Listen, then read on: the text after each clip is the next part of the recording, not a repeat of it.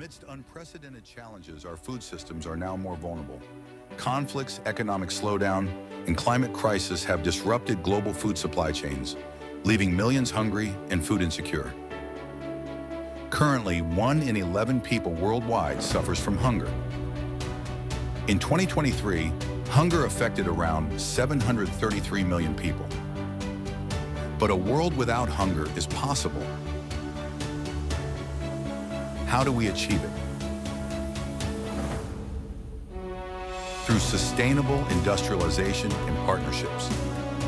Together, we can provide solutions to advance food security through technology transfer, knowledge sharing, and agribusiness investment, to ensure that all people at all times have physical, social, and economic access to sufficient, safe, and nutritious food. Efforts to strengthen food processing industries in developing countries are essential. We can enhance farm-to-fork initiatives through food systems transformation, agribusiness investment, off-farm job creation, and sustainable production in agribusinesses. Digital technologies also play a crucial role. By employing them, we can streamline agri-food supply chains, promote knowledge transfer, boost food security, lower costs, and create job opportunities while empowering women and youth. By minimizing waste and improving post-harvest practices, we can take essential steps toward resilience, ensuring that hunger relief efforts are not undermined by climate change. Strengthening sustainable supply chains not only boosts food security, but it also creates jobs, increases export revenues, and bolsters economies, all while safeguarding the environment. And that is why we meet here today, at this joint conference with the Government of Ethiopia, the African Union, Unido, and with the technical assistance from the FAO. We are here to showcase powerful solutions and to demonstrate that, with commitment and collaboration, a world without hunger is possible. We transform food systems, promote sustainability, and end hunger together. Ladies and gentlemen, if we can stand and recognize the presence of our dignitaries who have arrived to join us. Mesdames et messieurs, Applause to welcome them. They have come to preside over Day 2 of the World Without Hunger Conference. Welcome, distinguished excellencies. And climate crisis have disrupted global food supply chains, leaving millions hungry and food insecure. Currently, 1 in 11 people worldwide.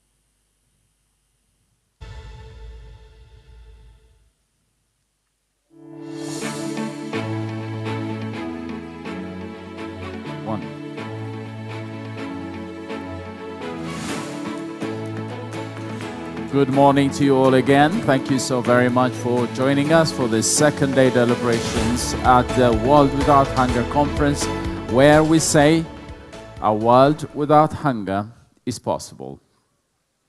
Welcome once again to all of you, to our guests joining us from all over the world. Welcome to your home, Addis Ababa, Ethiopia. Welcome to the diplomatic capital of the continent. Welcome all of you to this very important gathering as we renew our commitment in fighting hunger in a collaborative, in a united manner. So welcome to all of you to the second day of this very important gathering. Today, as yesterday, we will have very fruitful, a very productive day, and we wish you all a pleasant stay at day 2 of the conference. The World Without Hunger Conference has brought together over 1,500 registered participants for the 3 days to come to Ethiopia, Addis Ababa, converging on this very important conference on hunger. A world without hunger is possible. Ladies and gentlemen, once again, we wish you a fruitful day as the deliberations go, seeking solutions for the global problem on hunger. Thank you so very much once again. Have a beautiful day. And ladies and gentlemen, as we embark on the second day of this very important conference, we would like to begin by thanking each and every one of you for a very successful first day deliberations, from high-level statements, from various panel discussions, parallel sessions where we really dived into the challenges that cause food insecurity around the world. It was a very, very productive day for all of us, and we thank you for joining us. We thank you for your very meaningful presence, because that has really enriched our gathering. And so thank you so much to each and every one of you. We are grateful for your very meaningful contributions. Thank you again.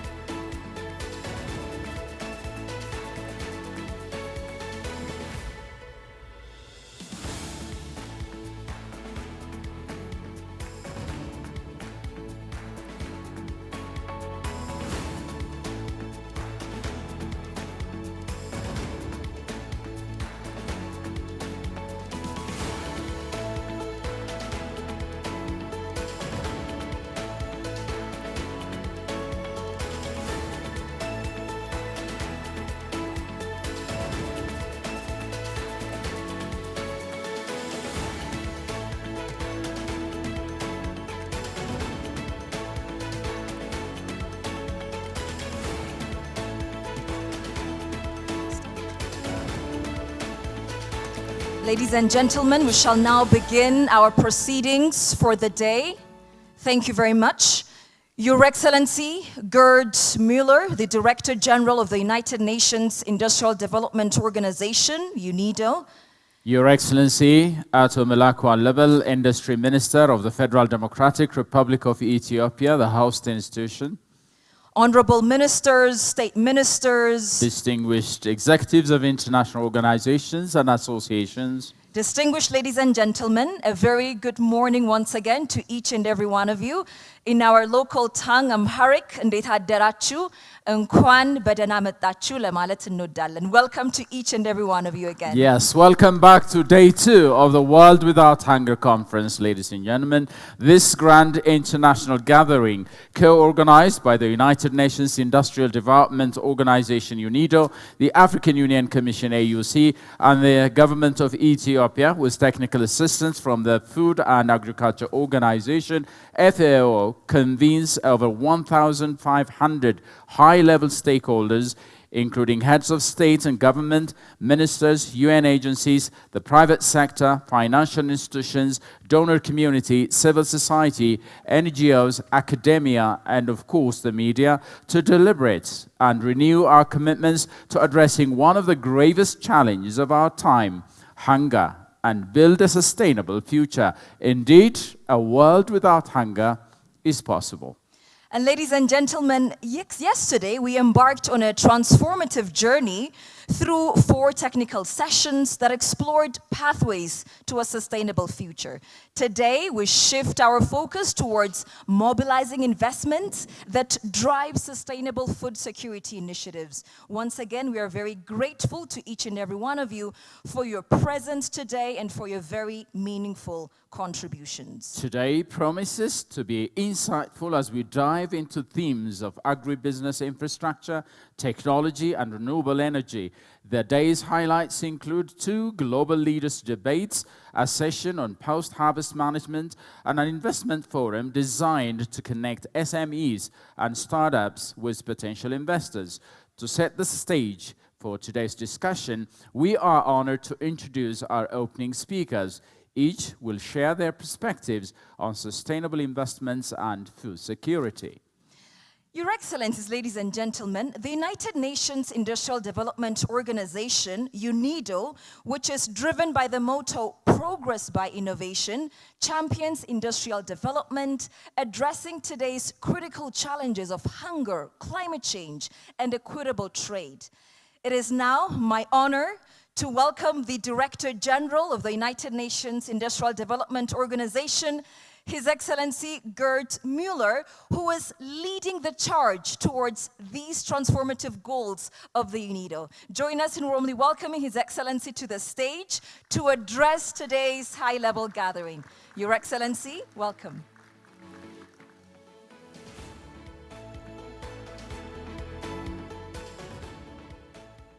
Morning, everybody. Welcome to the second day of our World Without Hunger conference, especially my special welcome to Minister Alabel. Thank you so much, Excellency. My DDG, is there a lot of distinguished guests, ministers from all countries, all over the world. Of course, mostly from African countries and Ethiopia. Ladies and gentlemen, today, that is the Investor Day, private sector business day. I'm so glad to welcome you here. Today, we are here to address one of the greatest challenges when talking about ending hunger. What is the greatest challenge? Investments. Investments bring the solutions. It is absolutely necessary to mobilize much more investment and technology partnerships between industrialized countries and developing countries. And don't forget the LLDCs. So the stakes now could not be higher. Across the globe, we see the urgent need to increase investments to build up and modernize agri-food systems. But despite that clear need, investments in agriculture has been falling significantly the last few years. So we need to catalyze investments and need to expand the access to finance to small-scale farmers. Government expenditures on agriculture, particularly in developing regions, has decreased relative to the sector's contribution to GDP. Public investments are not keeping up with the growing demands of global food security. You know, yesterday in my speech, the food demand will increase by 70% by 2050. That is the challenge for the next 20 years. So foreign direct investments in agri-food systems have gone down sharply as well. That is the reality. In 2023, foreign direct investments in developing countries fell by 7%. So a world without hunger is possible still. We can do it. And yesterday's studies, Excellencies, ladies and gentlemen, the result of our study is to end hunger by 2035, 10 years from now on, to end hunger by 2035. It costs additional 50 billion every year the next 10 years. Investments in agriculture, in rural areas, in technology, in machines, in irrigation, and so on. 50 billion per year over 10 years worldwide, not only in Ethiopia, that would be great, worldwide. And I compared it with the expenditure for military costs in the world. So this 50 billion is about 2% of the investments in military and armament investments the world is doing every year. 2%, we can end hunger with investments in the sector of agriculture, nutrition. Ladies and gentlemen, here today we have an enormous opportunity to chart a new path forward. The Investment Forum is a platform to lay out concrete ways to scale private and public investments. And Unido is the UN organization. We work directly together with private business partners, private business investors, to leverage both traditional and innovative financial channels for agribusiness development, post-harvest loss reduction, and long-term structural solutions to end hunger. Here we are connecting important stakeholders and discussing high impact and investable solutions for further implementations. Our goal is clear: provide an actionable roadmap for mobilizing investments and driving innovation for initiatives that will accelerate sustainable agro-industrialization and broader structural transformation. Our Unido FAO study, which we presented yesterday, is the roadmap. And I call on all of you here to take this chance to act on it now, but also for creating job opportunities. Yesterday, I mentioned the population growth, the big challenge for the future. A state, a nation like Ethiopia will double within the next 30 years, from 120 to 250 million people. So what is the biggest challenge? Food security. African continent will double from 1.2 billion to 2.5 billion.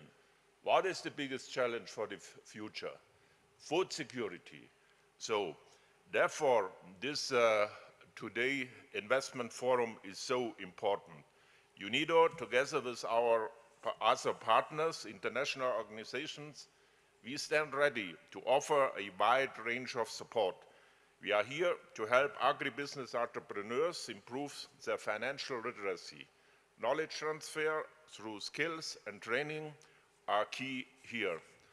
Distinguished guests, together we can mobilize the much needed resources to build resilient and sustainable food systems. The sooner we invest, the more cost effective it will be, the more impactful it will be. We must act now, working together to create new partnerships that benefit all. We can create a food secure world, not only the present, but generations to come. Thank you so much. We thank you very much, Your Excellency Gerd Müller, the Director General of Unido.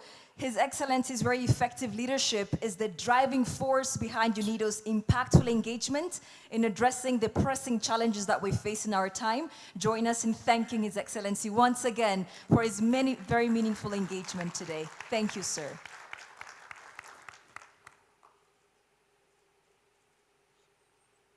Excellencies, ladies and gentlemen, next we have the privilege and honor of welcoming to the stage someone who's leading the efforts to expand the country's manufacturing base, boost exports, and drive economic transformation through industrialization.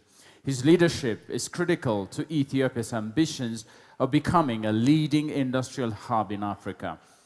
Excellencies, ladies and gentlemen, please join me in welcoming His Excellency Melaku Alaba, Ministry of Industry of the Federal Democratic Republic of Ethiopia, the host ministry, as we are launching and delivering the World Without Hunger Conference here in Addis Ababa.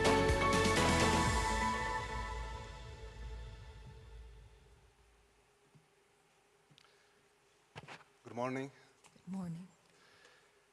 Your Excellency, Mr. Gerd Müller, Director General of Unido, Excellencies, Ministers, Ambassadors, distinguished participants, ladies and gentlemen, at the outset, I extend my sincere gratitude to each of you for being part of this significant gathering. Your presence today adds great value to our gathering, reinforcing the shared purpose that brings together to tackle one of humanity's most urgent and universal challenges, ending hunger and achieving sustainable food security.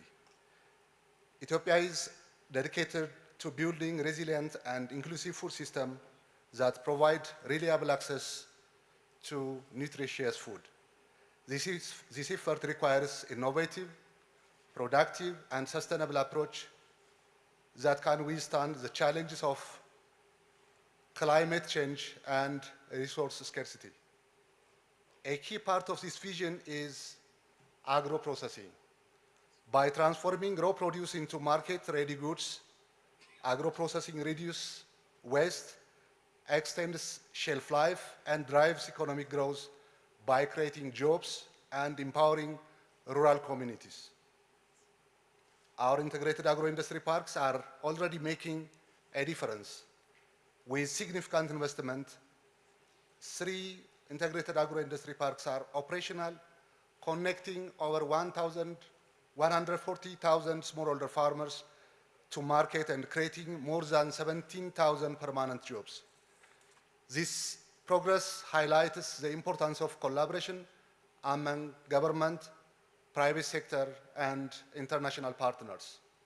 Excellencies, ladies and gentlemen, Ethiopia has launched the Ethiopian Tamert, or the Made in Ethiopia movement, a flagship initiative to build on the success of the integrated agro-industrial parks and transform the agribusiness and industrial sectors. Since its inception, the movement has revitalized over 400 enterprises, demonstrating Ethiopia's commitment to industrialization, food security, and sustainable economic growth. Despite these accomplishments, Ethiopia's journey toward sustainable food security depends on continued collaboration and investment from the global community. As mentioned by Mr. Gerd Muller, it needs an optimum investment to enhance production and productivity in the rural area through agro-processing. Public-private partnership and international support are essential to expand our efforts and sustain progress. We studied to have a minimum of 17 integrated agro-industry parks across the country.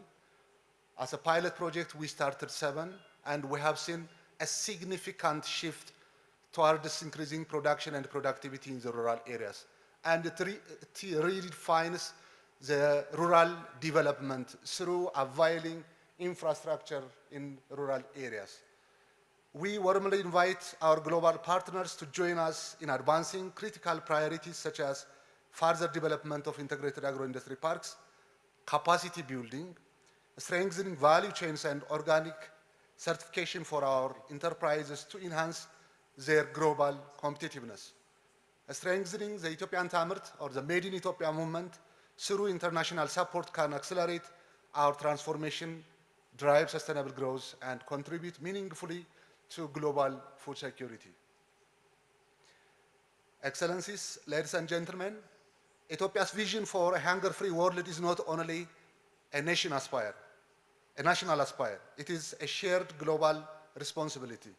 We invite our partners worldwide to join us in building resilient, inclusive, and sustainable food systems. Together, through strategic investment and partnership, we can create a world where food security is universal and hunger becomes a story of the past. It is a matter of technology. It is a matter of integration. It is a matter of collaboration. That makes a difference. So if we collaborate, if we integrate and focus and action, that matters. We do have a lot of conferences, we do have a lot of discussion, but what is missing and what is lacking is action. If we make our discussion more actionable, for sure we can make it story, the hunger that we are facing nowadays. Every commitment we make today builds a legacy of resilience, prosperity, and equity for future generations. Ethiopia stands prepared to move forward with unwavering determination and with the support of partners worldwide. We are closer than ever to achieving a sustainable, hunger-free future for all. I thank you very much. Thank you very much, Your Excellency Ato Melaku Al-Lebel, Minister of Industry of the Federal Democratic Republic of Ethiopia. Your commitment and leadership of the sector here in the country has really inspired all actors in the industry, and thank you all very much for that. Ladies and gentlemen, our country, Ethiopia, is very ambitious in becoming a leading industrial hub in the continent. And to achieve that, various initiatives are being created to maximize our industrial sector and to spearhead our industrial growth. Ethiopia's ambitions will continue to be held strong, will continue to be led by a leadership that is committed and dedicated to the cause. And in this mission, we're all together, we are all collaborating to ensure that we're able to achieve the industrialization lofty goals that we've set for ourselves. So once again, thank you all of us, thank you to all of you for your contributions to that. And we really look forward to a world without hunger, a world in which no one has to worry about what they will eat tomorrow, a world in which our children will not have to deal with the lack of food, lack of healthy, nutritious food, opportunities. So that is the world that we envision. Once again, a very warm welcome to all of you to the second day of the World Without Hunger Conference. We were able to attend to the high-level statements of our leaders. We're now looking forward to the global leaders debate upon confirmation that we don't have another speaker.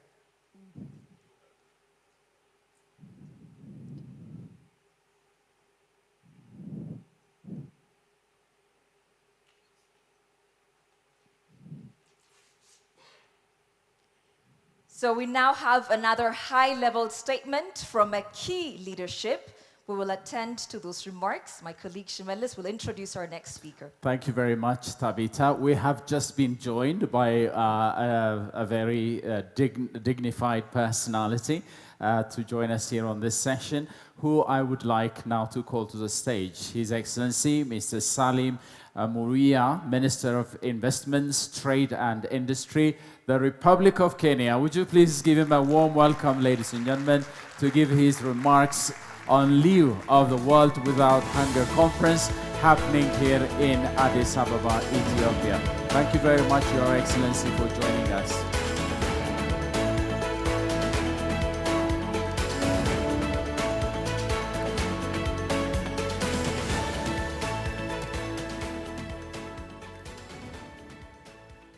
Thank you very much, Your Excellency, the Director General, Unido, Your Excellency, the Minister for Industry, Republic of Ethiopia, other ministers here present, senior officials from government, and also within the stakeholding fraternity.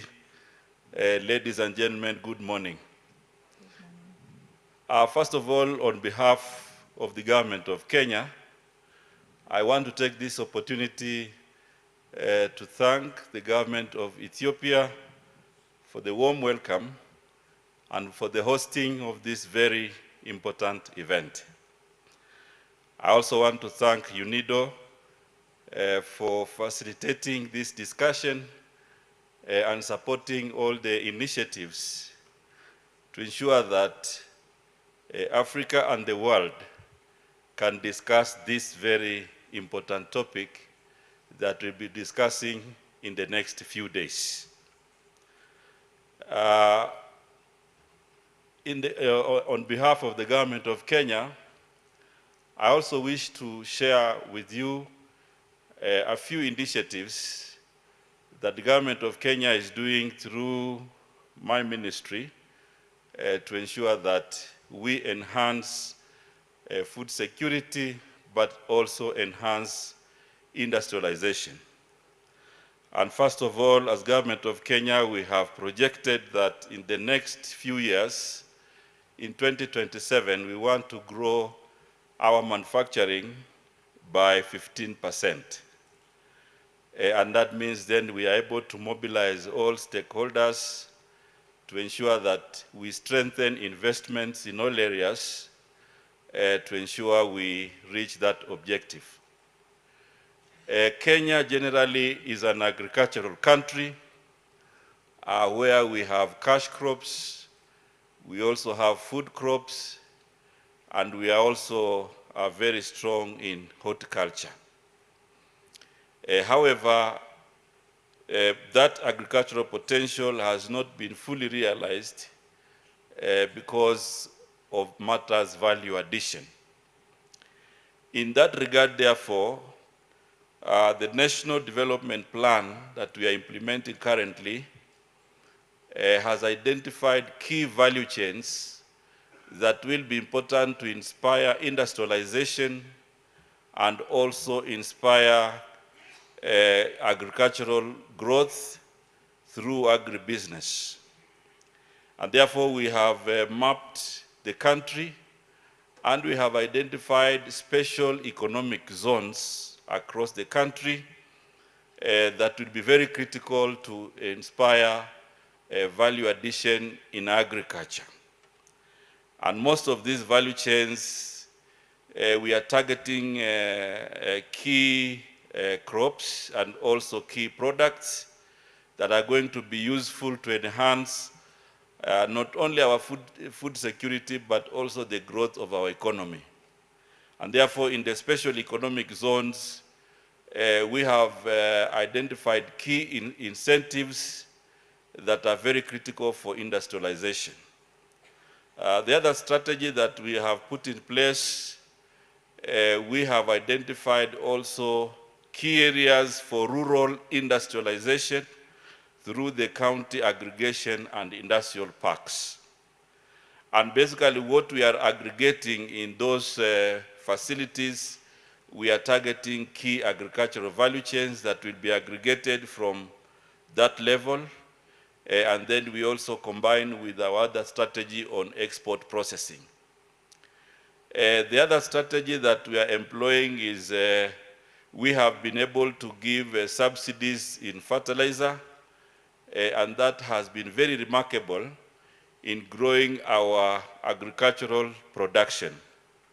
So this conference is very useful because we will be able to exchange experiences, we'll be able to learn from each other, but more importantly, through the AFCFTA, which is basically providing an access to market in Africa, we should be able then to use this conference to also see how we can leverage on that free trade area in Africa to ensure that we trade within Africa and also see how we can trade globally. And most of the African products are in agriculture.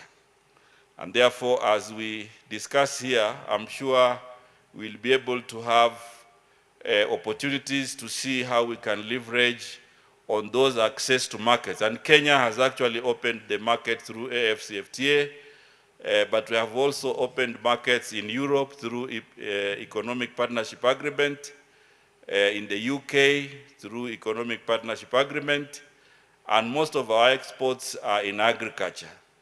And these markets will require to be served, and therefore our work is to ensure that we prepare the backward linkages to see how we can enter these markets with quality products that can be accepted in Africa, in Europe, and globally. So with those many remarks, I want to thank you, and I want to say that this is a very important conference, and as a government of Kenya, we'll be able to work with you and see how we can even work together beyond the conference to ensure that the results, the action points, the roadmap that we come up in this meeting will be useful to progress our agenda in economic development through agribusiness. Thank you very much. Thank you very much. Thank you very much, Your Excellency Salim Vria, Minister of Investments, Trade and Industry of the Republic of Kenya. Thank you very much, Your Excellency, for sharing with us the experiences of Kenya and the commitment of the Republic of Kenya for a world without hunger. Thank you so much, sir, for your remarks.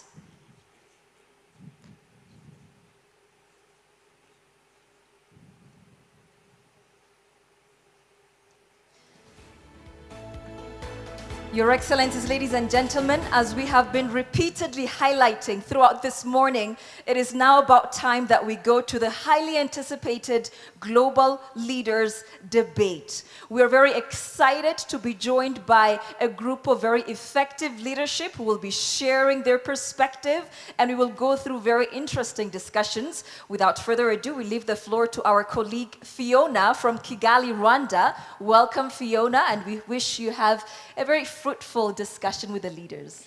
Thank you so much, Tabitha Shimeles. Good morning, everyone. Good morning, everyone. Thank you so much. In the next few minutes, we will be diving into a crucial component that is really needed as we continue the conversation on what is needed to eradicate hunger. Yesterday, as we heard from the presentations and the studies that was shared, with every year that goes by, the efforts and costs required to achieve SDG 2, which is end hunger, increases exponentially. So the next panel discussion will be diving really into mobilizing investments for sustainable food security initiatives, because we cannot really talk about building resilient and adaptive food systems. We cannot speak about encouraging innovation and technology in the agriculture sector, or even affordability when it comes to food, or sustainability, enhancing food accessibility, all this without touching on how can we really drive and mobilize investments into this particular sector. I'm going to be inviting our panelists one by one, and I want you to give them a warm round of applause as they walk up to the stage to take their positions. I'm going to start with inviting Mr. Jamal Ahmed, the CEO of Midrock Investment Group. Let's give him a warm round of applause as he makes his way. We have Ms. Vanessa Adams, CEO and founder of Level 4 International. Round of applause for Ms. Vanessa. We have with us Ms. Susan Payne, co-founder and COO of Sustainable Planet.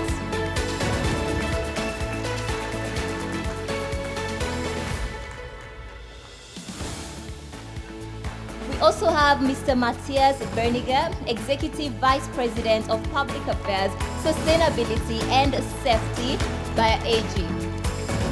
Let's continue with the applauses until he takes his seat.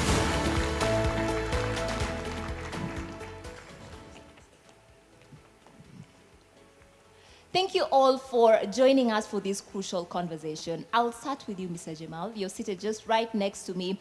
Set the scene for us. How is the current investment landscape, and what are some of the pressing challenges when you're looking at mobilizing investments into this sector?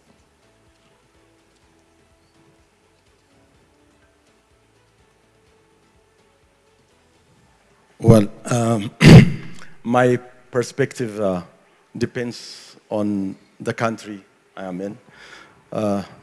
In the country we invest is where we're from and we're born. So we have a sentimental attachment to what we do in this country. In Ethiopia, we had been shackled by communism regulation for many decades. Particularly, private investment was a highly discouraged investment by decades of regime regulations. However, recently, we have been unlocking most of the shackles. Recently, Ethiopia has introduced a new macroeconomic policy, which floated its currency. I do hope that also encourage investment. Having said that, in low and middle income countries, including Ethiopia, investment is not easy entrance. Particularly in a food system, agriculture has a paramount importance. Agriculture globally has its own peculiar challenge, unmatched by any discipline. Climate change, political instability, market volatility, all this makes agriculture high-risk investment. However, in low and middle-income countries, it's much more complicated.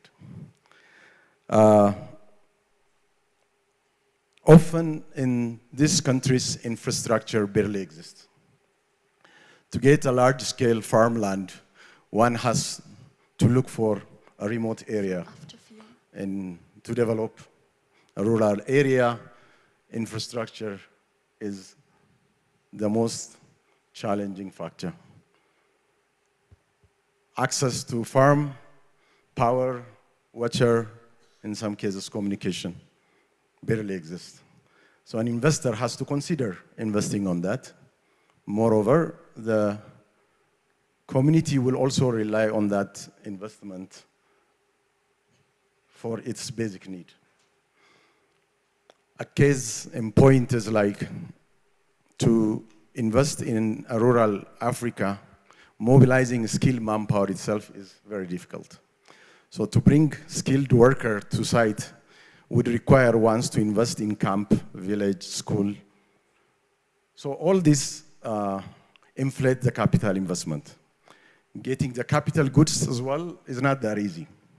After sales maintenance in rural area is very difficult. So one has to integrate all its operation by itself to develop a technical facility as service vendors are not available. So on this difficult environment, there are also big opportunities. In Africa, the population will be doubled in a few decades. In Africa, very young,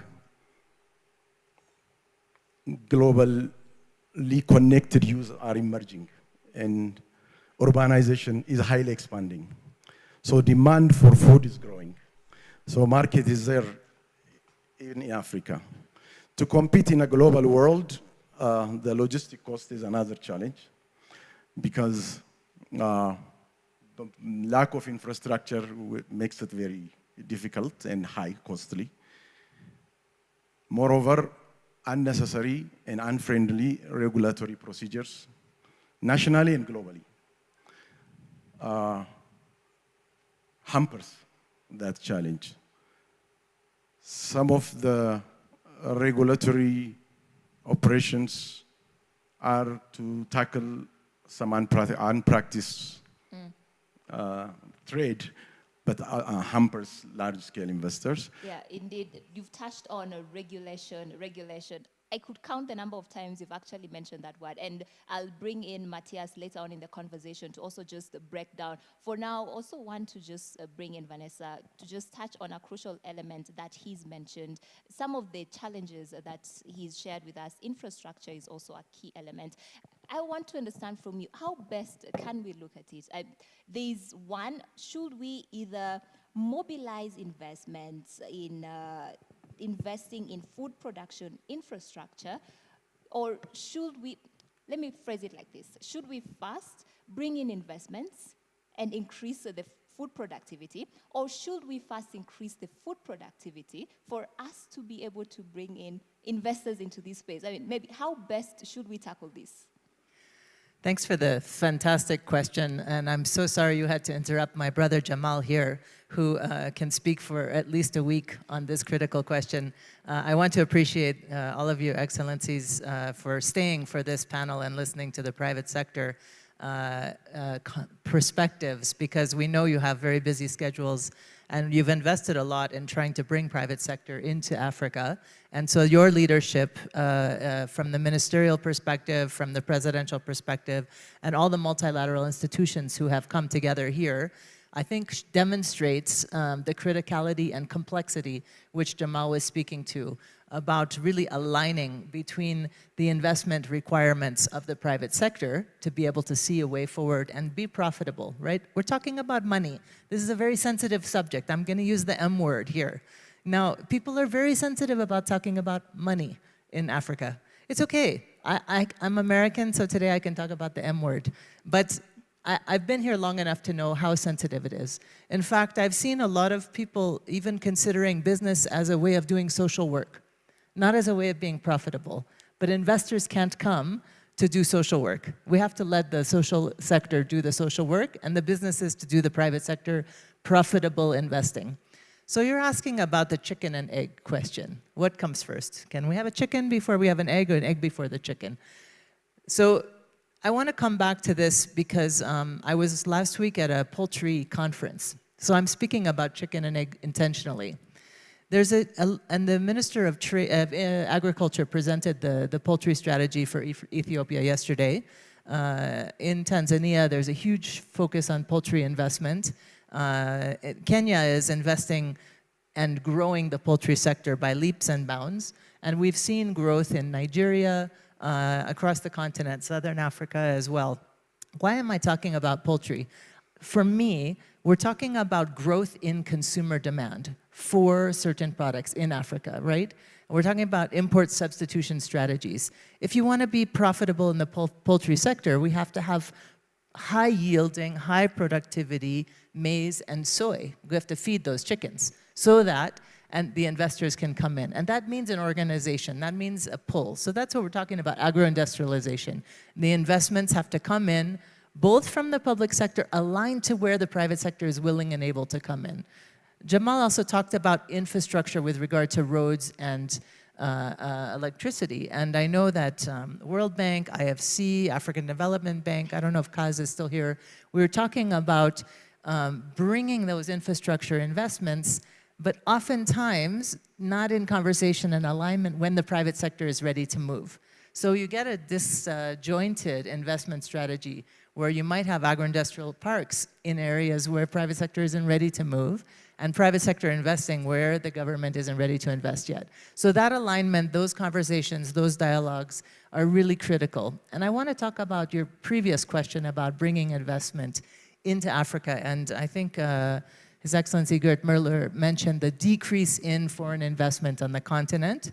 Though no one wants also to talk about downturns. And the volatility in the investment sector comes also from confidence, credibility, consistency, right? Building that investor confidence. So we've seen it in Ethiopia in the coffee sector, because we love to talk about coffee. Right now, we're very nervous in Kenya, Ethiopia, Uganda about the EUDR compliance regulations, complete change in the trade regulations. And yet we want to see EUDR benefit farmers and drive investment in giving visibility and traceability to specialty coffees. Instead of being afraid of compliance, let's embrace it. Let's say we want to digitalize some of these supply chains. Let the farmers actually be visible, increase the quality, increase the value for money on these investments.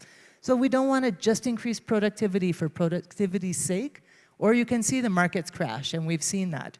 If you just have a bumper crop in Tanzania one year, and then the prices crash, and then you have poor quality, and we're not prepared for that processing and uptake. So we're talking about alignment, strategic progress, visibility, transparency. I want to also, because Matthias is going to speak about some of the inputs sector. And in terms of inputs, and this was mentioned by the minister from Kenya, as well as Minister Malaku, the African Continental Free Trade Area promise of an integrated open market needs to be executed on in very strategic and aligned ways, whether it's on kidney beans trade between Kenya and Ethiopia, let's talk about it, whether it's on standardization for sesame, oh, I know, I've been there, whether it's on moving soy seed and soy from Zambia and Malawi up into Kenya where we need it, in Tanzania, in Rwanda where we're processing it. So we want to see the movement of trade and green zones for agricultural produce. There's nothing stopping it. It's made in Africa, for Africa, eaten in Africa. Let's trade it. Thank you. Yeah. Vanessa, I want to touch on two critical elements that you've just touched on as I bring Matthias into the conversation. One, alignment, the importance of alignment between the public sector and the private sector when you're looking at the regulatory environment. The second part is we're talking about digitization, we're talking about innovation. And we know this space really, when you compare it to regulation, it advances pretty fast. So Matthias, just take us through the regulatory environment. How have you seen open up over the years? How best and to what extent is it a challenge? Thank you. You could switch it on. Okay. Thank you, Fiona, for having me today. I think one of the key regulatory areas has already been talked about today, and that is the free trade area. So I don't need to go into that space, but for a company like ours that produces 1 in 4 corn seeds in the world, it's critically important that these seeds get to the farms that need it to have a good harvest in the then following year. And one of the big challenges is when we have export controls for those seeds, that challenges investments that we are currently making. Minister Alabel talked about the need for action. At Bayer, we have decided to act and to double down on our investment in smallholder farmers. 4 years ago, we serviced around 30 million smallholder farmers around the world. Back then, we were the largest partner for smallholder farmers. Today, we are at almost 60 million smallholder farmers we do business with. And our objective by the end of this decade is to reach 100 million. And these smallholder farmers are the backbone of the topic of this conference. Without us investing in smallholder farmers, and that means public sector and businesses, there won't be progress towards achieving a world without hunger. Investing in smallholder farmers means we need to give them access to the latest innovation. They merely not only need to copy what's already working, they need to be able to leapfrog wherever that's possible. And at the intersection of biology, chemistry, and artificial intelligence, things are possible today that we haven't even imagined 5 years ago or 10 years ago. At Bayer, we spend $2.5 billion in R&D. And as we are investing in seed production systems for smallholder farmers, we are also investing in providing them access to the latest forefront of innovation. That for me is absolutely crucial. But one area, and that's a bit also a public-private partnership area that is underestimated in its impact, is crop insurance. What we learned in working with smallholder farmers is that they do not have access to crop insurance, something the larger farmers in other parts of the world are absolutely used to. So if we want to de-risk smallholder farmers, we need to find innovative ways to ensure their yield, to ensure their crop. A smallholder farmer will benefit big time from having at least a guaranteed income kind of floor from which to then also think about not only 1 year, but 5 years ahead. So these are elements we need to work on. I think there is a clear understanding on the business side that investments in agriculture are wanted. I also want to end with a kind of another way to define the problem. We always talk about hunger. Let's talk about food inflation, because it's more inclusive to talk about food inflation. A topic that is shaking political systems around the world. At the beginning of this century, Africa imported foods valued at around $14 billion. We are now way above $100 billion. So we have a compound annual growth of almost 10% when it comes to food imports. This money is missing to stabilize education, to stabilize health, to invest in smallholding communities, or to repay loans that are basically scheduled to be repaid. So we have to look at this food import bill as one of the key things we need to lower. Africa can realize a modern agriculture that takes the focus of smallholder farming from India and the innovative entrepreneurial spirit from Brazil, and can feed itself as a continent. I would even say Africa has the potential to be a major exporter of food.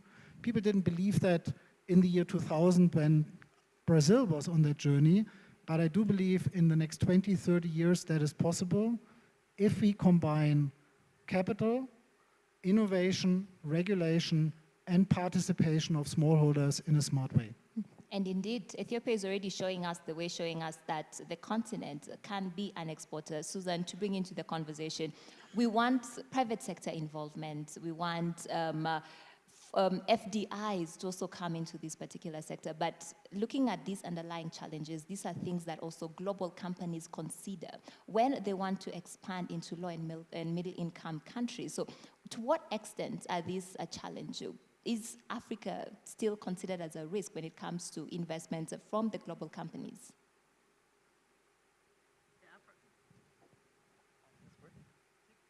Thanks. Yeah, Africa is still considered a real risk. And the problem that we face is that we are trying to feed the world without jeopardizing the planet, and how we do this sustainably. And I interface with investors constantly. I'm a private sector corporate co-founder. My company grows plant protein on non-arable land, and I also operate large farms in Africa. I have a company that operates farms, so I understand from the farming perspective what it's like to be at the coalface. And what I consistently come across is exactly what Vanessa said. This is not a continent where private investors tread very easily. This has to have a return that is equivalent to the risk that is being taken. And the risk that's being taken is quite considerable, as seen by outside investors, which is why the reliance on DFIs is so heavy. And the reliance on organizations to fund projects like ourselves is critical to catalyze growth. It's really unfortunate because this is what I call the richest continent in the world with the poorest citizens. And it has to change. And thankfully, the youth of Africa is catalyzing that change now in the way that it is voting for governments in Botswana, soon in Namibia, in South Africa, in Mozambique, where I've got a farm. We're seeing real groundswells of change. And I have real faith in the youth of Africa to actually bring this continent up to exactly where it should be because of its resource richness. But in terms of farming, agriculture is based on a couple of key points. Execution and scale are absolutely critical. And our execution on the ground is vital in everything that we do. And when we have investors speak to us about coming in and investing with us, their first questions are, show me your cash burn, show me your management accounts, I want a monthly report, I want site visits. And those are all absolutely necessary, and we provide all of them. I can say quite categorically, I do not know many farms that provide monthly management accounts, sincerely. I am a lawyer by training. I am constantly surprised at the weakness in the legal systems and the weakness in contractual law on the continent. That also has to be focused on, because I will not go into any business arrangement without a watertight, robust contract. But that depends on the law of the country also. So there are a whole series of different things that an investor is going to look at. And corruption is a serious problem.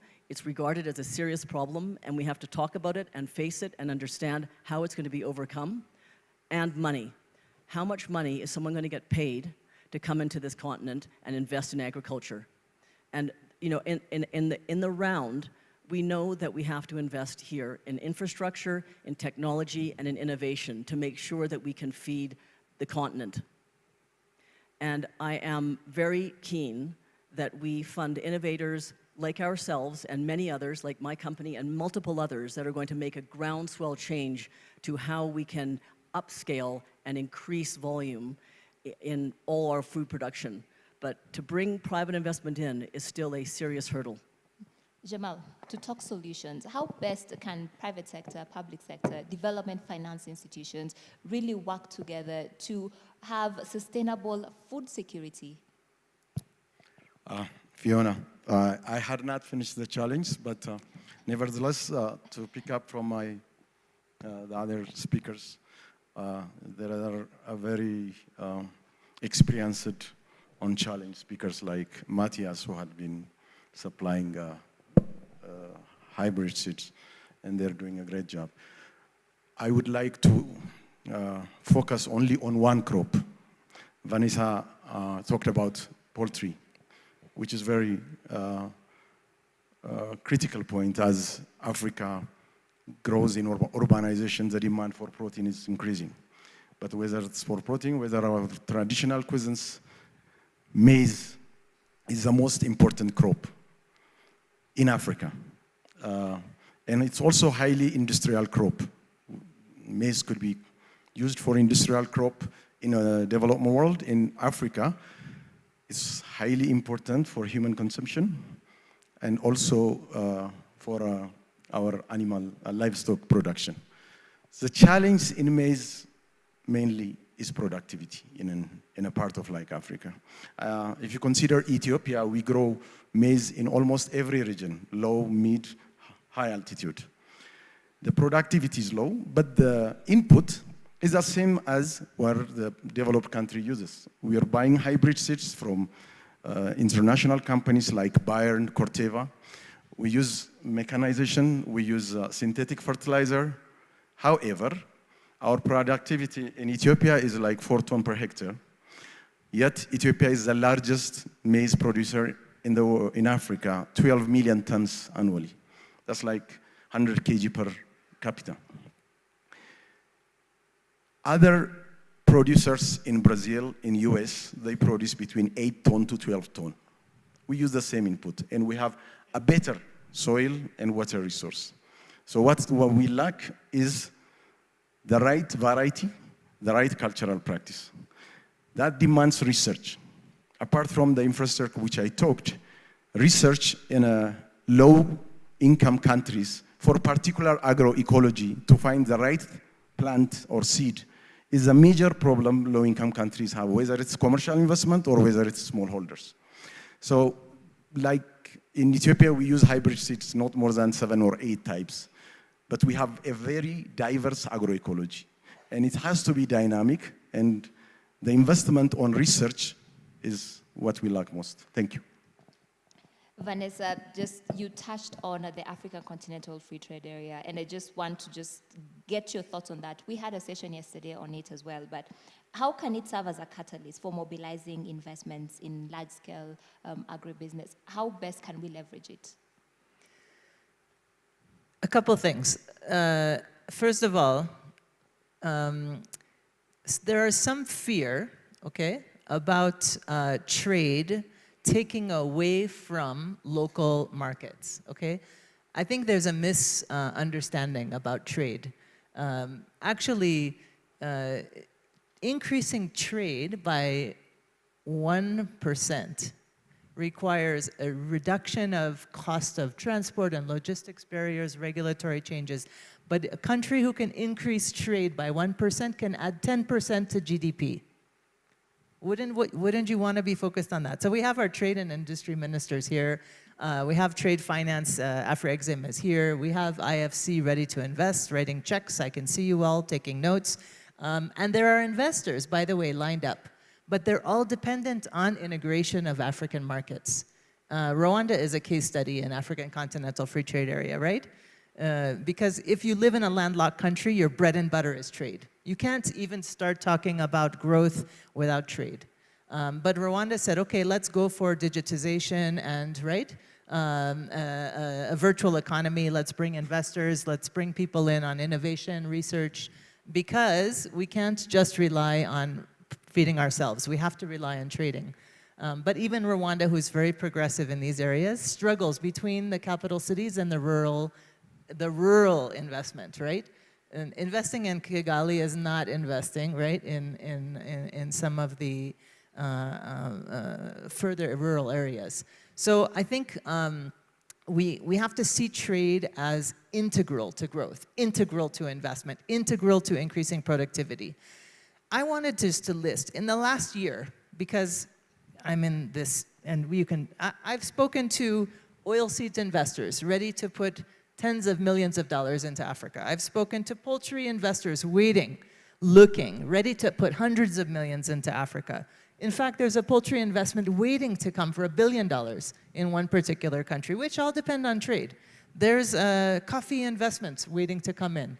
There are a line of fertilizer processing investments waiting to come in. Seed investments waiting to come in. Digital and insurance investments. So these are not hypothetical. These are actual people. I can give you the list, but I won't. That's core business, proprietary, intellectual property. I won't give you the list. I'm just telling you, take my word for it. There are many investors, and I think that Susan can attest to this, wanting to come in and looking for opportunities, but they need that support, they need the alignment, and they need the visibility. We don't want Africa to take 20 years like Brazil took, but Brazil has models, Vietnam have models, Israel have models, and they're ready to come and invest. We talk about mechanization, by the way. I even met a Chinese investor who set up a mechanization assembly facility in Kenya. Yes, they're actually in Ethiopia. You have mechanization, right? John Deere is assembling with other partners here. There are investments coming in, but they're not reaching the targets, the hurdle rates, the return on investment that they expected because of some of those regulatory barriers. And a lot of them have to do with a misalignment of trade barriers, non-tariff barriers, unnecessary taxes on imports, which are inhibiting growth of investments. So I think we need, and by the way, on paper, I've been carrying it around. Ethiopia did a very nice one sheet, right? It has right here your trade investment, fiscal incentives, guarantee against expropriation, guarantee repatriation. Shall I read it to you? No, you wrote it here. Everything is needed here. Let's deliver on what we've said. Let's deliver on those commitments. Let's bring it home. We don't want to just get people excited about the opportunity, but staying in for the long haul and getting the return on investment. We need to liberalize our trade as the continent. Susan, I also just want to bring you in, just basing off your experience. You are an emerging market specialist. I just want to understand, we're talking about challenges mainly, but what are some of the success stories? What are investment solutions that have proven successful for private sector-led projects? In just a few words, we're already behind schedule. Just a couple of words on how these investments are laid up. The layup for the investor or for the investment is that there's a credit line. If there's a credit line on a farm, then the farm can flourish. So success stories on farming are generally linked to overdrafts and credit that is given by input providers and others so that farmers can grow without putting their own money into every single aspect of the farm. So those credit lines that for inputs that are worth between, say, for a large crop, in our case, $200,000 to $300,000, those are very valuable, and they allow us to produce huge amounts of food. So that's number one. Those are success stories through credit. Traditional banking doesn't operate very well with either startups, farming, or entrepreneurs. So we know that traditional banking is not going to satisfy our needs. But in terms of the actual innovation side, and this is what really excites me, I spend a lot of my time with other innovators, and these innovations that are coming onto this continent are so exciting, and they go from, taking coffee pulp to create briquettes to replace charcoal, and banana skins to replace charcoal, and sugarcane waste to replace charcoal. And for me, it's obviously a very big idea. I think replacing charcoal is absolutely vital, given the number of deaths through the burning of charcoal, actually, and the deforestation. So that alone, that actual aspect of replacement of charcoal is such a big area here that can see huge growth. Food waste also, very big growth. Food waste and the treatment of food waste is a huge innovative sector, and we're seeing real successes there. And a lot of the food waste actually comes from households. So that is quite interesting too. But in terms of farming and what we're seeing in farming, there are countless innovations. The place to find the best in it, well, many innovations, not the best potentially, but certainly many innovations, is in some of the finals of these awards, the African Startup of the Year Award, which we won the Southern section last year. The companies alongside us in these award ceremonies are absolutely outstanding. So there's a real movement here to innovate. And if we're going to see innovation, then we have to see funding of innovators once those innovations are discovered. And that is where we have to fill the gap. As we wrap up, Matthias, in just 1 minute, how best can we look at directing investments towards projects that balance profitability with long-term environment sustainability in mind? How crucial is this element? Less than a minute. Yeah, that also touches on a point that I think is really crucial. A lot of the debate on agriculture is a debate of false choices. So are we doing agroecology or are we investing in agribusiness? The reality is that a lot of the ors should be changed to ends. So the very same conversation using the word and instead of or provides a myriad of opportunities. Now, Vanessa talked about companies that are still waiting on the fence a bit when it comes to investments. For us, that's not the case. So we understand the potential in sub-Saharan Africa. We have decided to invest in modern seed plants. These modern seeds are, for example, much more sturdy, much more climate resilient, which is crucial. They are also allowing for a significant yield increase. The more these innovations are welcomed, the easier we can scale up. The other thing I think that's important, and we're going to sign a joint letter with Unido after this session, is that we better coordinate. There is a lot of money, there are lots of projects, but sometimes they are too disjointed. So we have to better coordinate, we have to orchestrate, and that is something that only works if businesses are willing to early on share where they want to take risk, so that they then can also rely on the roads being built in the right place, or the food processing investments are being made in the right place. We sell a lot of corn, I already talked about that. We also invest in crops like tomato, in orphan crops in Africa, like cassava, like cowpea. We are actually working on a chickpea variety that has 3 times the protein content. So there are a lot of innovations that would help us to solve the problem of producing more on less land. But the important point is we should not make false kind of choices between agribusiness, investment in business, and, for example, protecting the environment, the center stage of the debate. That's also important for the NGOs here in the room. They also have a responsibility to attract investment rather than scare off governments, regional governments, or farming communities of leaning into new innovative solutions that will guarantee higher yields and higher incomes for communities that desperately need that. Thank you so much for that. Just as we wrap this conversation, mobilizing investment is crucial. If we want our food sector or agriculture sector to be resilient, if we want to increase productivity as well, and considering sustainability, let's thank our panelists. Let's give them a warm round of applause for the insights that they've shared with us. Thank you. Let's have a group picture first before we exit the stage.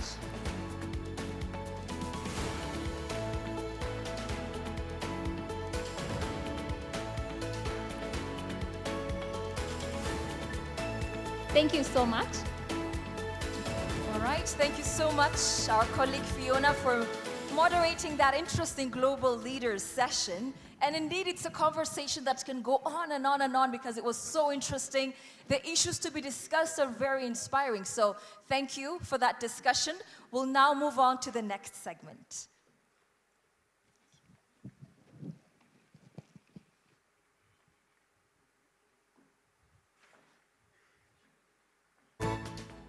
Once again, welcome back to all of you to our next session that is titled Post-Harvest Management for Enhanced Food System and Nutrition Security in Ethiopia.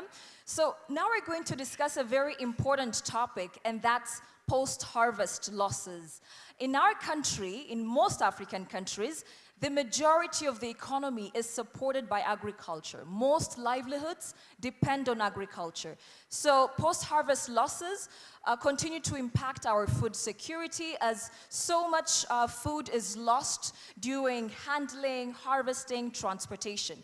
In fact, yesterday was mentioned that at a place where there is proper road infrastructure, the livelihoods of those people improves by an astounding 10%. So we see that post-harvest requires a lot of infrastructure. It is something that can really impact our food security.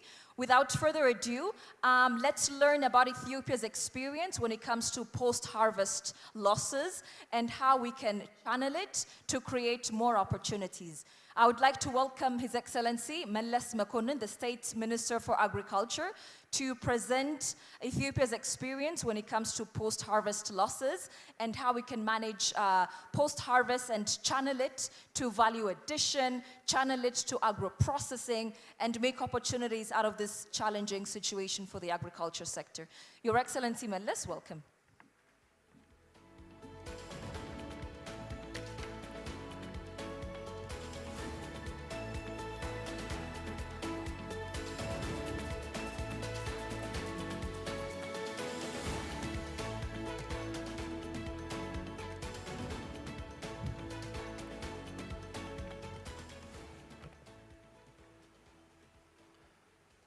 Excellencies, ladies and gentlemen, all protocol observed.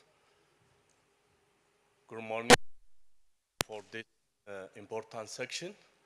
I'm very happy to be here by presenting my ministry to present the most important and the missing piece of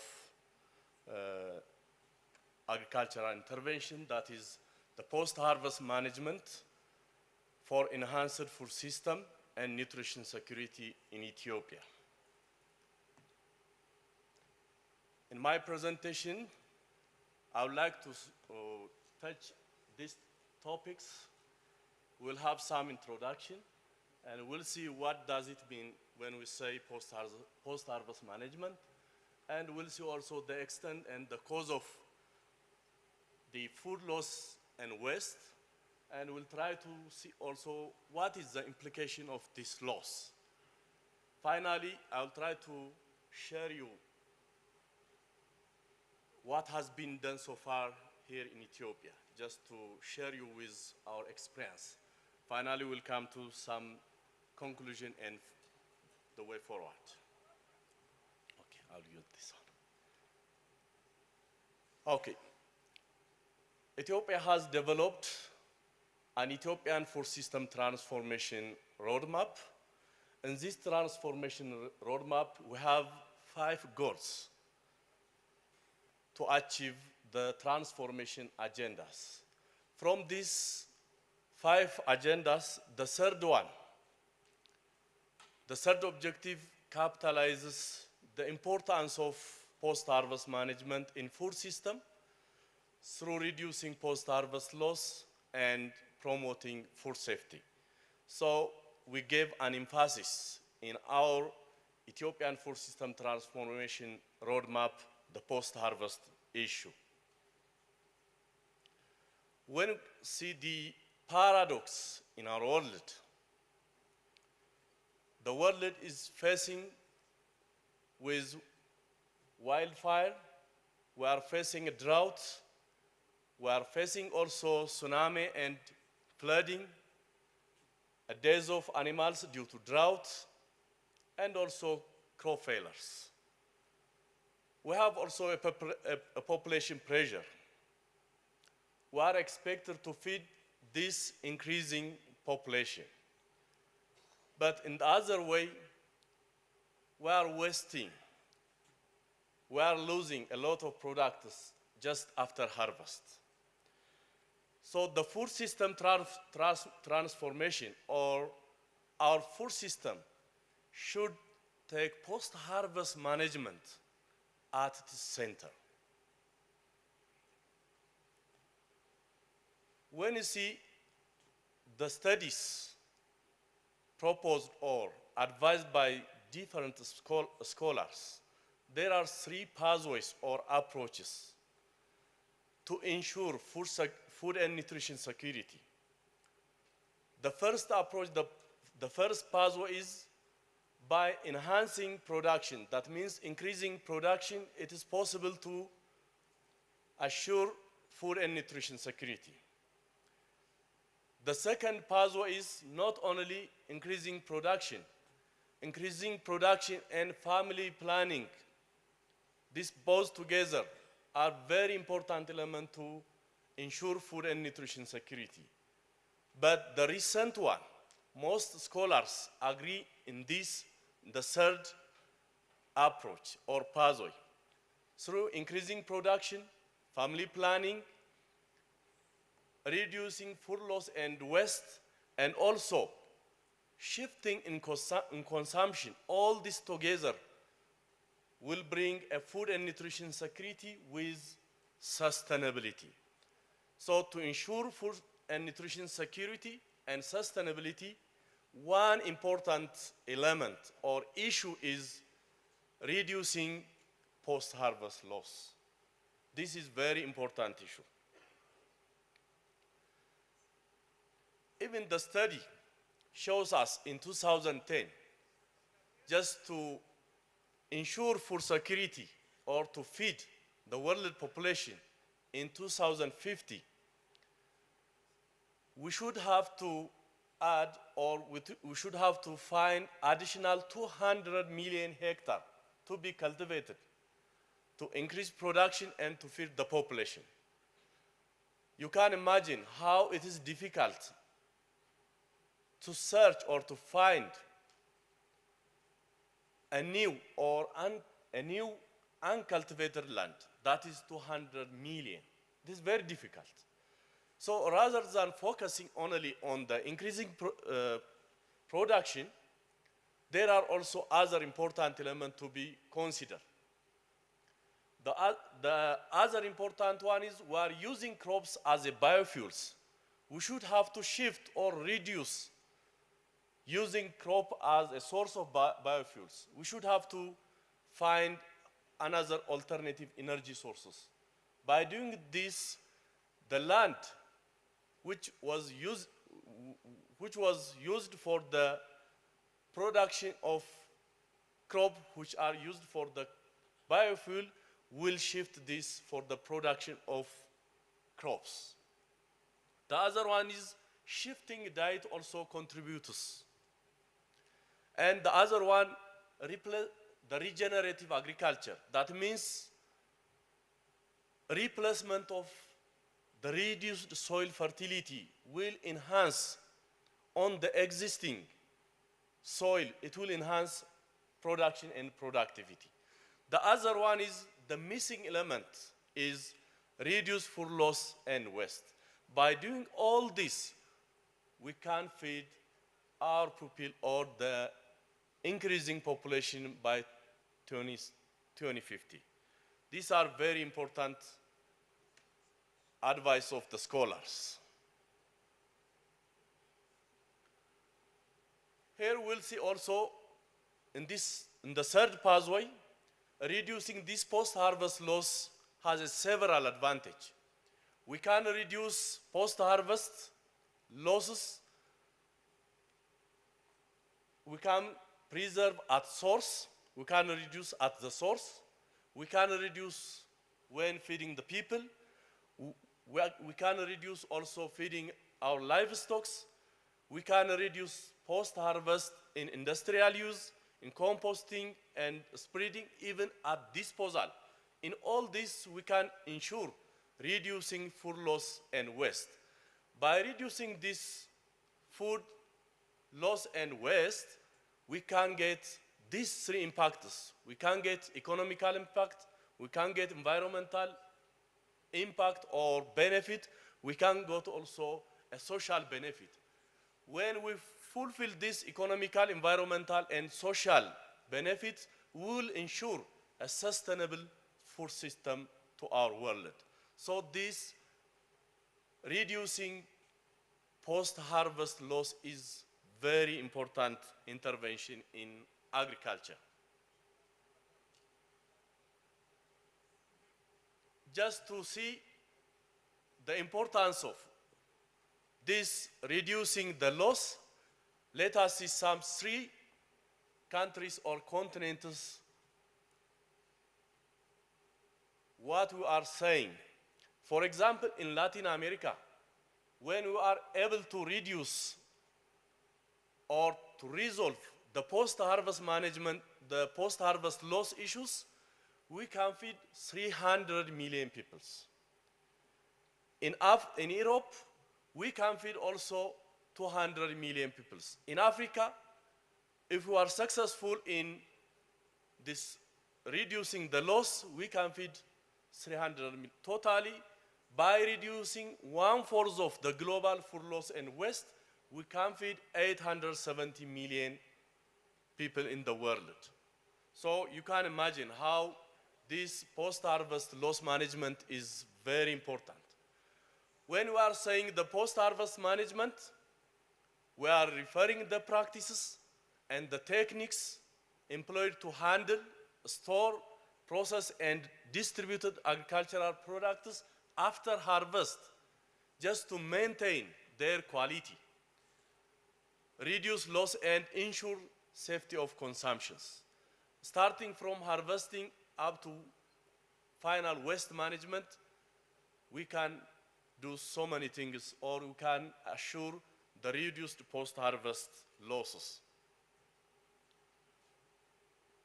Just to see the post-harvest management experiences in developing countries and also in developed countries, you can see this.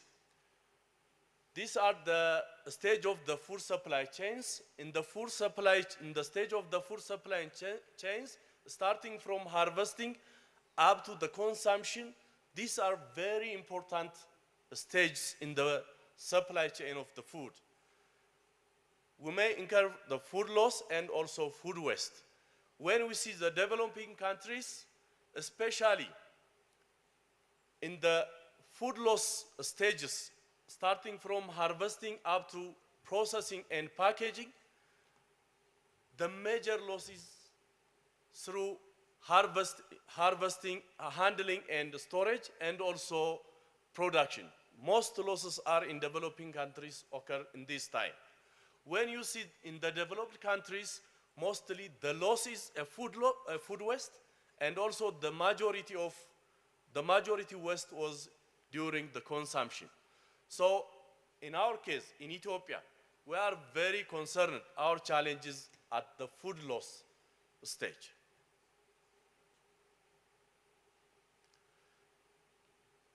Just to see the conceptual Ethiopian agricultural production system, we are focusing on the factor of production. We are developing so many initiatives. Most of you are familiar. Just to focus on the irrigation, input utilization, and also extension and advisory service, we are using also our human capital. By doing all this, we are just increasing yield and getting a better quality. We are ensuring that. So by doing this, we are trying to integrate this bumper yield and better quality with family planning to ensure food and nutrition security in the country.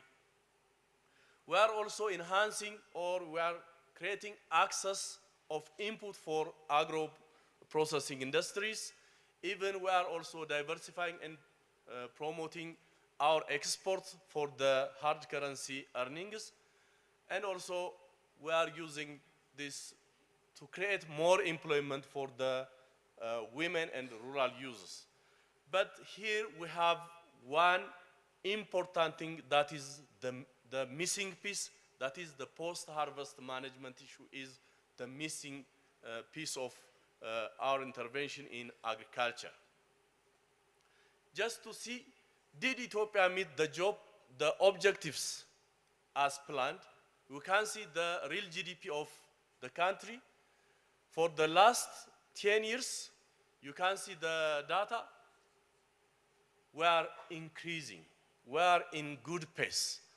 Ethiopia is in 2023-24, we are growing by 8.1%. So we are keeping our track. We are in good phase. The third one is to see the extent and the cause of the food loss and waste. We'll see the world scenario, and also I'll try to show you the scenario in Ethiopia. You all know this, the world produces enough food for everyone. 1.3 billion tons, or 33% of the food never reached to the never consumed or reached to the consumer. The loss is worth $1 trillion USD. This is the result from the study. and leaving more than 870 people food insecure in the world, and it contributes also 8 to 10% of greenhouse gas emission, and waste 1/4 of the water used for the production of the wasted product or agricultural product. When we come to the case, in case of Ethiopia, the status of the food loss and waste in Ethiopia, although Ethiopia showed increased total population, all this volume didn't reach on the plate of the consumers. Ethiopia is losing 20 to 30% in grain crops and 30 to 50% in horticultural crops, 40% in animal meat and milk. So post-harvest loss was estimated at 12 million tons per annum in case of Ethiopia. You can imagine how it is huge. When you see the causes can be labeled or classified in 3 levels. That is the macro level. It is related with the national policies, strategies, institutional capacity and investment. And the second one is the meso level, the middle level.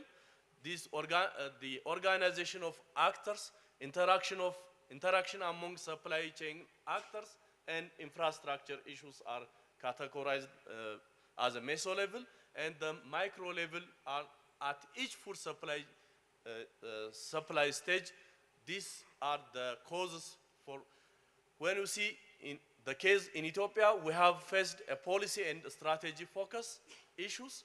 We have faced also a conventional way of doing things and access to post-harvest technology, limited finance, institutional capacity, awareness, undeveloped infrastructure. All these are challenging our post-harvest management, or they are the cause.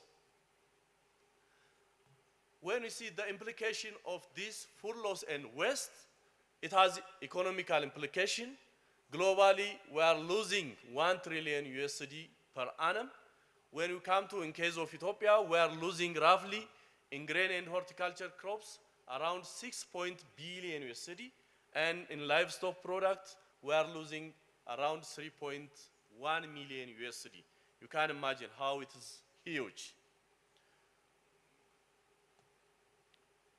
When we see its implication to the food and nutrition security, the quantity could have been saved was 12 million tons.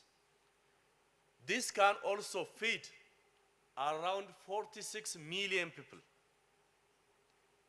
When we become able to efficient or successful in this post-harvest loss reduction, you can imagine how it is easy to realize the food and nutrition security in the country. Even we have 22.6 million food insecure people. From this, we are just our 8.8 to 10 million people are receiving food aid. When we are able to save that loss, you can imagine we can resolve or we can avoid this food insecurity from Ethiopia. When you see also reducing stunting and wasting, previously it was around 59%. By so many efforts, we can reduce it to reach to 39% of stunting. But when we become successful in post-harvest loss and saving these losses, even we can do also more, we can reduce more stunting and also wasting. When you see the strong nexus between the sustainable food system and also food and nutrition security, they have a strong nexus between them. But when we compare with the presence of this food loss and waste, this food loss and waste is works against the sustainable food system and also food and nutrition security. So avoiding or resolving this food loss and waste is very important issue to assure a sustainable food system and also to assure food and nutrition security in the country, even in the world. Just to see more the importance of this reducing food loss and waste and its role in the food and nutrition security. For the food security, there are 4 pillars.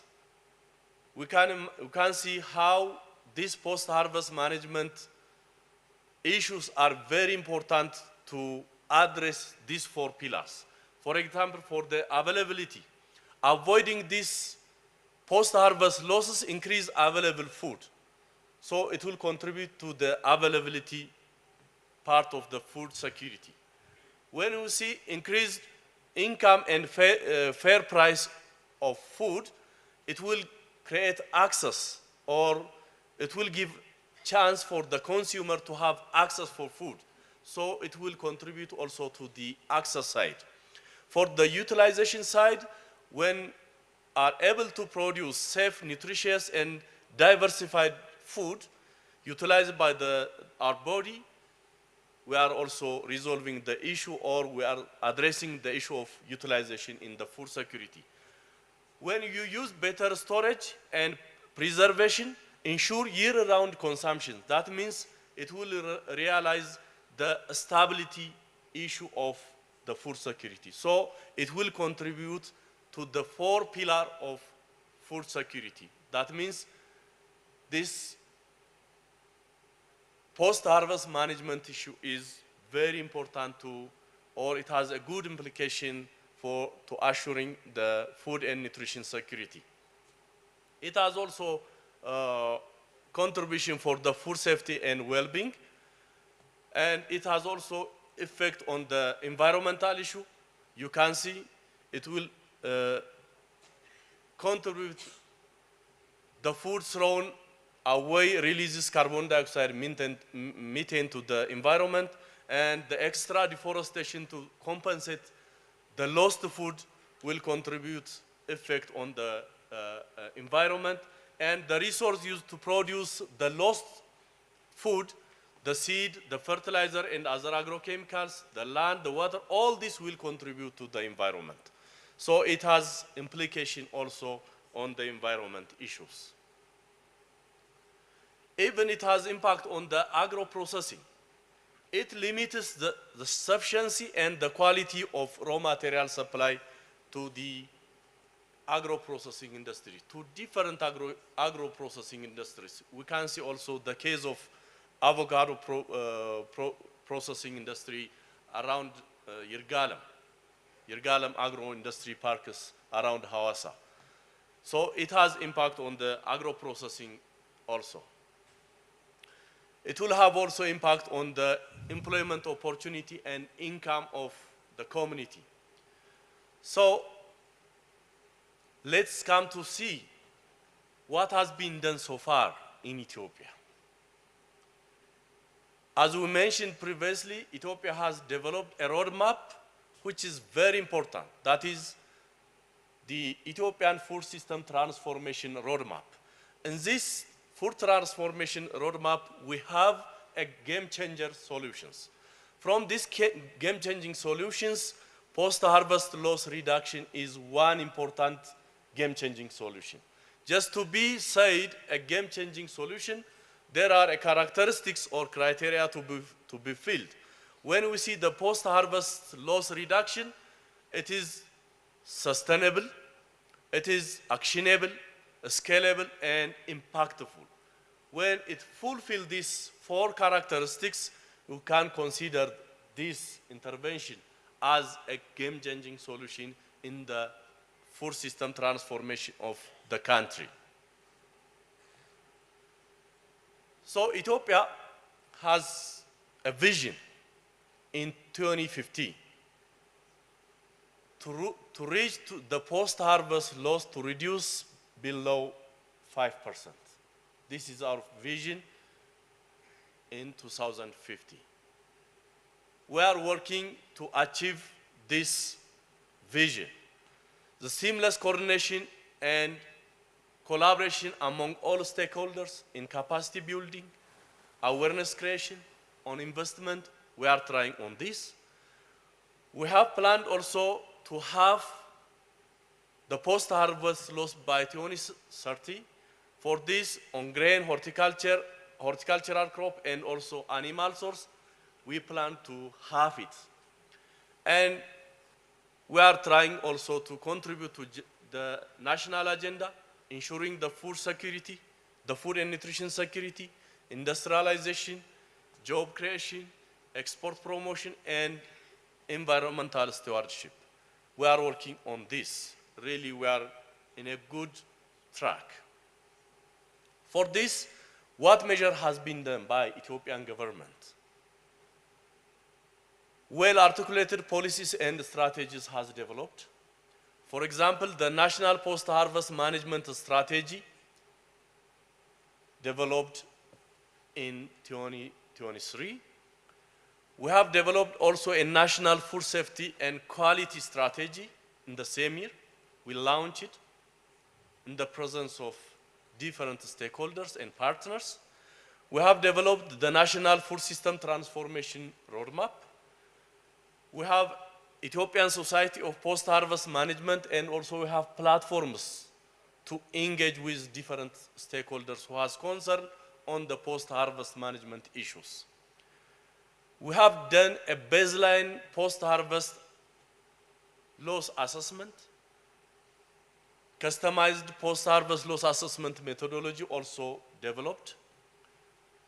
Capacity building, we are giving so many trainings on post-harvest handling or on post-harvest management issue. And also we have different platforms.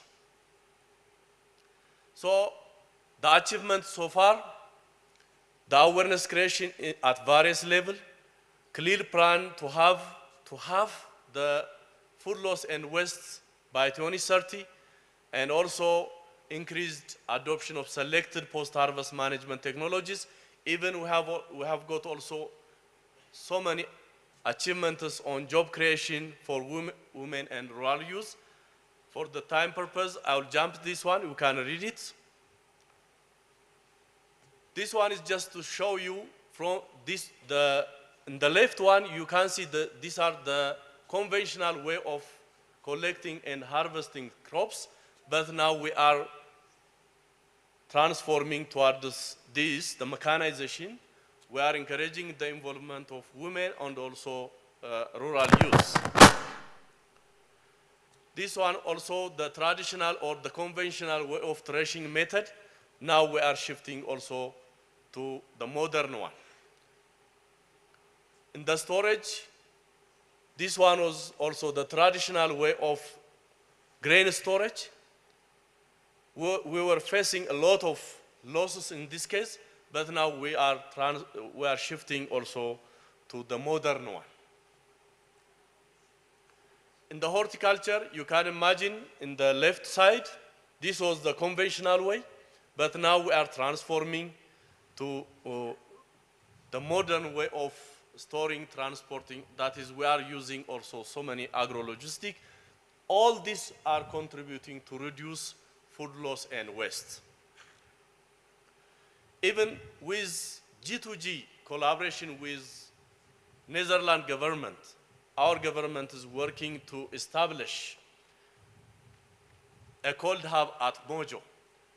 You can imagine how it will promote export and also to reduce post-harvest loss.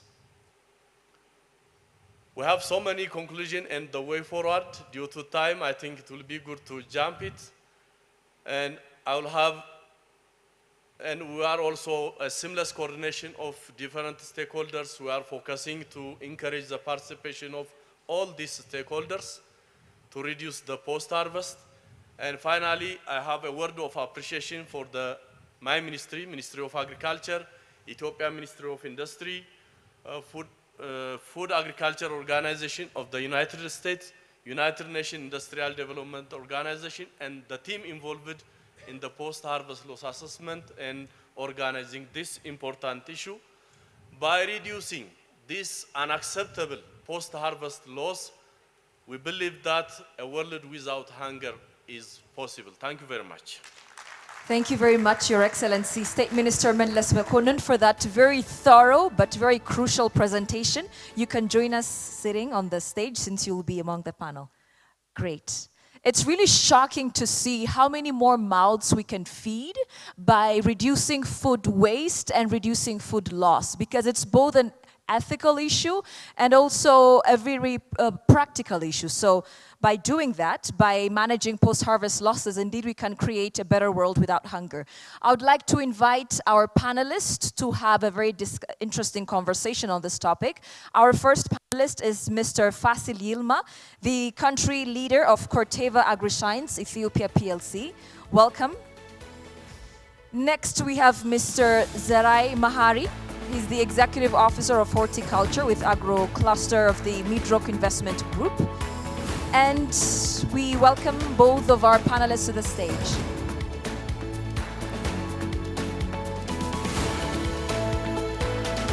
Let's warmly welcome our panelists. Let's give them a warm round of applause. Thank you. You can have a seat.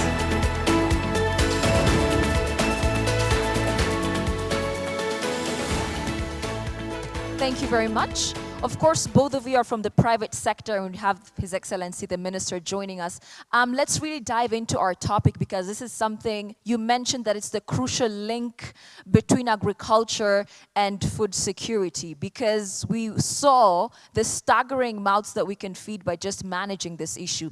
Let me come to you both from the private sector. You work locally with farmers. Let's briefly go through the traditional post-harvest management practices in Ethiopia, because you work with the farmers. What does it look like, and how can we leverage more traditional approaches to manage post-harvest losses before we go on to discussing other issues, before we go on to involving infrastructure and technology? How can we involve more farmers in managing post-harvest losses? Let me start with you, sir. Thank you. I think it's how His Excellency shown us how the traditional way of harvesting is how it's prone to losses, and of course with the private partnership, the biggest game changing will be hold it closely. Okay, will be in intensifying the how to reduce those losses through good storage mechanisms, and I think that is what is expected from the private sector to help the rurals in need. So that, because when you see the figures, they are quite shocking. So if we reduce them by little amount, we know how much helping that will be towards fulfilling or addressing the food shortage. So the key point here will be like providing the infrastructure, the required storage mechanisms for the rural proofs. Mm-hmm. Yeah. Let me come to you next, sir. How have you seen farmers traditionally manage post-harvest activities, and how can we support them to ensure a better, more efficient post-harvest management method?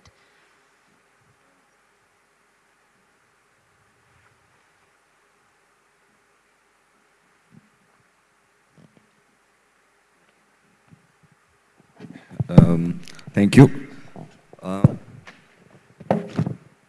So most of, almost 95% of our customers are smallholder farmers that actually, buy our premium priced product and anticipating a high yield. But the issue is when it comes to post-harvest, we see and witness a lot of losses. So we, as a company, we wanted to really assist these farmers, trying to move them from the traditional post-harvest storage mechanisms or devices or technologies to a more modern one. In this case, we try to link them up because we have agronomists assisting them. We call them PEPs, Pioneer Extension Partners, that actually are deployed.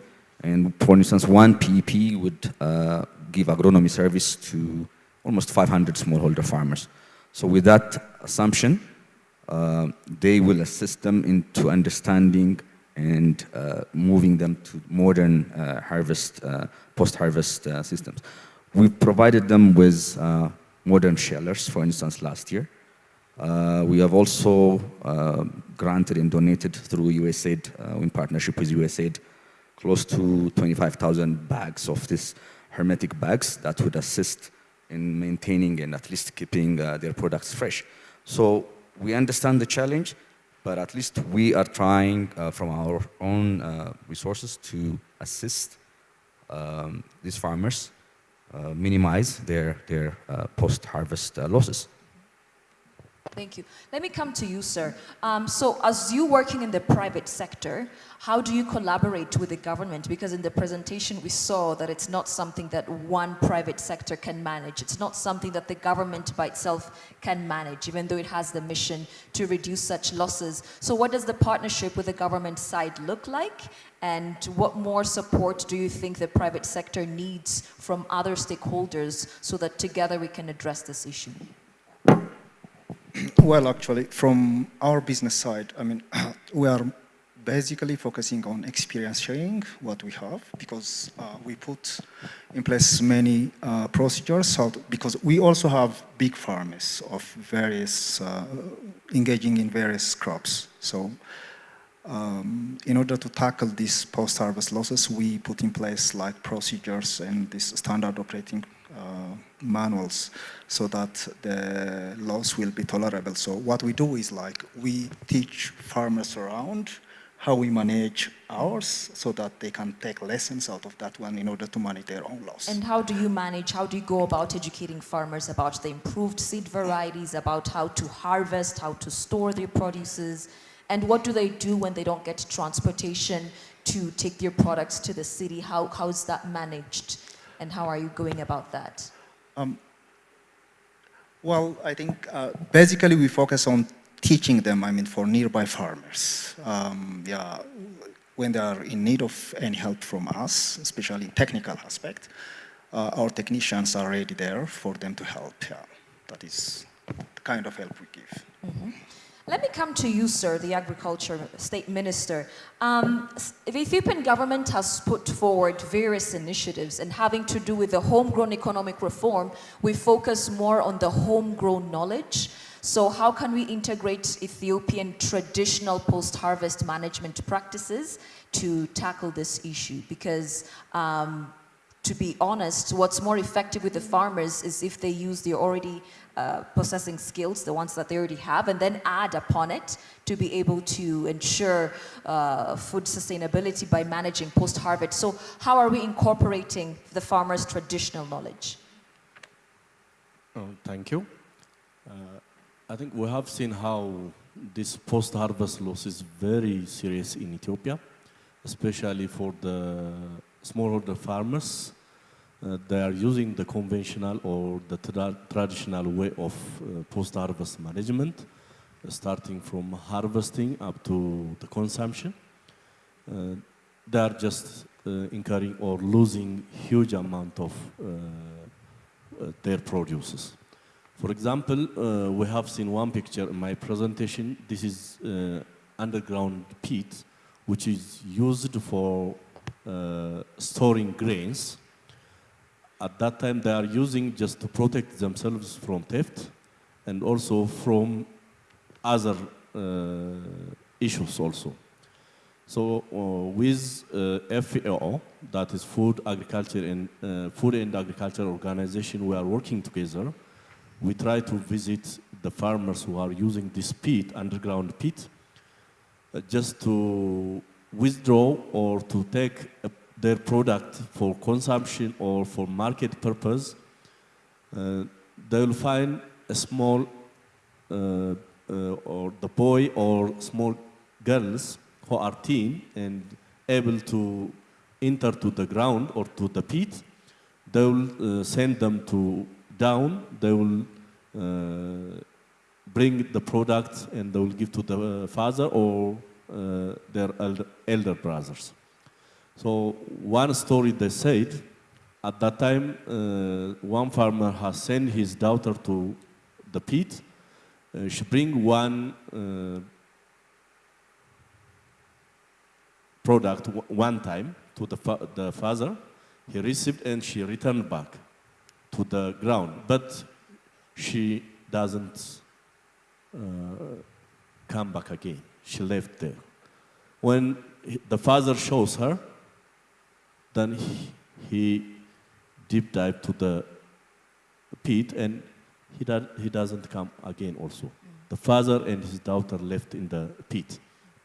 So there are so many challenges faced by the smallholder farmers.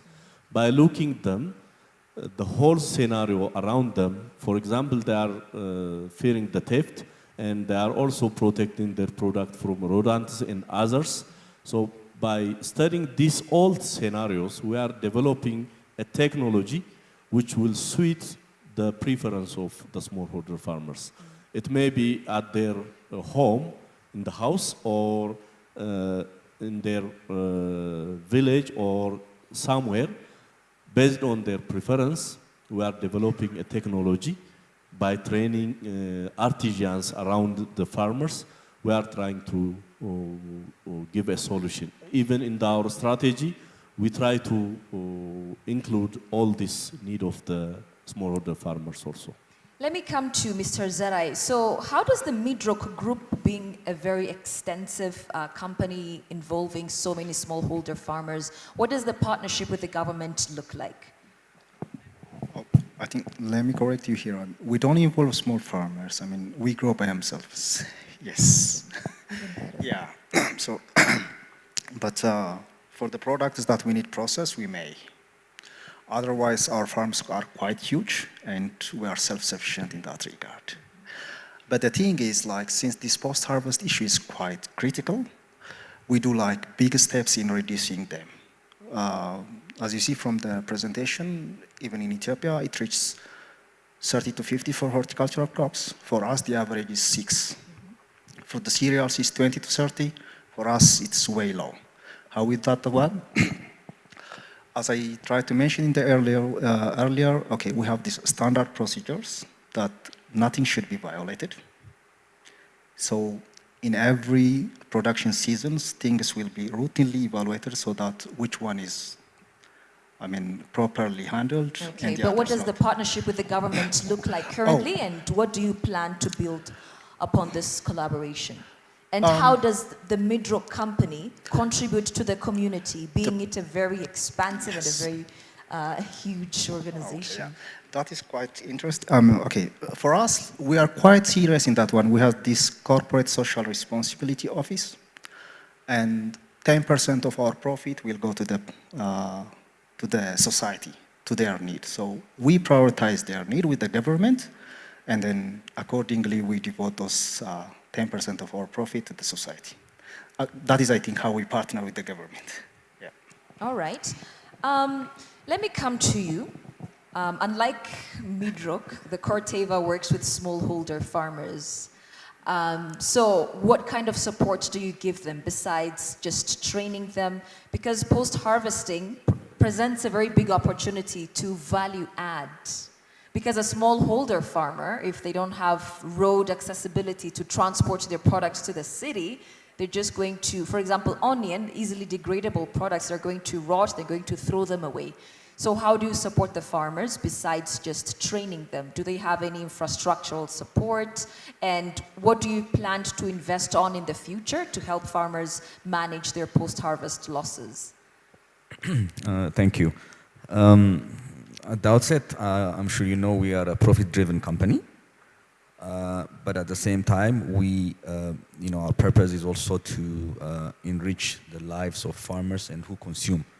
So we try to balance that, and in our case, our main contribution is the supply of high-quality hybrid maize seeds to the Ethiopian market. But that doesn't necessarily mean we inhibit ourselves from involving in other agronomy supports or the provision of or advice on the post-harvest loss. So in our case, what we in addition to the actual agronomy support, we usually support them, for instance, when they produce. We have, for instance, varieties that are actually early mature. So that means the amount of money and time they spend on that is reduced. So, but at the same time, if the linkage is not there for them after they harvest it, if it's exposed to different weather, rain, or pests and rodents, that means whatever they have done and invested is gone. So we try to assist them to move that product into at least a better and safe storage facility. That's why, as I mentioned earlier, we last year, for instance, in collaboration with USAID, we funded a project with 3AG for the supply of I think around 50 shellers that would be distributed to the different regions depending on their productivity, and to cooperatives and unions, which in turn mostly it were women and youths that were actually taking advantage of this. So they, at least it created some jobs for them to rent these shellers, moving the shellers to different farms. When it is harvest season, they will charge some money, and at least they harvest and they shell, and the product is safe. In addition to that, we have also provided almost 25,000 bags of pigs, which also was used as an encouragement to model farmers, and everybody was really, really happy. So we actually implemented it in 4 regions, and we want to continue doing this in the coming years as well. Additionally, we also look at it from not only that provision, but from integrated pest management scheme. In that case, what we do is, for instance, the EU strategy in 2030 is at least 50% of the conventional pesticides need to be moved to biologicals. So taking that into account, our company had already bought 2 big biological companies, Simborg and Stroller, and we want to bring products to Ethiopia that are biological, because we are also a big supplier of crop protection products in Ethiopia, in addition to the seed. So with that, at least the company is focused on that, and we're trying to assist in these situations. Thank you. Your Excellency, let me come back to you. Since you study post-harvest losses, you know the extent and how terrible the situation is. But what do you regret the most when it comes to post-harvest losses? What kind of missed opportunities have you seen? How have you seen lives being not supported just because of post-harvest losses? Let's talk about our regrets so that we can all know the seriousness of the situation, how serious it is, so that we can tackle it with so much energy, because it's such a big issue according to the presentation that you shared with us. So let's talk about what you regret the most when it comes to post-harvest losses. Yeah. Thank you. In my presentation, I said it is a missing piece. Just to enhance production and productivity, we are exploring a lot of land for cultivation. Even we are working also to enhance productivity.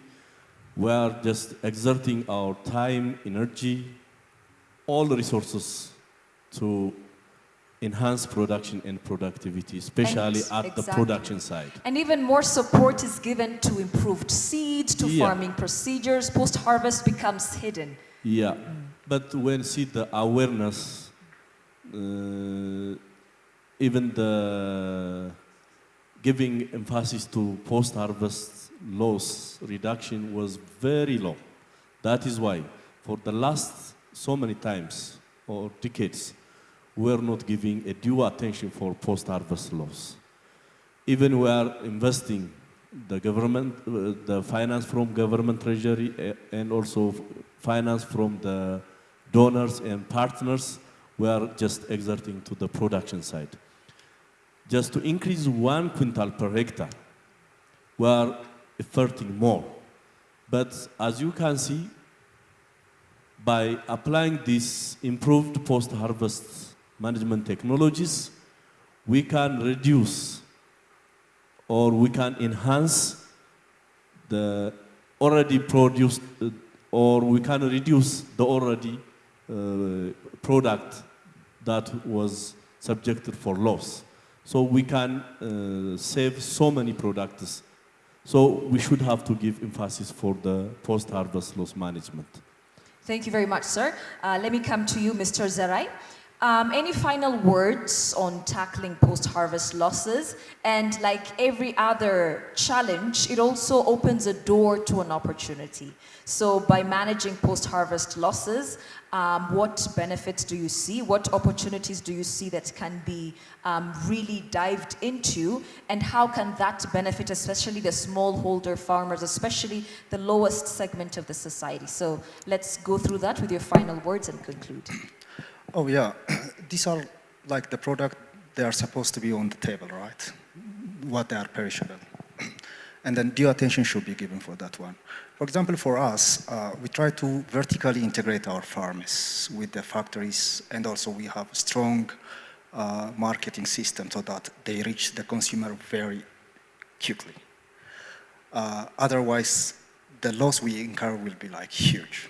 So, I mean, due attention must be given for post-harvest loss in a sense that every steps that are required to minimize them should put in place, like post-harvest facilities that are a must, and good storage, Do you think infrastructure is available for even the smallholder farmers to manage post-harvest losses? No, I don't. Or should they rely at the time being on homegrown methods for post-harvest management?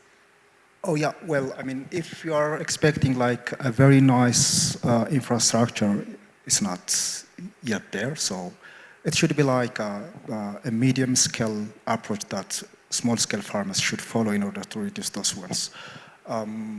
One thing is like, okay, you produce the volume that either the market requires or you consume. That is what we call it in staggering.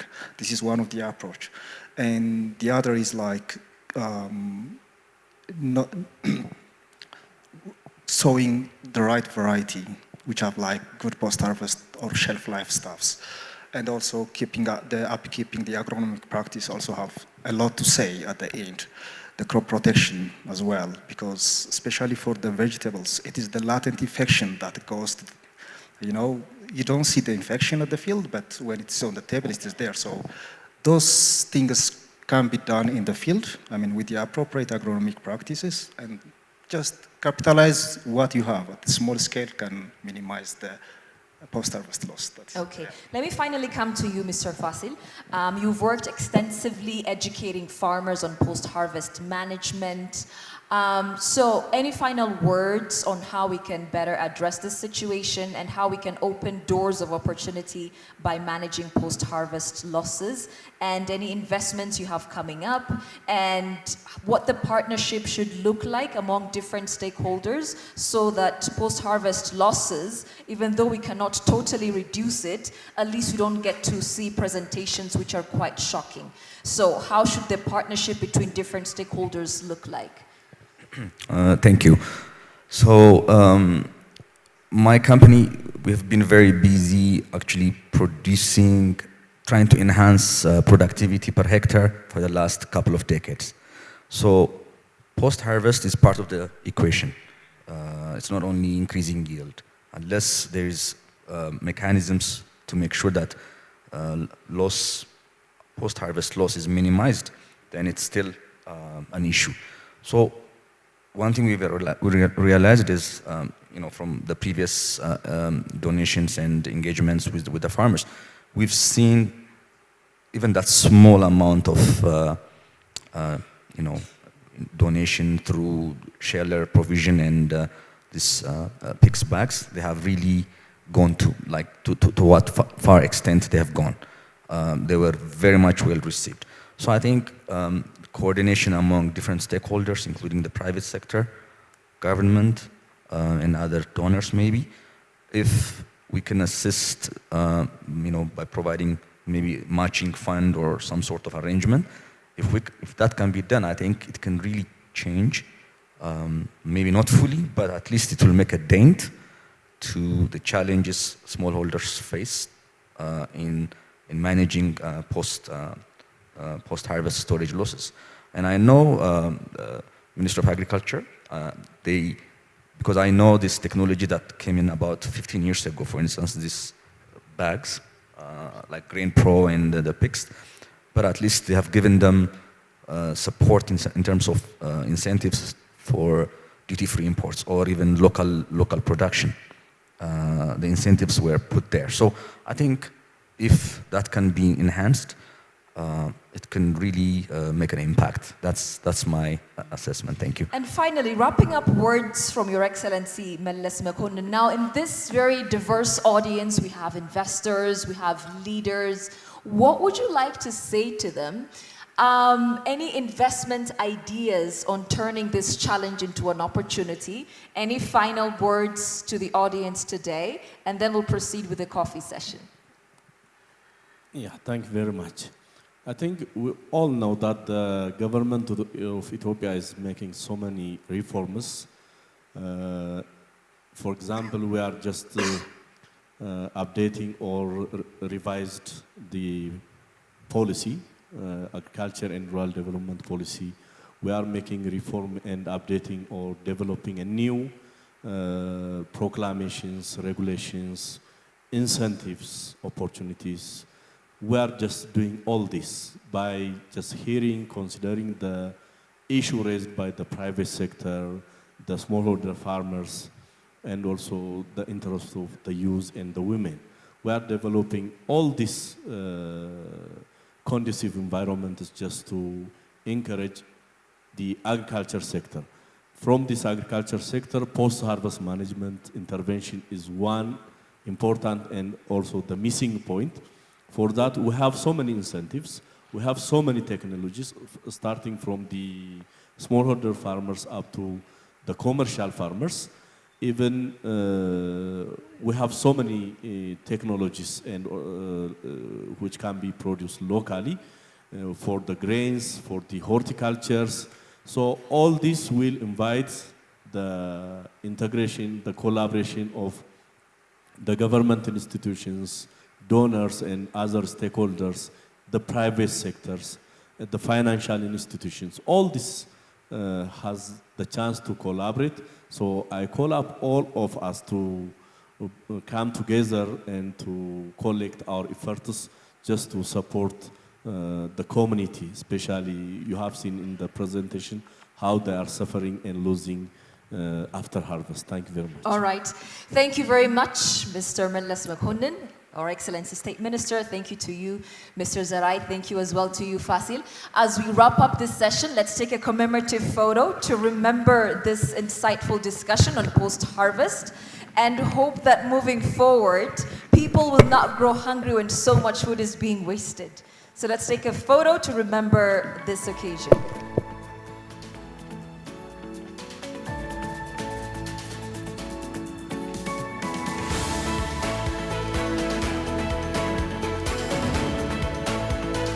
To our audience as well, thank you so much for bearing with us and following all the discussions, all the presentations so far. You guys are amazing. So let's now go out for a 20-minute coffee break, and then we'll be back for other sessions. We would also like to announce that we have parallel discussions going on. There are informal TED Talks like discussions which are going to be happening outside when we have our coffee. Thank you so much for your patience. Thank you so much for your presence today. Your gracefulness, your grace today really has enriched our discussion. Now the coffee is getting cold. Let's go to that and be back in 20 minutes sharp.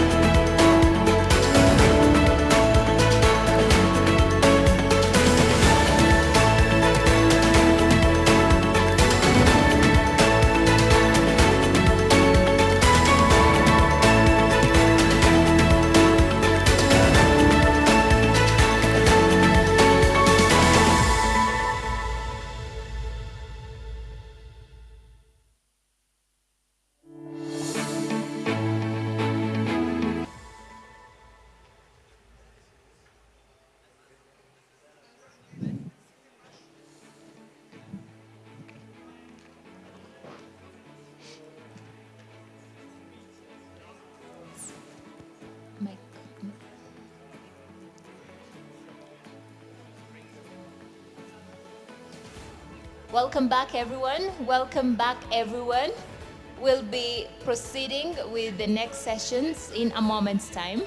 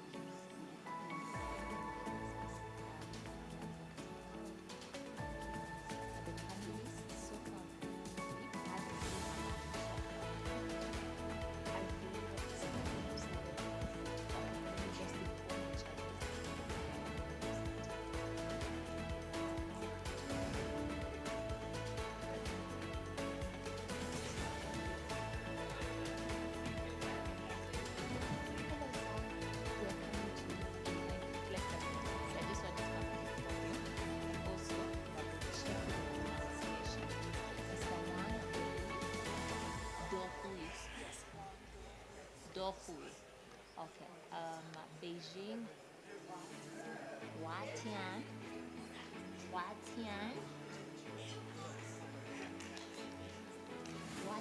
Catering Holding. Hope I do it justice.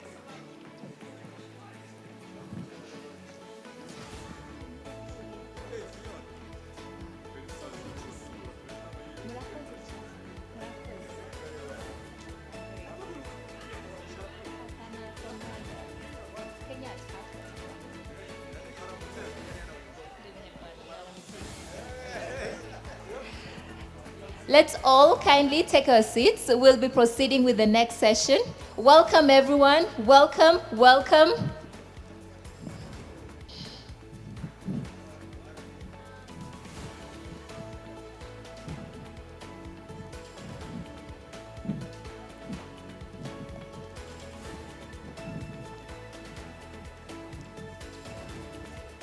Welcome back, everyone. We are going to proceed with the next sessions.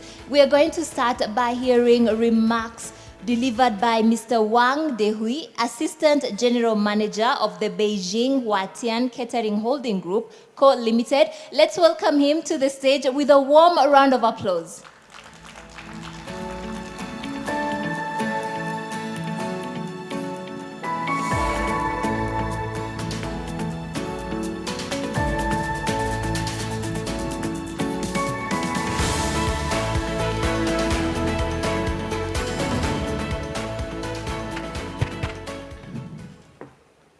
Distinguished delegates, dear guests, ladies and gentlemen, good morning. Before I deliver my speech, I would like to ask you to say a Chinese word after me. Huatian. Huatian? Thank you, yes. This is the name of our company. You may wonder, what exactly does Huatian do? It's my honor to inform you all. We are an investment group focused on food. We operate 29 different bread, including 21 Chinese time-honored bread, and well-known trademark in China. Huatian holds a significant position and influence in the catering industry, both in Beijing or China. Today, it's my great pleasure to guest with you at this important event, the World Without Hunger Conference, where I wish to share our contributions and achievements. In China, the rate of food waste is 23%. Huatian has a history of 300 years. Since the founding, it's armed, meeting the basic food need of the people. With the improvement of living standard, the company has found that waste is serious. Every year, in a district like Xicheng, with a population of 1 million, about 400,000 tons of food waste is generated. So, from addressing hunger to tackling food waste, Huatian has been contributing to achievement of zero hunger goal. First of all, we have combined comparate diet standard with the average meal size for adults, and lead the industry by launching a meal sessions plan. The 38-bite action plan, based on 38-bite concept, we implement the Clear Your Plate campaign. Through innovative measures such as customized menus and conversions between grooms and beasts, advocating for a new dietary trend of saving food. We hope that through those efforts, every meal can become a force against hunger. Secondly, we also have embodied the principle of saving food and opposing waste in our daily operations, and established great kitchens and popular restaurants. Slogans such as reasonable dining, opposing waste can be seen everywhere in our Huatian restaurants.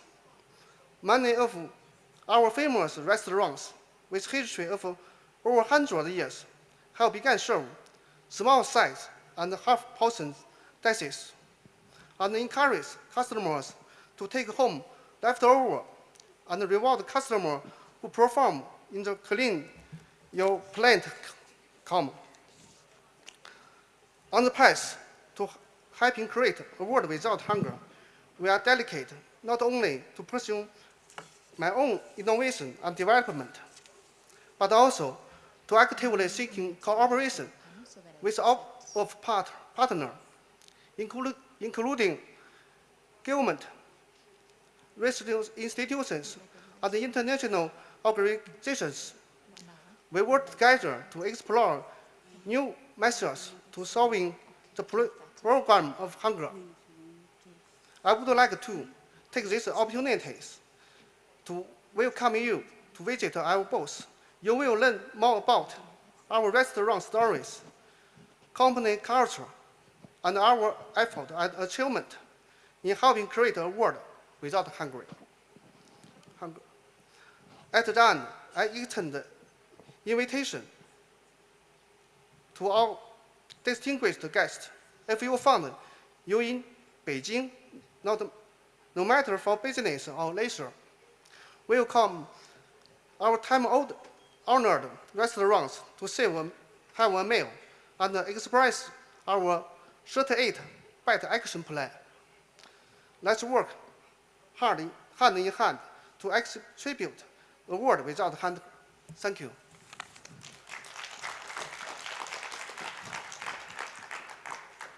Thank you so much, Mr. Huatian, for, first of all, teaching us how to pronounce your name. The beauty of having a gathering with people from different cultures, we get to appreciate and learn something new. And thank you for the invitation and telling us more about the company. We are now going to dive right into the next panel discussion, and I am excited for this one because earlier on, we're talking about the gaps, especially when it comes to mobilizing investment. And for this particular session, we'll be looking at investing in agro-industrialization, indeed, it is crucial for sustainable agricultural practices, but we still experience significant barriers and imbalances to accessing finance, and they do hinder the much-needed transformative processes. So in this conversation, we'll be talking to different experts in different spaces to get to understand how best development finance institutions, how best philanthropists, and different essential players can step in to bridge these investment gaps. Now I'll be inviting our panelists one by one, and I want you to invite them and escort them as they come to take their seats here with a warm round of applause. We'll start with Dr. Amani Asfour, President, Africa Business Council. Come on, let's give her a warm round of applause as she comes. Up next, we have Mr. Mandla Nkomo, CEO, Partners in Food Solutions. Let's also welcome him with a warm round of applause as he comes to take his seat. We have Mr. Babers Atuntas, Chair, World Business Angels Investment Forum.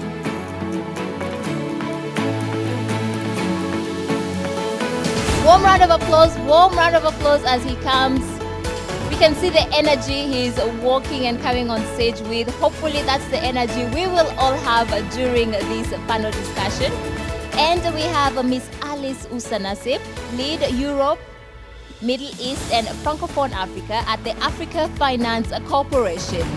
Let's escort her. Let's keep the rounds of applauses coming up until she takes her seat. Let's keep them coming. Let's keep them coming. Yeah? Thank you all.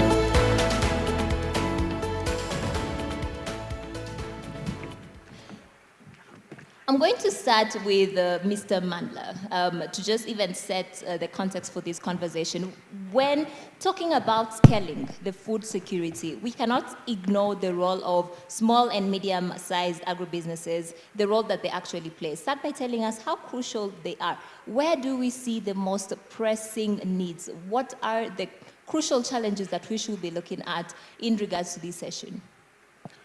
Well, thanks a lot, Fiona, and it's an absolute pleasure to be part of this panel and to be contributing to a topic which I think is very important and timely for the African continent. Our organization, Partners in Food Solutions, has over the last decade and a half had the privilege of working with at least 2,000 plus SMEs in agro-processing. And that has given us a very privileged position to really get to understand what some of the challenges that these firms face, but also to appreciate the important role they play on the topic that we are discussing today, which is being a contributor to solving food insecurity across the continent. Because I think all of us will agree that the most important role that agro-processors play is that on the one side, they are guaranteeing markets for smallholders. If smallholders have access to market, the topic we are discussing earlier today about reducing food loss and waste can be reduced. But on the other side, I think processors play an important role in making sure that these foods are transformed and made consumer ready to be consumed by large parts of the population. So what we have experienced is that these companies struggle a lot because largely they are family businesses. They are started by individuals using savings. And for them to get started, they've got a real challenge in accessing startup capital to begin with. And the startup capital needs to be of an appropriate size for them to be able to procure the right kind of equipment and to be able to purchase the raw materials that they need to process. I think another big chunk of this is purchasing capital equipment as well, because as you grow these processing businesses, the capital equipment that they require is quite pricey, and therefore there is need to be appropriate finance that responds to the capital equipment challenge. And then the third area is working capital. In most parts of the continent, the raw materials that processors need are only available at certain parts of the year, but the processors need to run their businesses 12 months of the year.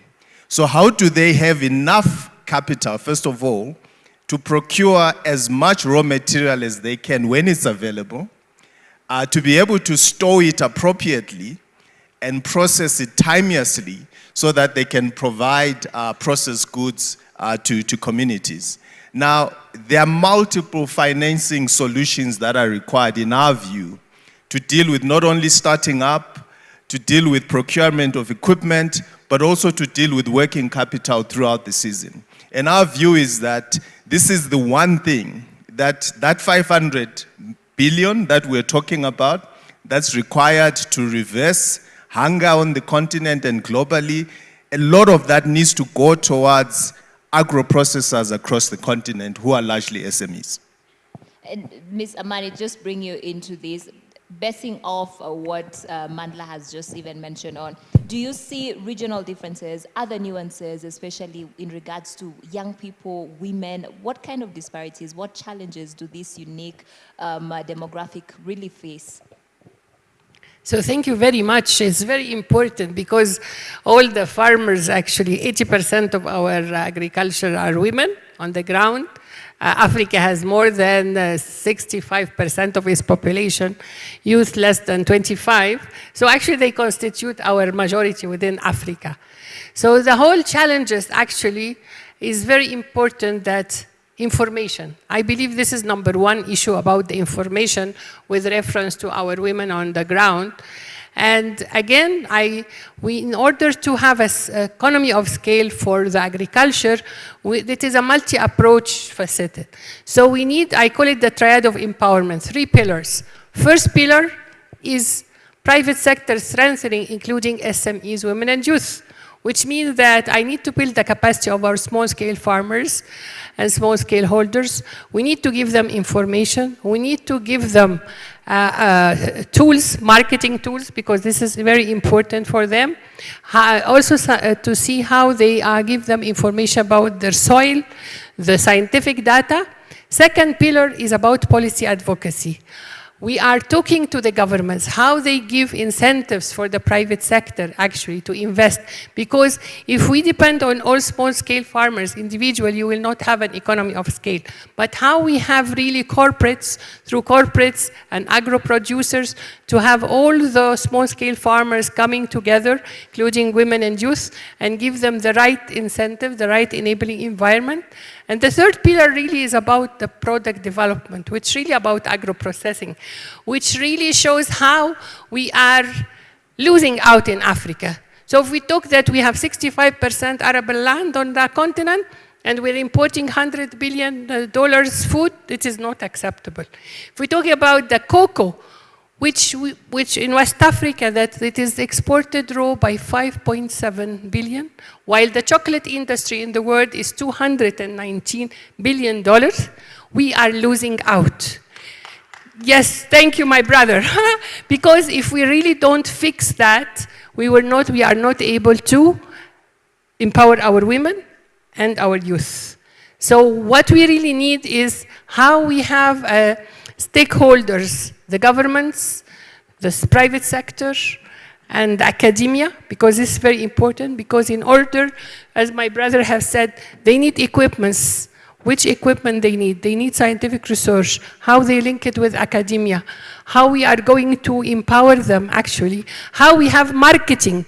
And this is just a small story. You know, in Egypt, we have a lot of nuts during Ramadan and macadamia, whatever. So I asked one of my small-scale farmers in Tanzania that the merchant would like to have cashew nut and also avocado to bring it from Tanzania to Egypt. Very simple. But the merchant in Egypt, he wants sizes, prices, photos. So I told my friend, please bring this. So she sent me photos of avocado and macadamia in a plastic dish. How can I promote this? It's not possible. So again, we need to empower them to have digital tools. I mean, if you go to Dubai, you will find a nice office with electronic catalogs, with sizes, with prices, with everything. And then you can buy. So for us really to empower the women and the youth, we need to see how we empower them with the marketing tools that they are able to have access to market linkages, to have e-commerce platforms for business linkages, how we make a finance accessible for them, how to make sure that they have the right information and the right tools in order to have the business linkages. So that's why Africa Business Council, which is established by the heads of states to be the private sector arm of African Union and the global continental of private sector, our vision, founding vision, is a competitive, borderless, innovative Africa for trade, investment, and industrialization. And we have a specialized cluster for agriculture, agribusiness, and another one for livestock, fisheries, poultry, to see how we really empower our private sector on the continent based on their knowledge, linkage to the market, empowering tools, and make sure that no one is left behind. Thank you. Empowering them is crucial to ensuring that we bridge the disparities that this particular demographic is facing, but also we can look at some of the opportunities when it comes to investing. Mr. Baibas, I want to bring you into this conversation. What are the current trends that we're seeing when you're looking at investor appetites when investing within the agri-business space? Thank you very much. WeBev is eighth global partner, affiliated partner of G20, Global Partnership for Financial Inclusion. So we are advocating the importance of easing access to finance for entrepreneurs, for all industries. And now the trend industry is agriculture. Why? After climate change and after Mr. COVID, then of course access to food and also access to quality projects of agriculture industry became an agenda item of our industry. Now entrepreneurs of today are very lucky because there are different sources of finance available for them, from ICO to IPO. Crowdfunding platforms, angel investors, wealth management institutions, government grants, co-investment funds, banks, stock exchanges.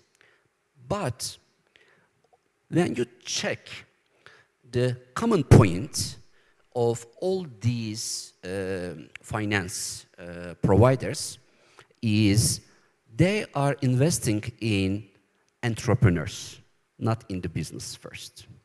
So jockey is more important than the horse. It is not a difficult issue today in this interconnected world to reach good businesses around the world. If you cannot find it in Africa, you go to Latin America. If you're not there, then to Asia. But the difficult part of this investment process is the reaching to quality entrepreneurs. So our main question is entrepreneurs of agriculture industry is ready to be invested. This is a very important question. Unfortunately, agriculture industries, entrepreneurs have farming background. They know the business very well. They speak the language of agriculture industry very well. But unfortunately, in some cases, as a matter of fact, in most cases, they are not speaking the same language with investors. This is an important issue. When you say due diligence, they don't understand what is due diligence, what is the importance of due diligence for the future of their businesses. Our fund, we have also a fund, by the way, and invested in an agro-business. And these entrepreneurs are from Spain. So before joining this panel discussion, I made a short Zoom meeting with the investment committee members of our fund and wanted to understand why they wanted to invest in this agro-business. It is a smart farming technology. And the answer, I think, their answer is going to give a good idea to us about the mindset of the investors. They said this small business is a promising business. Why? In the due diligence process, they understood that European Union has a support mechanism to agro-businesses. And they deliver some grants to any businesses that may have the scale-up potential in the future. So they wanted to convert this potential to reality, and they wanted to invest at the startup level, and then at the scale-up level, then the company valuation of the startup business would be greater, and investors would also benefit from this. And exactly happened exactly as they estimated. After the investment, 6 months after the investment, then this company received €2 million grant from European Commission. So it worked. Why I wanted to share this information with you? Because African Union, for example, maybe has also such kind of support mechanisms for scale-up businesses or startup businesses. Maybe it will be fine to highlight such kind of opportunities more to attract more investors for the market, because investors do not donate money. They invest in businesses with an expectation of return of investment, naturally.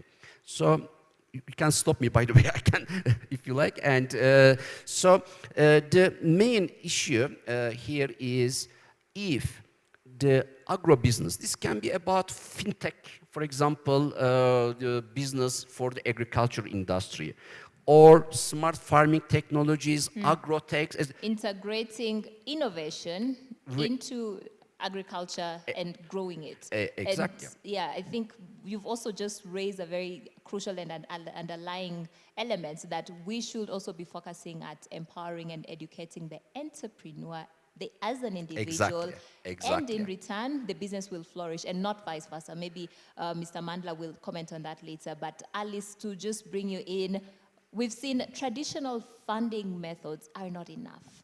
Now we are looking at innovative financing solutions. Just unpack for us, what do we mean when we're saying innovative funding solutions, and to what extent are we seeing them come in to bridge the gaps that we are seeing within the sector?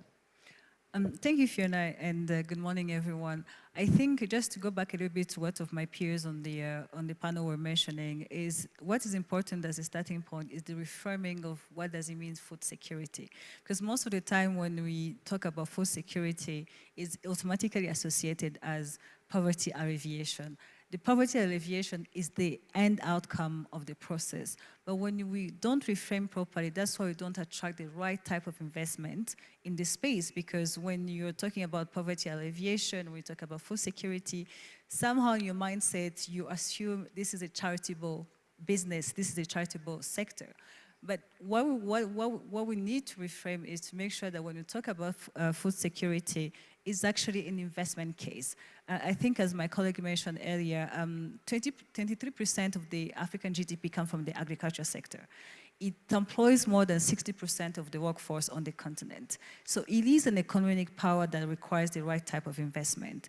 However, the issue comes on the fact that most of the market, when it comes to agriculture process, is fragmented. It's small farmer holders. And when you're trying to look for investment or the type of financing coming to you to that type of sectors, you're lacking the right size of the market. So that's why when we're consolidating is where microfinances and agri-tech and innovation can come through. Like, for example, M-Copper. Traditionally, M-Copper is associated to solar power. But recently, they've been working with smallholders to actually provide asset type of financing for cooperatives in Kenya, in Zambia, and coming in Zimbabwe as well. There's also the type of financing that is provided by the Africa Guarantee Fund, which focus on the mid-sized sectors, because the large agriculture project, the industrial parks, there's always investment coming to those types, because the investment case is clear, the return on the investment are clear. So where, I think it was yesterday, the Minister of Industry and Trade of Ethiopia that was mentioning that there is a gap, which is at the smallholder level and at the mid-size level. And the type of financing that's required there is really a blended type of finance where either you're working with the likes of the African Development Bank, the African Union, to be able to provide concessional funding at that level, or grant funding that will help smallholders, farmers to come together, be in a cooperative, and be able to access shared technology. Because as one cooperative, you may not be able to attract the right technology. But if it's combined, for example, cooperatives in, let's say, the potato sector, then you may have the scale. One of the things that AFC has tried to do is focusing on bringing smallholders farmers in some of the industrial parks we have across the continent. We have 3 operating industrial parks, and we are in the process of developing 3 other in other countries. One key one is one we have in Benin Republic, where we have been focusing on the cashew nut sector. If you go to any supermarket in Benin, and you buy 200 grams of cashew nuts, you're going to pay $12. Which means that 1 ton of imported processed cashew nut is going to be between $40,000 and $60,000. But when you look at 1 ton of exported raw material cashew nuts, it's just $1,000, right? And in our region, when you go to the supermarket and you're buying cashew nuts, you don't care which brand it is. So that's why we have tackled the value chain of the cashew nut sector to make sure that it's transformed locally, because the way we look at it is when you're exporting raw materials, cashew nuts raw materials, you're actually exporting jobs as well. Because if you develop the value chain domestically, you're also creating additional job in that process as well. And there's different type of financing that can involve from the private sector, from the DFI world, but also from the philanthropic side as well. I mean, scaling food security in itself, we cannot talk about it without considering smallholder farmers, without considering the SMEs, and for them to be able to access funding. We've seen in the past, we've seen challenges in formalizing small agribusinesses and integrating them into the formal financial services. Now, Ms. Amani, to just bring you into this conversation, how best can we go about it? How best can we go by bridging the gap? Informal sector, and now we want to formalize it. It hasn't worked in the past, so how can we relocate? And after your remarks, I'll also want to get what Mr. Mandla's perspective is, since he's worked intensively with the SME. So thank you very much. SMEs is different from different country to the other, but just that African Union, we just got a definition for the SMEs. So the informal sector, I believe many of our women on the ground and the youth are in informal sector, even the cross-border traders, the women in agriculture.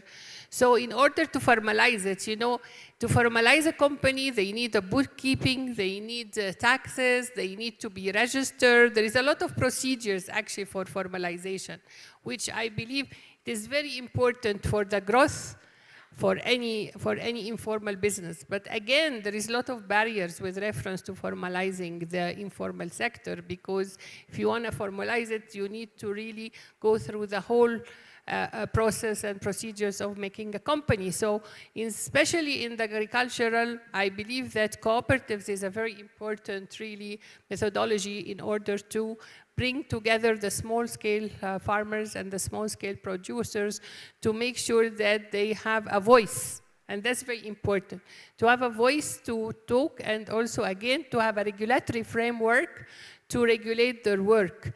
And again, to help them, in order to help them, we need to establish business incubators, accelerators, especially in agro-processing, because we saw that product development with their agro-processing, my sister said macadamia. Macadamia, actually, they go to Vietnam to be roasted there, and then again, they are exported to the whole world, which is really, we are losing a lot. Shea butter, for instance, with West Africa. You know, shea butter annually from the West Africa, they are exporting it with $90 million only, while it goes to all the cosmetic industry of the whole world. They go to USA, Europe, everybody, and the cosmetic industry that includes ingredients that of shea butter is $571 billion. So it's a huge discrepancy, actually, that we need these women who are working in the field to see how we bring them into cooperatives to be registered and to be formalized so that they have the opportunity of exporting and the opportunity also of growing of scale. Till when are we all the time saying micro, micro, micro? We need actually the micro to be small, small to be medium, medium to be large. Because if we confine all our people on the ground in Africa to be small, small, small, when they're going to be multinational. So this is very important, actually, to see how we have the regulatory framework within our system, the ecosystem, to link them with scientific research and technology, because everything is about innovation. If we're talking about how they grow their business, they need to see how they have irrigation systems, they have harvesting systems, they have how they are no waste, as we heard in the morning. Like, for instance, the women who are growing fruits and vegetables. When they don't sell them, they are spoiled. So now we are developing how we have solar dryers. We have already developed a solar dryer for the women to see how they can dry their fresh fruits and vegetables so that they are not spoiled. And again, it's a big industry. Like in Thailand, it's a huge industry of drying of banana, of pineapples, of mango. We don't have it in Africa, although we have huge, huge, huge products of fruits that is not really agro-processed. So it's very important, actually, to see how we are tackling with those informal to bring them, to formalize them in bodies, and those bodies can be able to grow their business and make sure that they have access to business linkages, they have access to trade fairs, they have access to e-platforms, e-commerce platforms, to have accessible funding with different funding mechanisms to make sure that even they have some bankable projects. Like if we have, for instance, for agro-processing, even for fruits and vegetables, we see how tomato is spoiled, while in another thing, ketchup is an agro-processing, fruit juices. So all this has to have a roadmap for our agricultural products on the continent, and to see how each country, with 2-3 countries like the CAPS, Common Agro-Industrial Parks, that Africa Business Council also is on a steering committee, to see how we aggregate all those into agro-industrial park to make sure that we have food security. And again, my dear sister, all the time we say ending hunger, ending hunger. It's not about ending hunger, it's about surplus of food. We have a huge arable land, we have huge natural resources, and it is doable. So it is possible, and it is doable, not only to end hunger, but also to have a surplus and to be well-nourished. Indeed, it is doable. Ending hunger is possible. Mandla, how best can we relocate? How can we meet them where they are? You know, I'm glad you've asked your question that way, to say, I hear the lament, you know, on this panel around, you know, the missed opportunity of, you know, earning the income that comes from, you know, value-added and agro-processed foods. But the truth of the matter is that there is no lack of innovation, intent, and entrepreneurship in food processing across the continent. You can move from Egypt all the way to South Africa. People are trying to create these businesses. But what is the missing ingredient? The missing ingredient, in my view, is that we are pitching this conversation way above the heads of the people that actually need the help. Now, right now, as an organization, we have a portfolio of over 200 African food processors with a turnover of between $500,000 to $10 million. Some of these businesses are already, exporting. But for some of them, it's taken almost a generation, 30 years of trying to innovate finance, of trying to access proper equipment, of trying to formulate good products, of trying to fix distribution in economies that are not really responsive to the needs of the entrepreneurs. So I think if we're really serious about pushing back the issue of hunger, and my sister is quite right that there is excess food, but how are we going to deal with that if we're not empowering the very sector that has the capacity to solve this problem? I'll give you an example. In Nigeria, we've got a company called Grayscore. It was started by a lady who's in her 80s right now, and it's recently been taken over by her 3 sons and 1 daughter. Grayscore has noticed that there was an issue in Nigeria around a product called ogi, which is made out of fermented maize. Now, that product normally spoils very quickly because it is prepared fresh and needs to be used quite quickly. But they realized that if they turned it into a powder, they could ship it across the whole of Nigeria. They had to access the right kind of technology to figure out how to do that, implement it properly, and then have the right kind of financing to be able to procure the raw materials, process the product, and put it into market. They've been doing that now for 3 years. That product is found everywhere across Nigeria. It's supporting a lot of smallholders in terms of maize production, but it's also solving the malnutrition and hunger challenge because we're able to connect this enterprise with the right kind of support that it needs. I think we need to bring the conversation from the high levels to the ground level where the companies really are and talk to the entrepreneurs. In Kenya, as a last point I want to make, 60% of Kenyans consume maize meal coming from what we call posho mills, right? Most of the support that's given to Kenya milling industries is pitched at people who are running hammer mills or roller mills, etc., at a very high level. But the guy who does 4 or 5 buckets a day is out of the system. And yet 60% of Kenyans rely on that entrepreneur to make sure that they're eating proper food every day. So we need to bring our interventions to the level where they've got the greatest impact and where the entrepreneurs and the innovators are. Lastly, there is no shortage of innovation. Entrepreneurship is spread everywhere, but what is missing is opportunity. Let's create opportunity pathways for the entrepreneurs where they really are, and we'll be able to turn this around. But if we pitch it too high, we'll miss a great opportunity.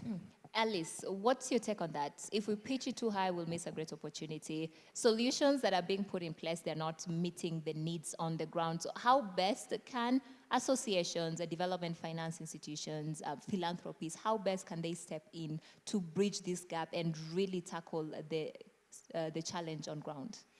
I think as my brother here said, what is really missing is creating the right environment that is going to facilitate those entrepreneurs and the domestic market to actually consume domestically, right?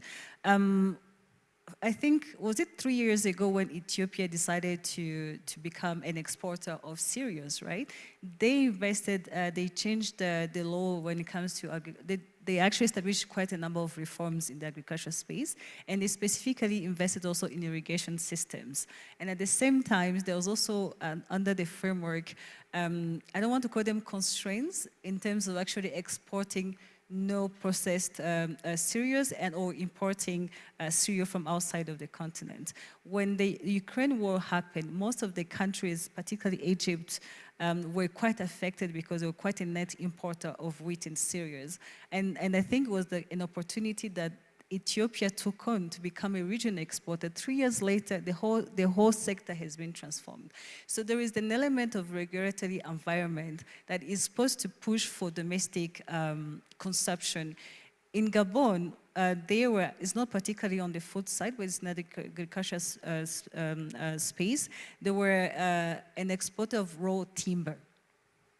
Working with the government and bringing Olam as a private sector partner, we worked an investment code that actually limited the exportation of no-processed timber.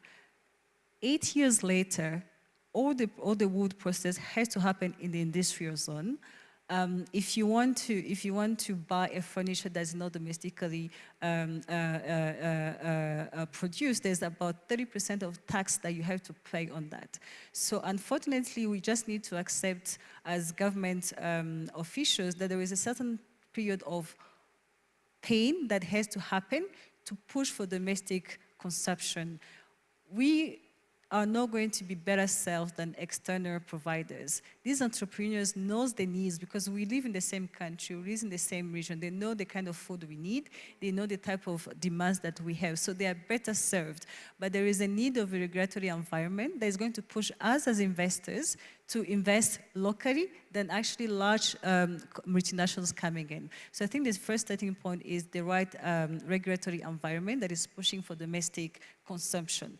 The second one is supporting for scalability, right? Because obviously you may want to push for domestic consumption, but if these entrepreneurs are not consolidated to be able to provide the scale of food that is required in that sector, you're going to have a shortage again in the market. So there's also then a consolidation process in which where development partners, philanthropy can come together because we can do a mapping at the regional level to identify which small farmer is in this site is going to be merged with another one in another part of the country. So we can consolidate the output and then they can provide a national level. Empowering them. Baibas, from what the panelists are saying, when you're looking at early stage investors like angel investors, what role can they play in complementing what has been mentioned, whether it's the DFIs, associations, or even philanthropies in scaling the transformative food systems? Thank you. Thank you very much. Investing in an agro-business means you are making an impact investment. Impact investment means you are creating social value for your community, but on the other hand, return of investment will be longer than expected. This means public finance should also come to the game as a co-investor. So PPP, public-private projects, is very important to scale up the agro-business ecosystem and to have more entrepreneurs and investors for this industry. On the other hand, of course, exit strategy is also very important for investors, and making exit within the market is something very valuable.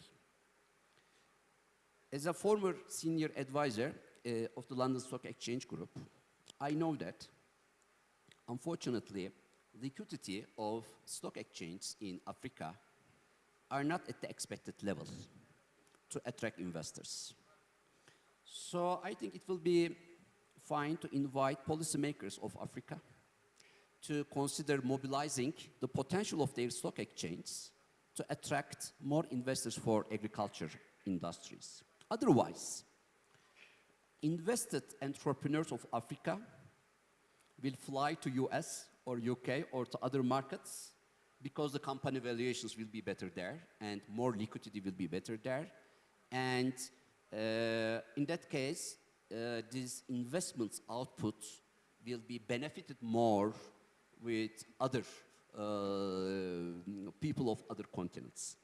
I think developing a co-investment framework is crucial to attract smart investors, smart entrepreneurs. And also, I think the question is, for example, as an investor, when you make due diligence, what do you check? One of the checkpoints is what co-investment offerings are available in this country from the public side. This is a question that we answer. So this means if a country in Africa is offering a better co-investment framework by putting public finance to the game smartly, so this means this country will benefit more from the global investors. So turning public finance to smart finance in cooperation with angel investors, VCs, mini VCs, I think is crucial to scale up the agro business industry in Africa. And going back to your earlier remarks, you touched on the importance of adopting digitization within the sector, looking at adapting innovations.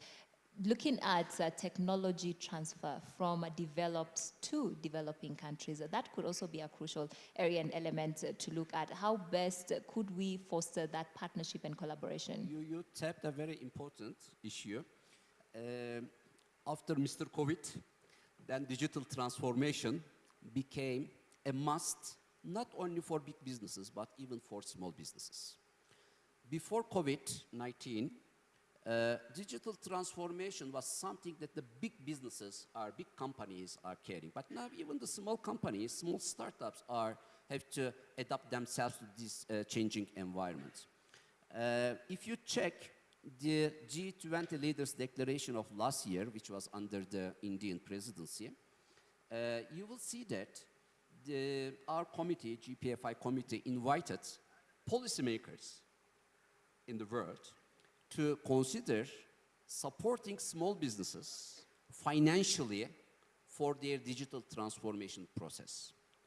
Unfortunately, we didn't see a financial support in the recovery plans of governments after COVID for small businesses to recover, to adapt themselves for digital transformation. We are inviting them to invest in digital transformation, but digital transformation is not something cheap. It is costly. And these small entrepreneurs are suffering financially, by the way, after COVID.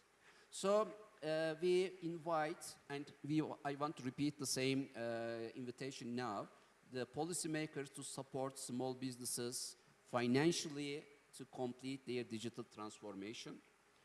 Without digital transformation, without including digitalization in the business, because in the past, traditional business, and now we are talking about digital businesses, non-traditional businesses. But interestingly, for example, if you are visiting a travel agent to purchase your flight ticket, that was a traditional way of making business maybe.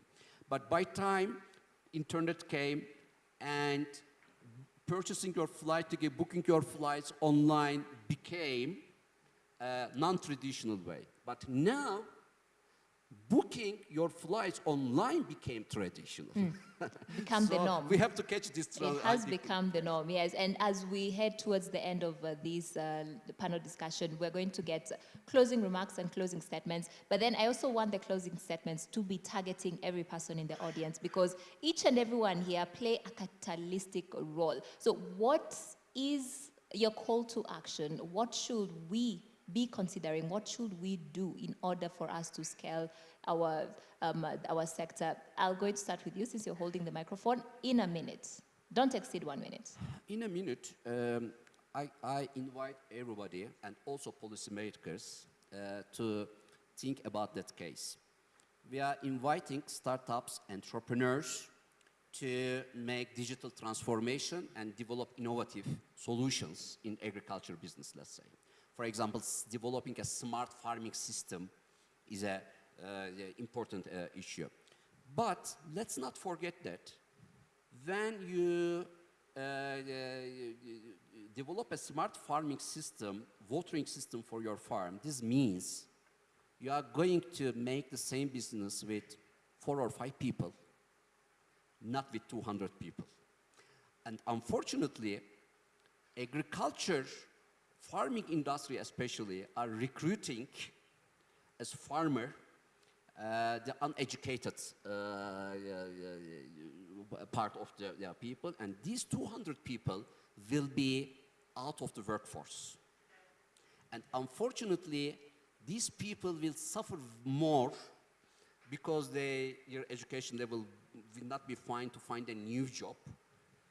So I'm inviting you to consider, while we are solving the hunger problem of entrepreneurs, then we are, I hope we are not going to create another hunger problem for the people who will be out of the industry because of this solution.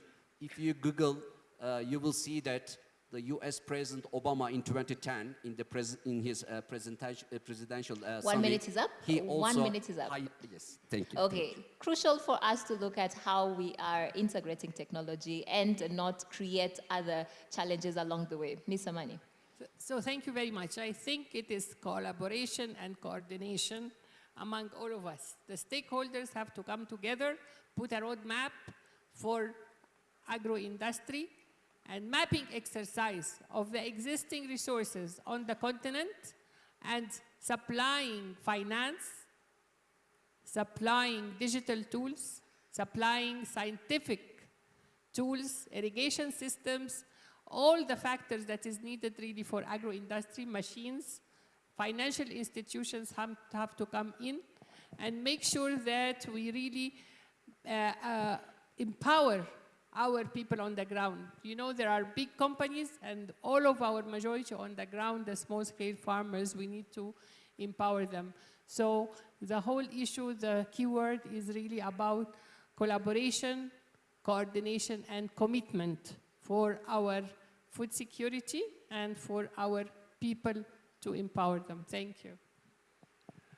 And thanks, Fiona. And I think my last statement is really to say to all of you in the room, on behalf of Africa's entrepreneurial food processors, that we are here, we are ready. What we need is partnerships. Partnerships for technology, partnerships for finance, partnerships for markets, and partnerships for scaling our businesses. Bring it down to our level. We are not looking for billions. We are looking for small loans of 50,000. Why not looking not for billions? We are looking for loans of 50,000 to 250,000 US dollars. Break down those billions into amounts that mean something to us, that can transform our businesses, and we can solve the problems that we're talking about here. We are ready. I think I will just reinforce your point. I mean, I think less than 3% of total credit loan in Africa goes to agriculture or to agro-processing. So let's all commit to change that number to 10% by the next conference. I think, for me, the starting point is agriculture is a profitable business. As you said, innovation, entrepreneurship is not what is missing on the continent, but is us, as domestic partners, to believe and invest at that level. So let's increase the credit loan at affordable rate in a way that is really accessible to the entrepreneurs. The second point I was just going to raise, which is also raised by my colleagues, is let's allow technology to do what it has done to financial inclusion. Technology has brought more than 40 million people on the continent to be financially included. So let's integrate agriculture and technology and bring the same type of change. And I think we have people in the room that can achieve that. Thank you, Alice. A strong and bold call to action. I hope you all feel challenged. I hope you all feel like you have a role to play, because collectively we can make a change. Let's give a warm round of applause to our amazing panelists who've just shared with us their insights. Thank you all. Thank you all. Thank you so much. Okay, Mr. Mandla says he wants the billions, but in small pieces. Thank you all. Okay.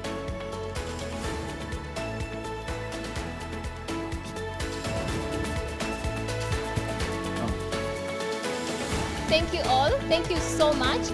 I'd just like to mention that we've concluded this panel discussion.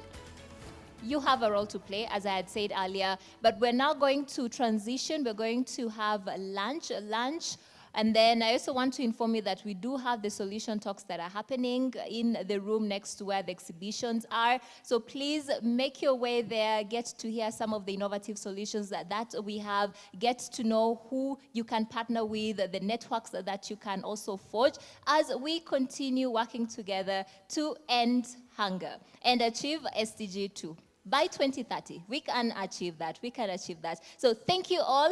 Please Lunch give is a big served, round of applause to my colleague Fiona for brilliantly moderating this session. Thank you very much, Fiona. I just have a couple of announcements to make. People who have got badges, VIP and VVIP badges, you have cordially been invited to a state dinner tonight. If you haven't collected your invitation already, would you please go to the information desk as you leave this hall to collect your invitation? That is one. And also there's a special program arranged for you for tomorrow afternoon. The invitation for dinner is tonight. The other program is tomorrow afternoon. So would you please go to the information desk and register and be willing to participate in if you like. Thank you so very much. We've been talking about challenges, opportunities, innovative solutions as we are still delving into more issues on the World Without Hunger conference. Thank you so very much. We'll reconvene exactly at 2 p.m. local time. Please be back in time. Enjoy your lunch. Bon appetit, ladies and gentlemen. Have a good time. Amidst unprecedented challenges, our food systems are now more vulnerable. Conflicts, economic slowdown, and climate crisis have disrupted global food supply.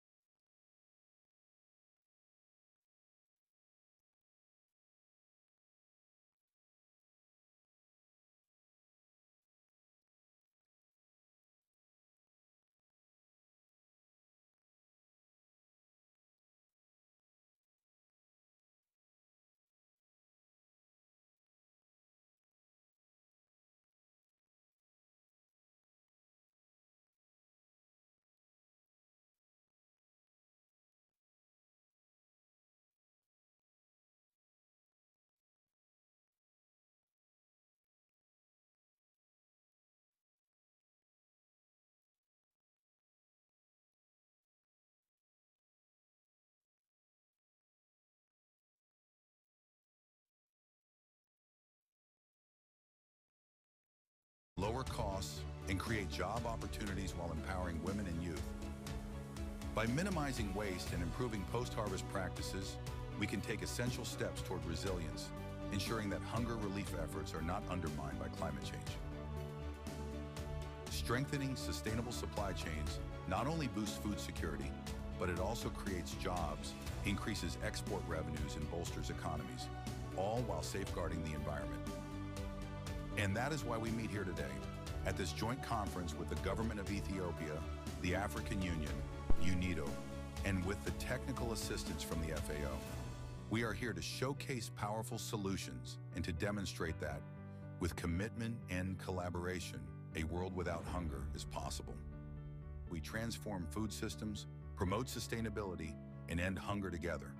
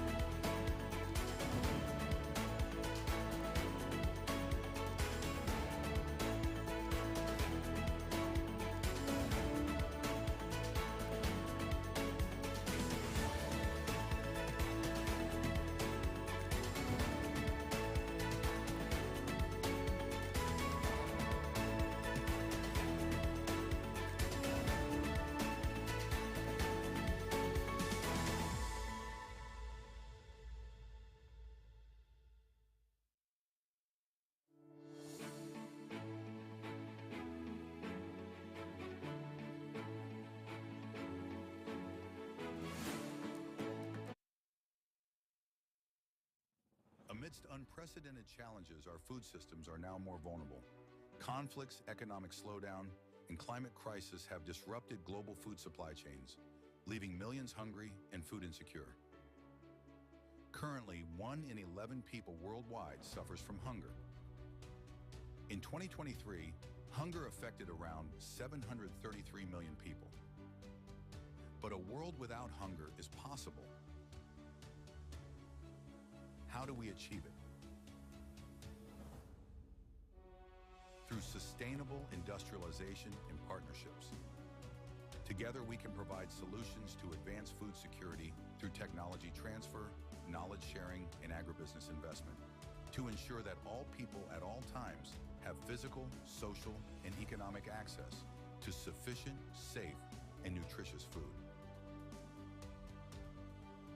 Efforts to strengthen food processing industries in developing countries are essential. We can enhance farm-to-fork initiatives through food systems transformation, agribusiness investment, off-farm job creation, and sustainable production in agribusinesses. Digital technologies also play a crucial role. By employing them, we can streamline agri-food supply chains, promote knowledge transfer, boost food security, lower costs, and create job opportunities while empowering women and youth. By minimizing waste and improving post-harvest practices, we can take essential steps toward resilience, ensuring that hunger relief efforts are not undermined by climate change. Strengthening sustainable supply chains not only boosts food security, but it also creates jobs, increases export revenues, and bolsters economies, all while safeguarding the environment. And that is why we meet here today at this joint conference with the Government of Ethiopia, the African Union, Unido, and with the technical assistance from the FAO. We are here to showcase powerful solutions and to demonstrate that with commitment and collaboration, a world without hunger is possible. We transform food systems, promote sustainability, and end hunger together.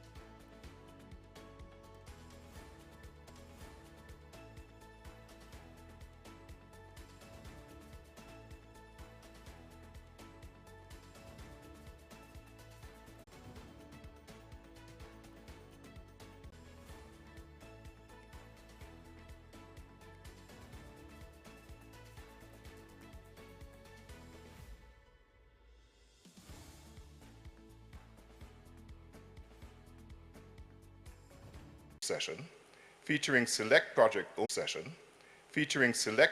owners showcasing their respective initiatives and demonstrate the impact of their work on eradicating hunger.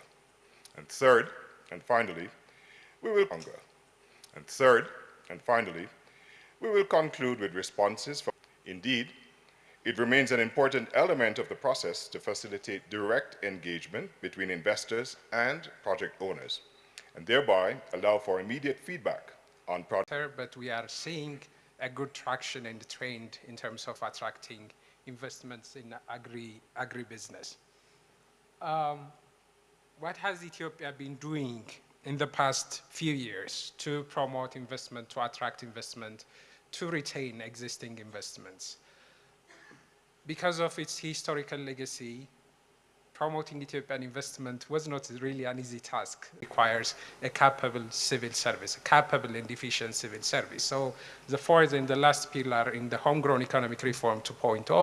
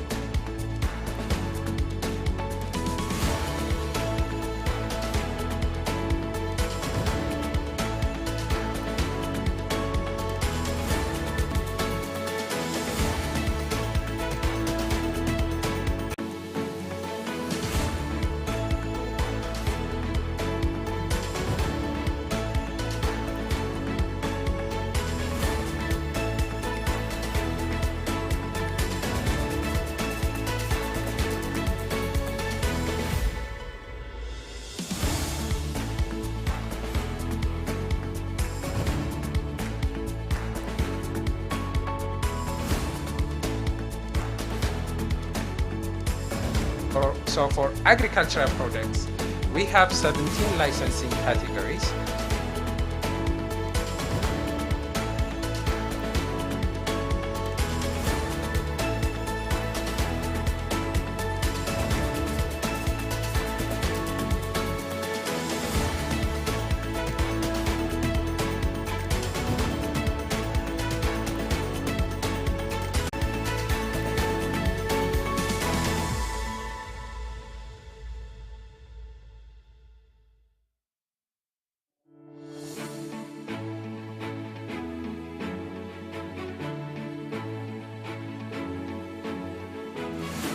60 applicants. We're keen on getting both innovative and transformative. In 2015, the global bee population declined by 25 to 30%, and Ethiopia is not immune to this phenomenon. A world without bees will have devastating consequences for the 8 billion plus human population. For investing in beekeeping has far-reaching benefits in fighting hunger and safeguarding biodiversity. So what is my story?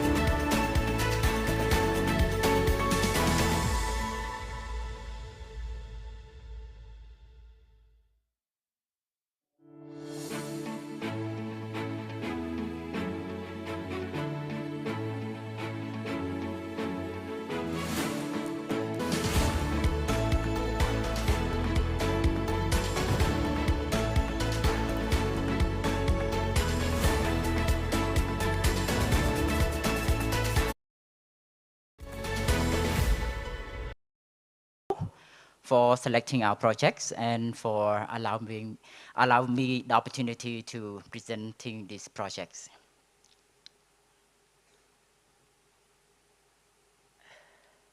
Okay, first of all, I would like to introduce our company. So I'm a representative of Confirel. Confirel is a company that started 20 years ago. For more than the past 20 years, we are a pioneer in regenerative organic farming, in circular economy adoption, in how to put it, in agroforestries. And we started in 2001 by promoting organic palm sugar, and followed by promoting compote peppers in 2007. And in 2017, we start our first pilots in cultivation of cacao trees in Cambodia. And until now, we have more than 200 SKUs. And all these products are primarily from the main ingredient of palm sugar and compote peppers. And you can see that these are our brand.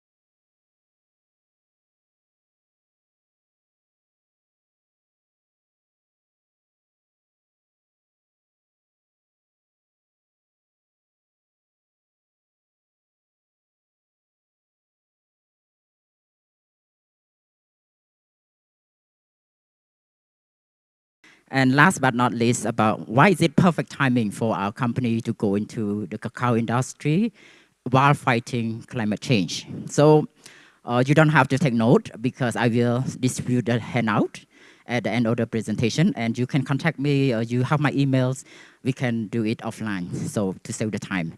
So anyway, I hope that by the end of this presentation, you will learn more about our projects, how it will impact the climate change, and also the economic value for the people get it involved, the farmers, the investor, the supporter, or the just chocolate lovers. So let me dive in. First one is to build sustainable futures. Confirel has been committed to build a sustainable future for the past 20 years, actually. We are big fan in terms of innovation, in terms of building sustainabilities. And you know that we will plan to plant 1 million cacao tree in the next 5 years across Cambodia. And what does it mean? We are not just planting trees, we are promoting agroforestry and organic farming. So I just mentioned earlier about the amount of carbon dioxide that a car can produce, within a 250 million kilometers per year. But in terms of 1 million cacao tree in the land of 1,000 hectares, it will absorb the carbon dioxide in the amount of 200,000 tons in the next 20 years. Yes, that's a lot. And that is the impacts of the 1 million trees in the climate change. And also, this cacao tree, we are already planted since 2015. So we start the first pilot project in Cambodia with 7,000 trees. And we see the very positive result. That's why we think that is the best time to scale it up. So each cacao tree will symbolize the opportunities, the fight for, we're talking about hunger in this forum. And we hope that we will share our it's part of our contribution in fighting hunger and also the climate change. So every 3 years, we'll help Cambodian farmers to build sustainable income. So the first one is about sustainability. The second one is about empowering local community. As you can see, so we are not just about taking mini business into the whole supply chain of cacao plantation or the global cacao supply chains. So this project will create more than 22,000 jobs across 170 local community in Cambodia. So we will provide hands-on training to in the cacao industries, and then because consumers are demanding high-quality ingredient, not just for chocolate, in overall. So we think that the product, which is a dry cacao bean from our sustainable plantation in our Ratanakiri plantation from Cambodia, would meet that demand for the industry as well as for the consumer as a whole. So this is a and we, on top of that, we are not just selling dry cacao bean to overseas. We are doing local transformation, meaning that we will produce chocolates in Cambodia. We plant the tree, we process the cacao bean, we process it into chocolate, and we will send it to, we will sell the final product as well. So we are talking about 3,000 tons of dry cacao bean per year. So these are our partners. We are working with Puratos and Maru to leverage on the expertise and the global access. So to wrap up my presentation, this is what I would ask. 7 million for this project to fulfill our funding. And this is the breakdown of the fund. So 60% is on the so-called the project expansions. And then 20% on the upgrading our processing facility. And the last 20% is about building the product and the market. And of course, we also have the return back to the investors. I will have this handout ready after the presentation. So to wrap up, I will just focus on 3 points that I described earlier. So number 1 is about commitment, our commitment to sustainable climate actions. And number 2 is our belief in empowering local community, especially women. And number 3 is now is the best timing for us to move into the cacao industry to meet the shortage of the cacao bean. And I hope that Confident has been pioneer in organic farming in circular economy for the past 20 years. Our project has received a lot of award from the World Bank, from the IMF, from the IFC for our mission. And I hope that this project would contribute into building a future sustainable for the future to come. And I hope that you will join us to protect the planet for the generation to come, so that everybody would have a great benefit, not just investor, farmer, supporter, but everybody that involved in this project. So thank you so much.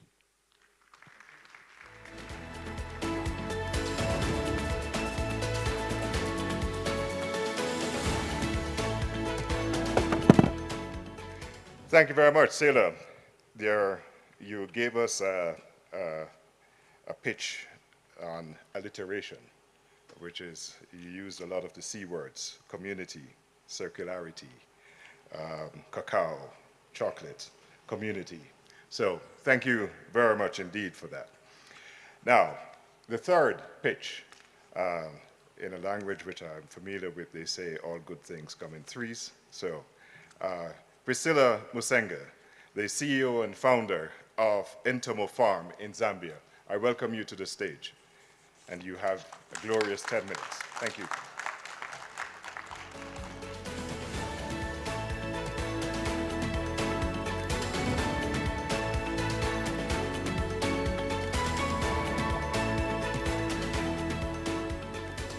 Good afternoon, ladies and gentlemen. It is an honor to stand before you to present my company, our business, which is Entomo Farm.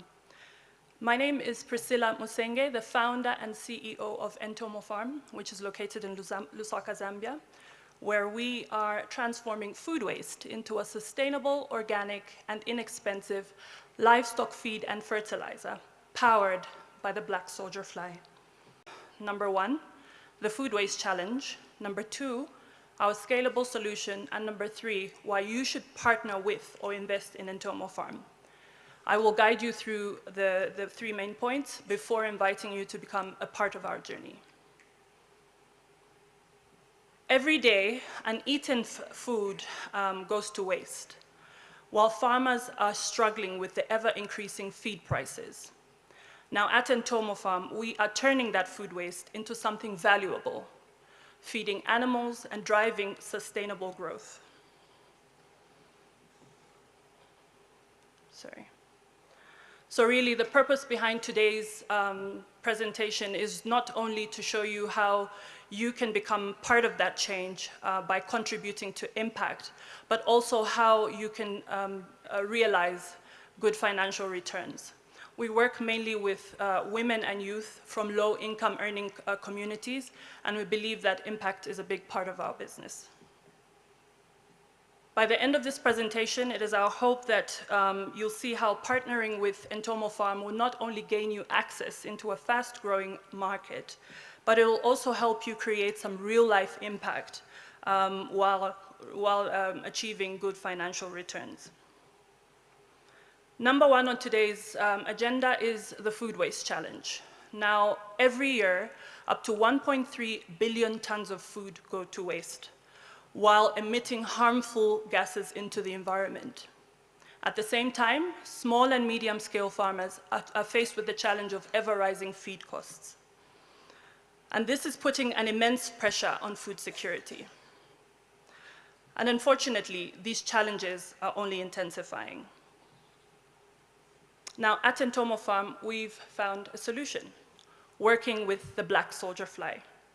The black soldier fly is our unique insect of choice for the very reason that it is very good at converting organic waste into a very valuable biomass.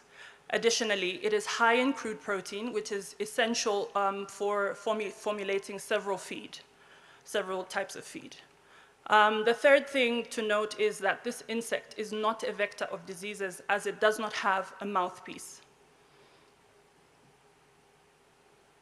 So just to put the process in context, after mating, the female black soldier fly lays up to 500 eggs, which hatch in a period of 2 to 4 days. These hatched eggs, now larvae, are fed on organic waste for a period of 10 to 14 days, after which they are processed, packaged, and sold as a feed base. According to FAO, insects can provide a sustainable option for the ever-growing demand for protein for a population that is set to reach 9.7 billion by 2050. So using this alternative as a feed component could definitely benefit not only the agricultural system, but indeed the farmers. Secondly, we will look at our scalable solution. So at Entomo Farm, we are turning food waste into a sustainable, organic, and inexpensive livestock feed and fertilizer for small and medium-scale chicken, fish, and crop farmers. Our products are sold to them via B2B and B2C channels. And in addition to that, we also provide them with training and consultations. We have what we call an outgrow program at Entomo Farm, where we work with mainly women and youth to create some local impact through employment and empowerment programs. How this works is we provide them with 5-day-old larvae, which they feed for a specified period, and we buy from them, giving them the ability to either continue growing their small businesses or to sustain their families.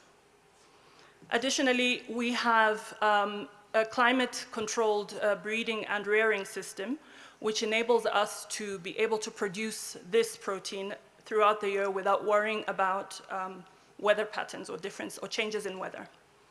We work with experts in entomology and insect farming to ensure that we stay abreast of the ever-changing, the changes that come with this industry. Now, one last point on the scalable solution, just to put it in context. One major reason why we feel we are able to scale this throughout the country and the region is because black soldier fly farming requires very little land. To put this in context, 1 hectare of land that is used to farm black soldier fly can produce the same amount of protein of 200 acres of a soybean farm. So this definitely makes it a sustainable solution for small and medium scale farmers. Number 3, we will look at the investor opportunity. Now, according to Research and Markets, the global black soldier fly market has been estimated at 268 million as of 2024, and is set to grow by 16.6% by 2030. Already you can see that this is a good indicator that this is a market that's growing and worth looking to invest in. When we break it down in terms of the benefits for the investor, we are using a low-cost input, in this case food waste, to create a high-quality feed, which is enabling us to realize increased margins. So as we are expanding into larger markets through a decentralized way of farming, it is enabling us to see more gains in profits, as well as reducing the risk for the farmers, the communities, and the investor. Additionally, we have, there's an aspect of a social impact. Not only will you be creating employment and empowerment opportunities, you will also be making a contribution to food security and ensuring that the world is without hunger. Now, to achieve this milestone, we are seeking an investment of 3.8 million in order for us to deploy the relevant tech and automation and to hire more experienced people, as well as to expand into new markets with emphasis on research and development. It is a new and growing market. We are confident we can see it grow, not only in Zambia, but in the region. And there is definitely a lot more room to grow. And this is why we want to reiterate that it is an innovative solution that can help impact a lot of small-scale farmers, a lot of low-income earning communities, at the same time help investors or create a good return for investors. It is for this reason that we invite you to join us, to partner with us on this journey where we're transforming waste into wealth. And you can reach us on the details on the screen. And additionally, I'm happy to speak with you after the session. Thank you very much.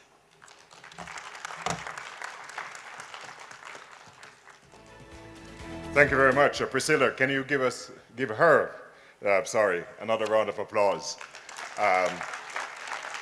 This is clearly an investment opportunity that is based on trying to resolve an environmental issue and transforming it into a business proposition, and especially empowering marginalized groups, whether it is women, young, or the poor.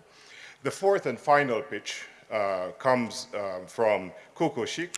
The CEO is Flavien Kouacha Simo. This is a company based in Cameroon. Flavien, you have 10 minutes. Thank you.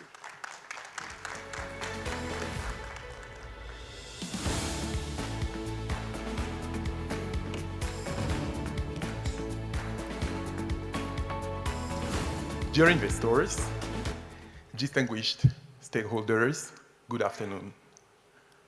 I hope you are all ready to embark with me during the next 10 minutes in the story of my life. My name is Flavien Kwacha. I'm running African Avico, which is the company behind the brand Coco Chic, which has been created 4 years ago. And today, I'm here to show you why Coco Chic is not only a poultry business, but is a valuable investment opportunities that can create jobs, foster sustainable development, but also empower communities in our environment. We specialize in producing chemical-free, high-quality poultry, chicken, and processed products right now in Cameroon. And we are looking forward, we are poised for regional expansion. I've led agricultural ventures during the past years, and Coco Chic has emerged as one of the biggest, one of the leaders in the poultry industry in my country. Today, I want to show you why this opportunity is sustainable, but also impactful, not only for us working in this company, for our entire communities, because we've built a business model that is highly scalable, and we are tapping into a vast, wide market. I understand that right now, you are looking for a business that helps you to make money, but while also creating impact on the field. That's why Coco Chic is all about. Our vision in 10 years is being the leader in poultry industry, being the major choice of the average people in the Central African region. That's why we have engaged in this mission by having 5 pillars, which are sharing, fairness, transparency, empathy, and rigor. We were based on our client needs to design our way of serving them.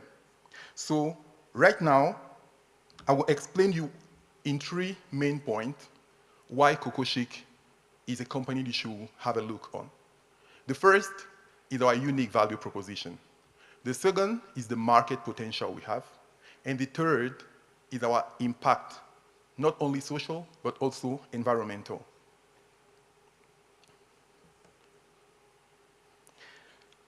For you, this represents an opportunity to make money while supporting a company that has put in place a line of premium charcuterie products that give a reason to our consumers, and at the same moment, rely on a strong identity that can guide us on our way to sustaining this market, on conquering this market, not only in Cameroon, but also in the Central African region. Right now, we are based in Douala. We are employing 25 people, but we are looking forward to expanding in other countries because we've already started talking with people. Let me tell you a bit about the market on this product. In Cameroon, in Douala, for example, where we are based, we are consuming 75 chicken every day, but we are not covering that demand. There is a 30% less than what we actually need. That's why we've decided to design those chemical-free organic chicken and processed products to enable those smallholder farmers, those poultry farmers that were not able to bring their product to the market, to have a product that is now able to be conserved.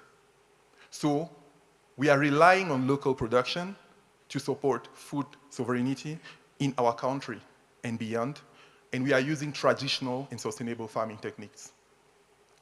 Our approach is community-centric because we are directed by our customer needs, but we are looking forward to bringing a comfortable environment to all the people who are engaged in our value chain. So currently, we have those products, and that's why we've built this identity to ensure that our clients know exactly what they are eating. They have the traceability, they have the security, they have the transparency on the entire value chain in chicken. Now, let's deep dive on the market potential. Coco Chic is tapping into a 540 million euros wide market. Our primary target market is urban consumers. You have hotels, restaurants, caterings, But we also have export markets, especially with processed products that you have seen a few minutes ago, especially chicken liver pate, chicken sausages. We know exactly who our customers are because we've made a KYC, and a detailed KYC analysis, and recently our company has had a steady growth because we've been able to make between 8,000 and 5,000 euros every month in 2023 especially.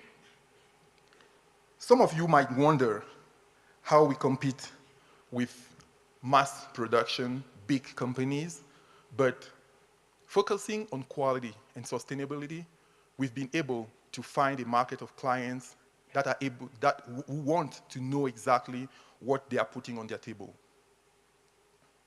Concerning our social and environmental impact, which is also something crucial to us. Right now, Kokoshik is committed to sustainable farming while empowering communities. How? We are empowering them on the entire value chain. Right now, we are working with farmers. We have our own production area, but we have also put in place a network of more than 50 poultry farmers that we collect products from, and we are able to process those products. On the other hand, we have been able to empower about 58 women by training them. They are going through an intensive 12-week training program in farming, finance, and basics in terms of business management, so they are able to establish their own businesses and distribute our products. They are right now in Douala, and we are looking forward to expanding. With the funding we are asking right now, we will be able to create 25 new direct jobs in our production area, to partner with 15 new partners. When I say point of sales, these are those women we are training and putting on the ground. And also, we will partner with 75 more poultry farmers to continue expanding our mission. So in the last 2 years, we've been able to double not only our revenues, but also our net profit. So this is a business where you can have a real return on investment while supporting sustainability. Before moving forward to introducing our team and the people I'm working with, let me go a bit in my personal story. I was born in a rural area in Cameroon. I saw my grandmother being a farmer, and I understood how important it is to put on the same table sustainability and productivity. That's why when I decided to create this company 4 years ago, my mother, at almost 70 years old, has been my first ever employee.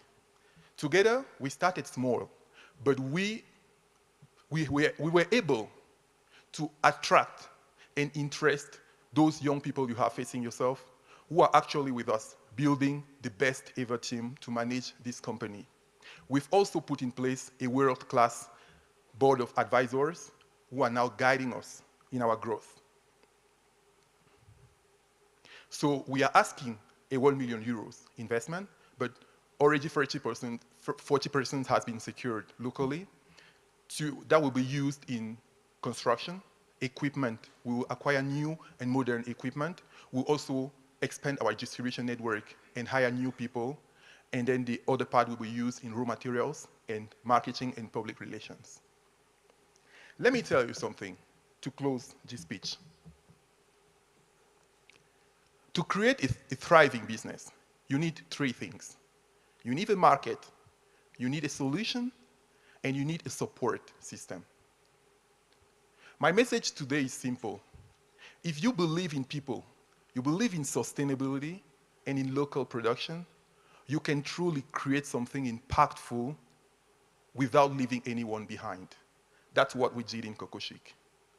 And today, when I leave this stage, I want you to keep my single message. When you're looking at me right now, presenting this company, sharing this story on behalf of those young people and those women, don't forget that your true power lies in your ability to create this support system and join it to the market and the demand that we've identified and captured to create a long-lasting business. Use it. Thank you.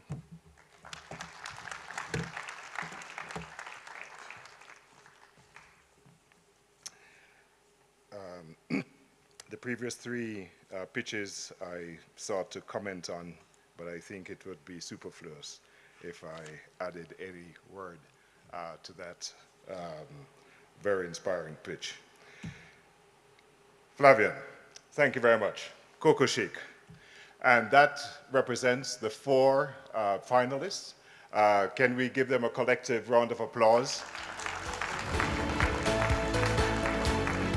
And we also acknowledge the work that has been done by Unido, not only in its selection process, but also in training for the respective pitches. And we do celebrate the fact that this is a gender-balanced pool of finalists. So well done.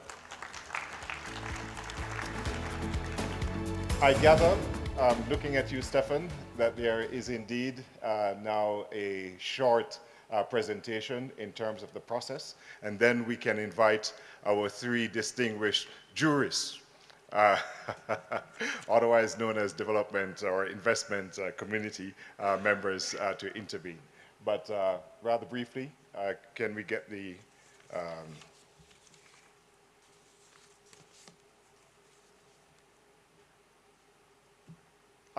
it's there. My apologies. Okay, so what were we trying to achieve with this exercise? Obviously, looking at improving food security by mobilizing investment. That is the goal. And of course, we had this call for proposals. I have two different figures. One was 6 to 2, but I see that it was actually far greater than that. This, of course, has been anchored within a broader program, which is called the ACP Business Friendly Program, and I'll have another word on that later. We indeed, there's a reference to the 6 to 2. I knew there was 6 to 2 somewhere. There is a booth which is outside, which I will invite you to visit, which is the Unido investment platform. This gives information not only on those 6 to 2 projects, but close to 1,000 investment opportunities in ACP countries. So at the end, I invite you to all march with me towards that booth to understand far more in terms of the work that is being done by our preferred development partner, Unido. We know that there have been concrete investment opportunities. Already 28.5 million euros in loans have been raised, but there's a potential of over 650 million in total investment. And again, this is where we invite the consideration of our investment and development finance partners, which are not only considering these four value propositions, but also the broader pool of investment opportunities. I think with that, we can go to the next slide. Yes, indeed. You saw briefly, these are the four finalists. And now I'm happy to invite the three representatives of the investment community. I'll start, if I may, with Alice Yusanase. Forgive me if I abuse you're not ready? Oh, I see. Okay. Can I invite you, or do you prefer to speak from the comfort of that seat? As you wish. Come and take the stage, please. Oh, sorry. I should say, Alice is the lead Europe, Middle East, and Francophone Africa specialist at the African Finance Corporation. So, Alice, please.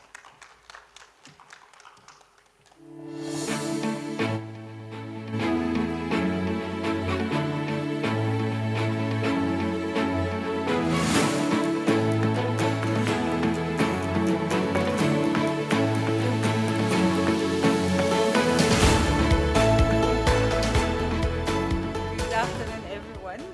It's quite a pleasure to be back on stage, and particularly this morning in one of the sessions I took part of, which was about scaling food security, and one of the key outcome was how the continent doesn't really like innovation in entrepreneurship, but what it really likes is as supporters, the European community, investor meeting at your level, and I think all your presentation just really reinforced that position. Thank you so much, and congratulations again. I think they were saying it was more than 1,000 applications, and you're the 4 finalists. I think it says a lot about all the work and success you have already brought through your company. Just to mention that from an AOC particularly perspective, we're mostly an infrastructure financier. We're mostly involved in supporting value chain, but at a large scale. So in terms of, like, for example, your roads to access the market, your power plant to provide affordable and accessible energy to support some of your companies. So it's not really directly at the level of where you're operating, but I think generally money follows the same thinking, regardless how much, if you're investing 10 million or you're investing 100 million. So maybe I will just start quickly with Lau. I have a few questions, if you allow me. I think you mentioned that Ethiopia is the largest honey producer in Africa, and even domestically, you're only able to capture 10% of that capacity. So it'd be good to understand from Lala Honey perspective, what's the size of your own share, and after investing the $50 million that you mentioned earlier, where 60% will go into capacity and infrastructure, how much market share do you intend to capture? The second question is, I think you also mentioned you have an online platform, particularly in the US. As we probably all know, that's probably quite a very saturated market. So it'd be good to understand the positioning and competitive advantage of Lala Honey compared to the others in the market. Just generally also in terms of market entry, I probably give us a little bit of context on locally. I think you mentioned it when you're talking about your market share. And also out of the $50 million you're raising, it'll be good to link it directly in terms of your revenue growth. I think you mentioned you have about $8.3 million in terms of revenue, so it'd be good to have a correlation between the funding being raised and the revenue growth that you expect. So maybe I would just step there so I don't have too many questions for you. Should I go, what's the guidance? Is it to one person? Okay.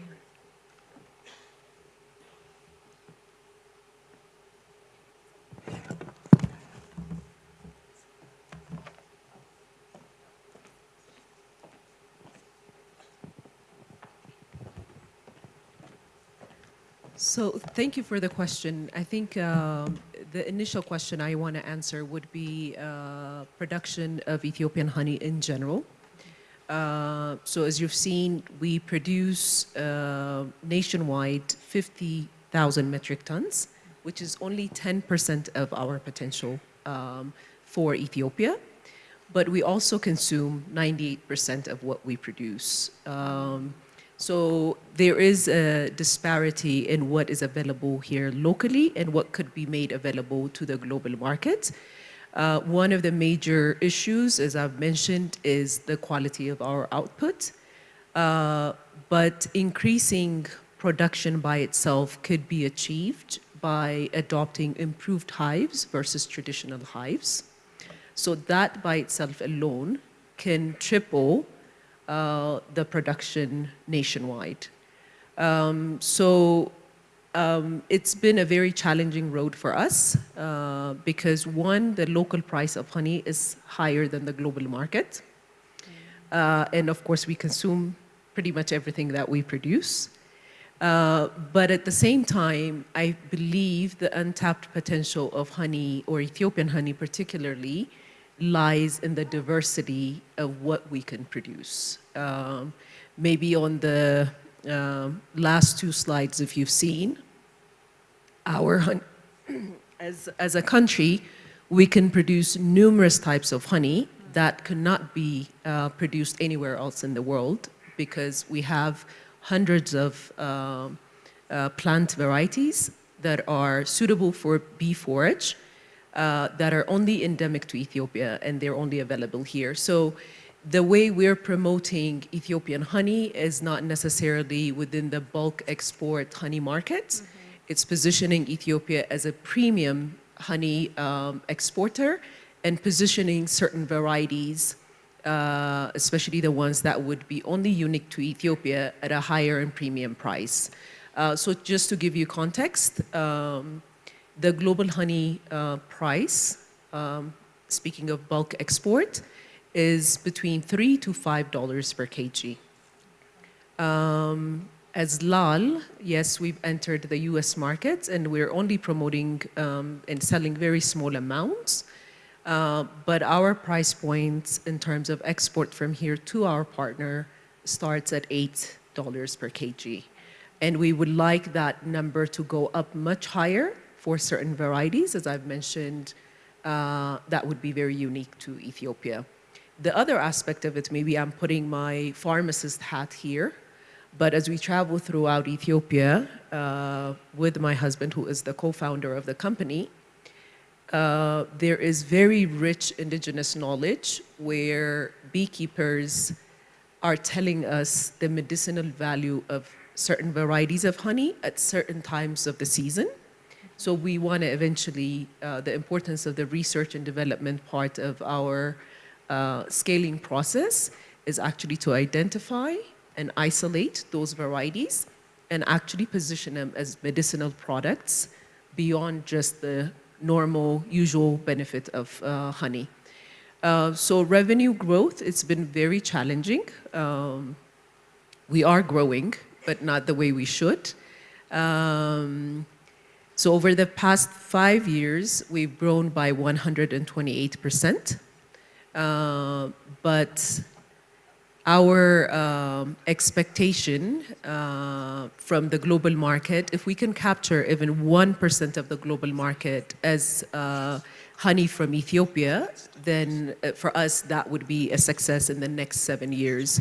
As I mentioned, the market is $8.6 billion right now, so capturing even 1% as Ethiopia as overall as a sector would be a huge success compared to where we stand right now, around 80th, 83rd in export. So I hope I've answered your question. No, Thank very you. right. Thank you so much. Maybe just for the interest of time, maybe just run through general comments for the other colleagues over here on the panel. Maybe coming back to conventional cacao, I think that's a fantastic idea. It's very rare we had a correlation between carbon emission dioxide from cacao planting trees. We were used for forestry, so I think that's a key differentiation area. And also the fact that you're transforming domestically the chocolate, so as a finished good rather than just exporting cacao. I think overall, probably what would be very useful is in terms of understanding how does it vary in terms of certification into international standards. I think you mentioned that you work with Puroto and the other company in terms of meeting your standards of operation. But I think the other part will be interesting for you to explore further, really around sustainability and long-term market trend, is really how there's been a general consumer demand shift regarding ethically sourced product, which is the area that you're also heading to. Coming back to Entomo Farm, that's quite a unique part, I think, with the industrialization of the agricultural sector. We've seen a lot of chemical fertilizers coming on the continent, and the farmers, most of the time, they don't have enough education and tools to actually use the right amount, and that has also been affecting not only the soil, but also the quality of the output that is being done. I think in terms of your market expansion and access, it would be good to also understand going forward in terms of regulatory and logistical barriers for your expansion, how that's going to go forward, but more importantly in terms of your financial sustainability, understanding the breakdown of how you're going to measure the specific metrics of your success and expansion as well. Coming back to Coco Chic, I love the name. As a Francophone person, I think chic is a nice twist of words. Obviously, as you mentioned it yourself, you're targeting people who are looking more from a premium type of poultry product because it's a very, very competitive environment. It'll be good to have more details later around the type of strategies you're putting in place to build your brand and maintain brand loyalty.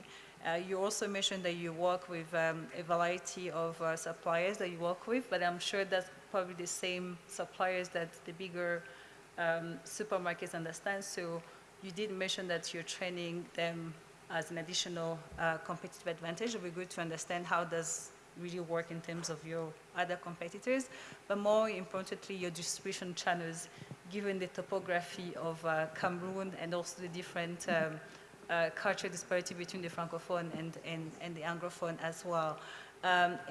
It's quite commending in terms of that the fact you have actually managed to raise already 40% of your funding requests domestically. And it's an area that I would like to understand a little bit more. How can we actually help you to raise more funding domestically, because it's a market that local angel investors, type of investors, will be more understanding. So overall, I wanted to congratulate all of you and wish you a fantastic journey. As I mentioned, as an investment institution for AFC, we are 3 steps ahead in the process. But from a mentoring and guidance perspective, and especially because we do have special economic zones where your type of level of companies could be integrated as you expand outside of your country. As you come to the continent, we'll be happy to discuss more. Thank you so much.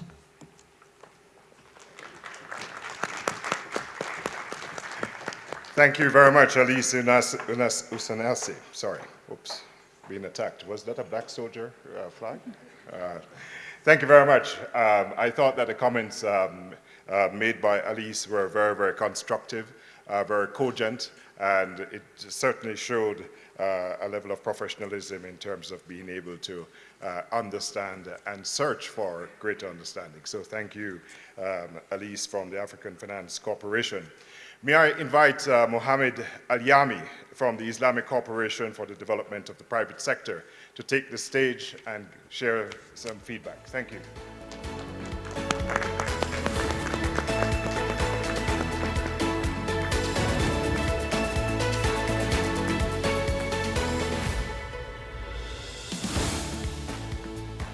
Assalamu alaikum wa rahmatullahi wa barakatuh. Good afternoon.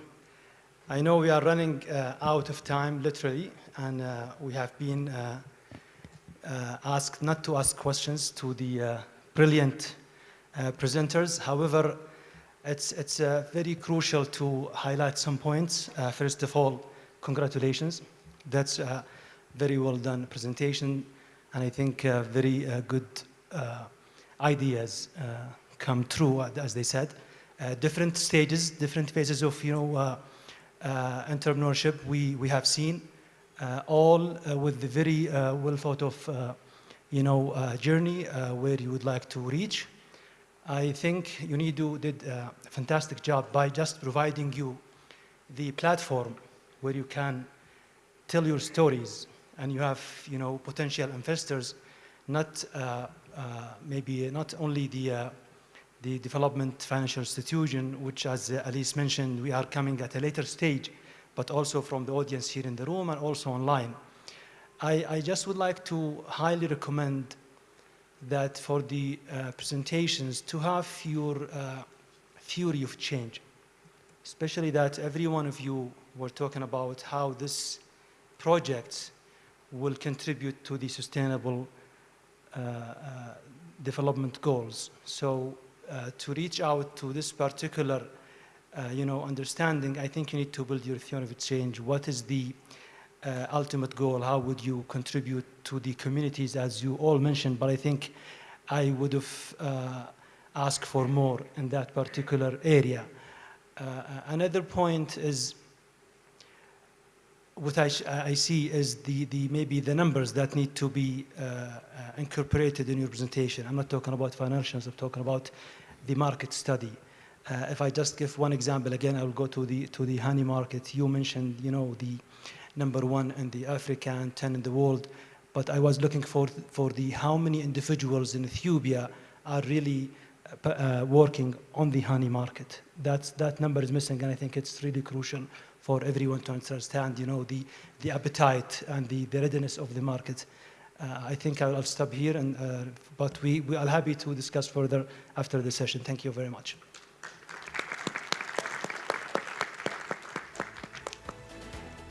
Thank you very much, Mohammed Al-Yami of the Islamic Corporation for the Development of the Private Sector. Last but certainly not least, I invite Leila Traore, Head of Representation for Ethiopia and the African Union from the EIB. Leila, you have the floor. Thank you.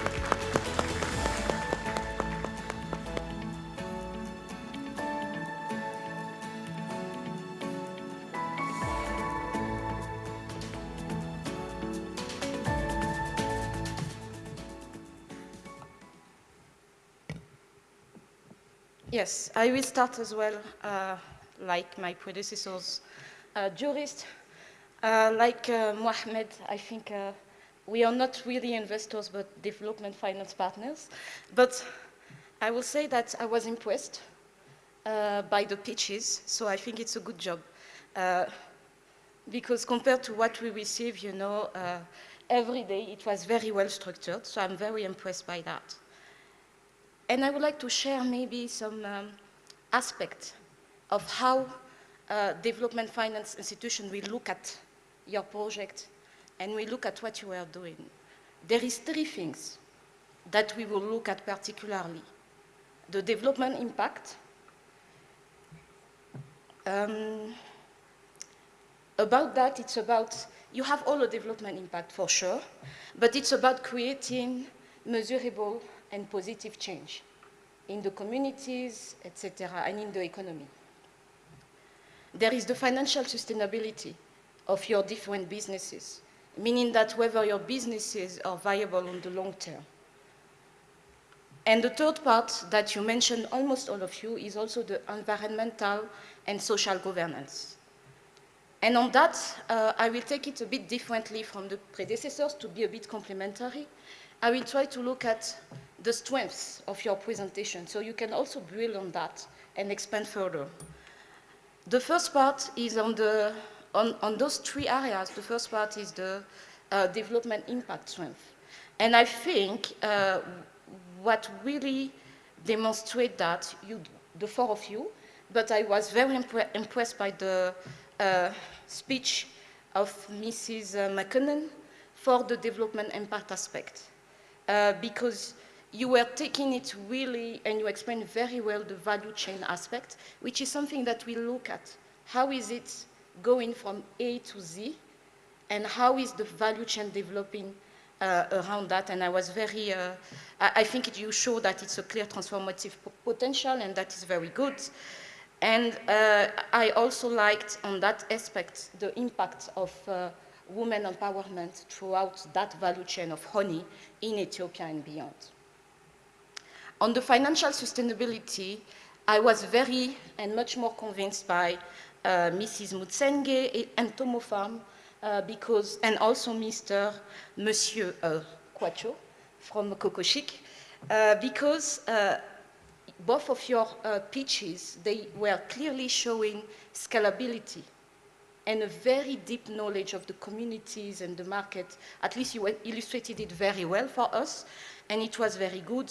And you, Mrs. Musenge, the waste to feed approach is something that I really commend. So it's a very, very good pick. And last but not least, Mr. Saket for Confirel, on the ESG side, and the tree and the illustration that you made were very, very good. And I think you are very strong on ESG, environmental and social governance, and this is something that you can build on. And to finish, I will say maybe what needs to be strengthened generally, not individually. It's, you all talked about partnership and local partnership, and for us it would be good to know more about that, at least to expand on what is the kind of partner that you look for, how are you going to build that, and also the strategies on ESG, on climate adaptation, mitigation, what is the strategy? For some of you, it is straightforward, but we maybe want to have it structured as a long-term strategy. And the third part is that for some of you, you ask for more money to expand the business, which we understand, but some of you are very small. So we may need as well something that phased, maybe scaling and manageable growth, because this is also some of the risks that we often see. And now to be practical, because we are not the typical investors, we are a development finance institution, so we are not like a startup or equity investor that we come and say, okay, I bet I am talking about risk, and your pitch were more towards that public. You know, you will get return on investment. We really look at the impact. And for that to be practical for us, we typically go big. The European Investment Bank, which I represent, is the EU bank, and it is also one of the largest multilateral development banks. So we typically go big, very big. When I say big, it's very big. But what we do to support a business like yours is that we use partnership and network locally. We will typically go to do two things that for which you might be eligible. So I will encourage you to look at our website on local financial intermediaries that are in your regions and see whether you can approach them, and you can say, I have seen on EIB websites that you're a financial intermediary, that we can benefit from that funding, because they will typically land much below what we will do, and that will be a thing. And also we support some equity funds that are large-scale funds, and that will be able to slice and give what you need. I think only one of you, the one that is talking about 50 million, will be eligible in terms of size. And then I will encourage you to send to my representation at eib.org more details. Thank you.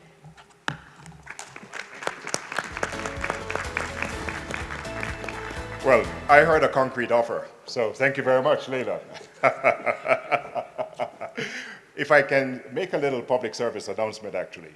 You might not be aware, but both the EIB and the African Development Bank are joined by an EU-funded project called Boost Africa, which could support entities like this. Thank you. So we've had a rather invigorating, if not rewarding, session, so I'd like to thank you all.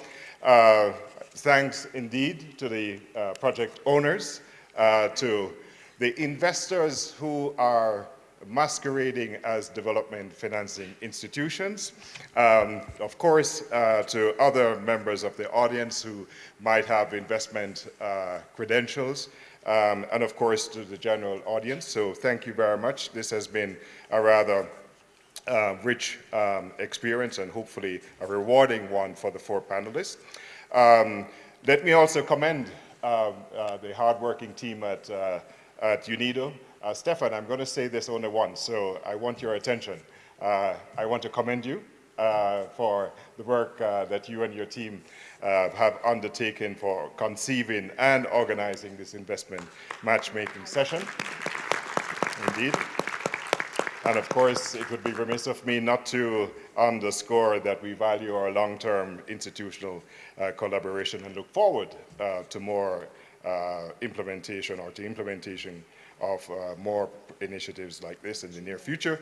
And finally, it would be a missed opportunity not to invite you to look at the Unido investment platform, and in particular the Invest in ACP stand that is outside. So I invite you at your convenience to visit our stand and to continue the conversations, and let's try to concretize the investment opportunities that are presented here. So thank you all. Thank you.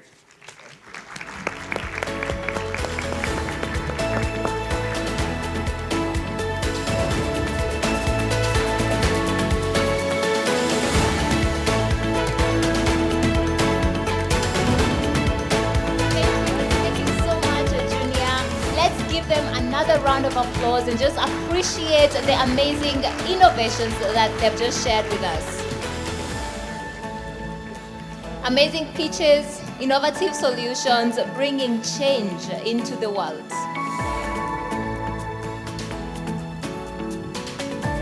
We're now going to transition into the next session, and it actually comes as an answer to these pitches that we were hearing just a few minutes ago.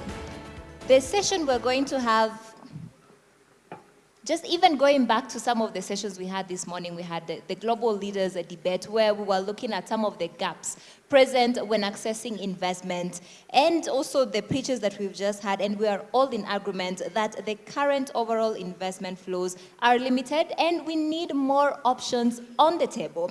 And I'm telling you that blended finance can be a bridge to increase access to critical investment capital, advance sustainable practices, and make it more resilient to climate change, as well as increase the output within the agriculture sector to feed a growing world population. This next session comes as a solution to some of the challenges that we have mentioned, that we have had yesterday as well as today.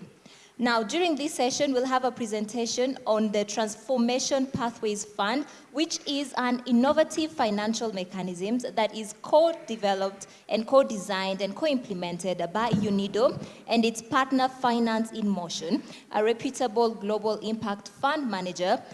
And it is crucial, and it will drive sustainable industrial transformation in global value chains. I am excited, and I want you all to get to know more about it. So I'm going to be inviting our next presenters, and once again, with a warm round of applause, just escort them to the stage. I'm going to start with Mr. Gunter Beger, Managing Director. As he comes forward, please, a round of applause.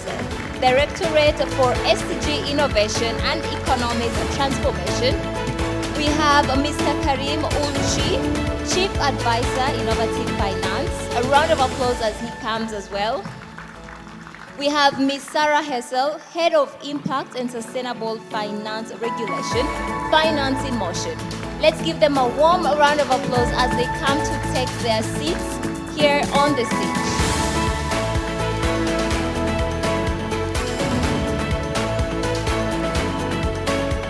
Now, to transition into this session, even before we get to hear their presentation, I would like us all to turn our attention to the screen. We're going to watch a video that will set the scene for what we'll be hearing shortly.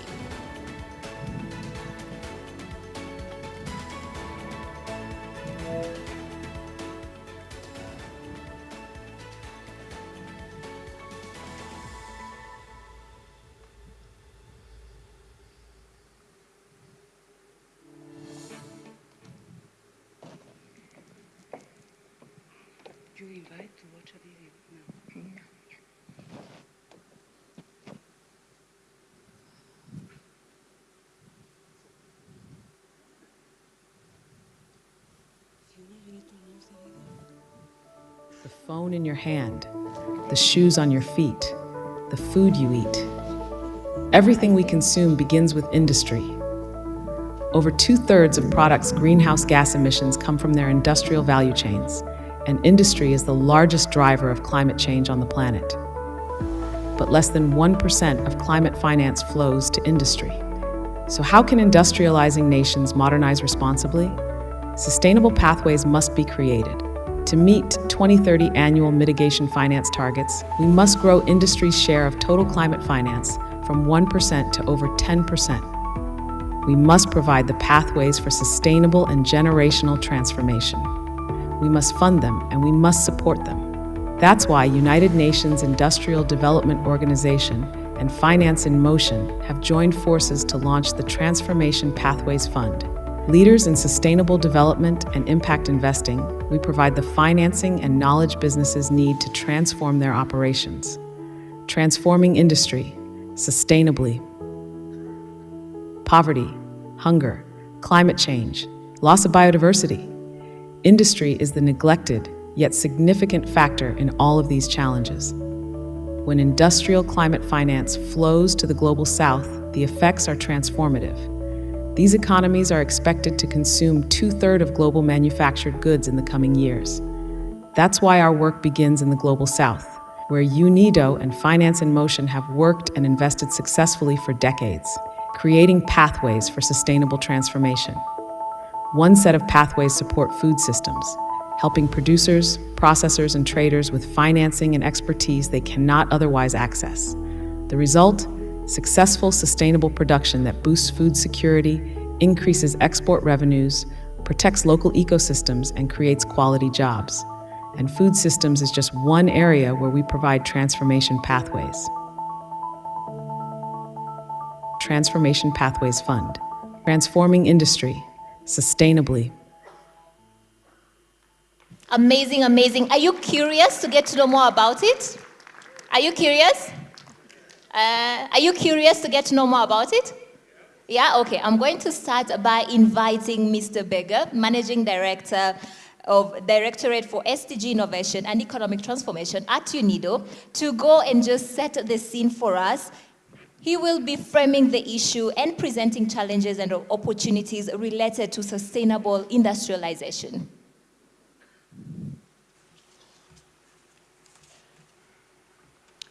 Yeah, thank you very much, Fiona. Colleagues, participants, I see many of you. I'm a little bit surprised at this time. It's coffee time, but I think around, try to count 100 colleagues are here, and to listen or to learn a little bit more about this transformation password fund. Of course, I had the opportunity to listen to some of our young, wonderful colleagues who prepared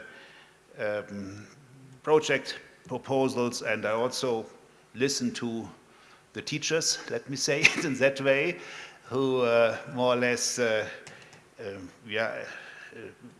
gave comments on this. And this discussion shows, I think, and we had a lot of good political speech yesterday and today, and we had also the possibility to get a first overview about the study Unido and FAO produced for this conference. And this topic of this gap of financing small and medium-priced enterprises. This is one of the topic I now working on the topic of developing cooperation since more than 20 years, and since more than 20 years we have this problem. And so today, and with this session, I think we will discuss once more that this topic of innovative financing is an essential one for not only for the conference, but only for our work during the next years. And if we look to the figures, we learned that only 15% of the 140 sustainable development goals are on track, and the SDG financing investment gap is estimated to lie between 2.5 trillion and 4 trillion US dollar annually. And if you compare these figures with the official ODA, official developing aid, which amounts is around 200 billion US dollar worldwide, then you have an idea of the challenge we face. And whether we can reduce this gap, this is up to us. Clear is we need massive investment that support sustainable economic and industrial transformation. And once more, our impressive introductory film also identified the challenges for this session. As the Managing Director of the Directorate of Innovative and Economic Transformation at Unido, I am overseeing innovative solutions toward economic transformation, and one big part of my job is the identification of new sources of finance and new waves of delivery. And perhaps some of you, the older ones like me, recall that 10 years ago, here in Ethiopia hosted the third international conference of financing for development, which was, if I'm correctly informed, the first time that the concept of a blended finance was recognized as a solution to the SDG funding gap. What is blended finance? What does it matter? And why we are talking about now, just after the Investment Management Forum? That is the question today. And as I already mentioned, the public funds will never be enough to attain the SDGs. And achieving these development agenda requires a dedicated participation of the private sector.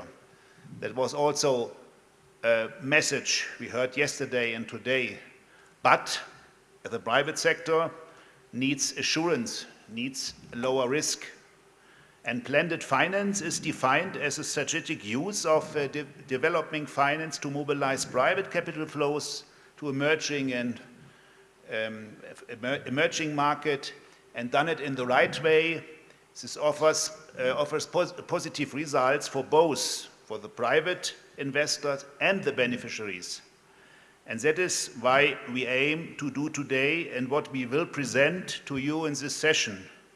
And together with our partner Finance in Motion, we are working and co-designing an impact investment fund to mobilize capital towards SMEs in emerging market and developing economies. Our teams have worked tirelessly to make the Transformation Pathway Fund to a reality, and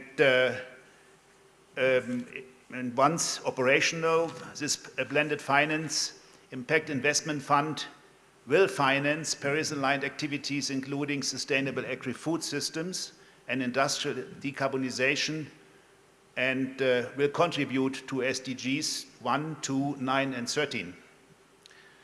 A few months ago, I think it was in Barbados, yep. In Antigua, our Director General, Gerd Müller, and the CEO of Finance in Motion signed a joint declaration to explore innovative financial mechanisms together. Today, we are announcing this Transformation Passport Fund as a public-private partnership initiative to mobilize capital towards achieving the SDGs. And to make this story complete, tomorrow we will announce a call for action, and to which we invited IFIs to join this initiative, this call for action, and to finance especially SMEs in our partner countries. And I can also announce, I don't want to talk too much because you have to come tomorrow to the last session, there will be also a first, let me say, concrete pledgement to this.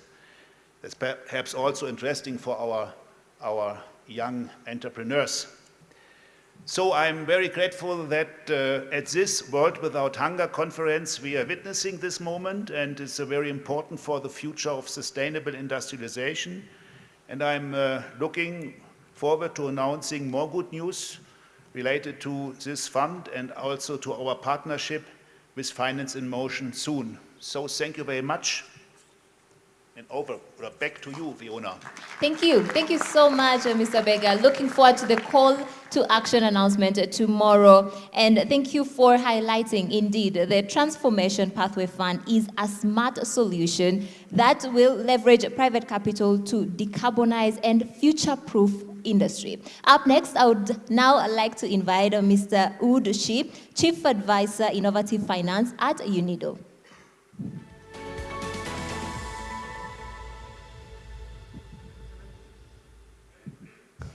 No. Yes. Excellencies, distinguished guests, ladies and gentlemen. And also thank you very much, Fiona, for the introduction. After Mr. Bega has set the scene and provided some strategic context to the Transformation Pathway Fund, I would like to give you some information on the modalities and how it's actually working.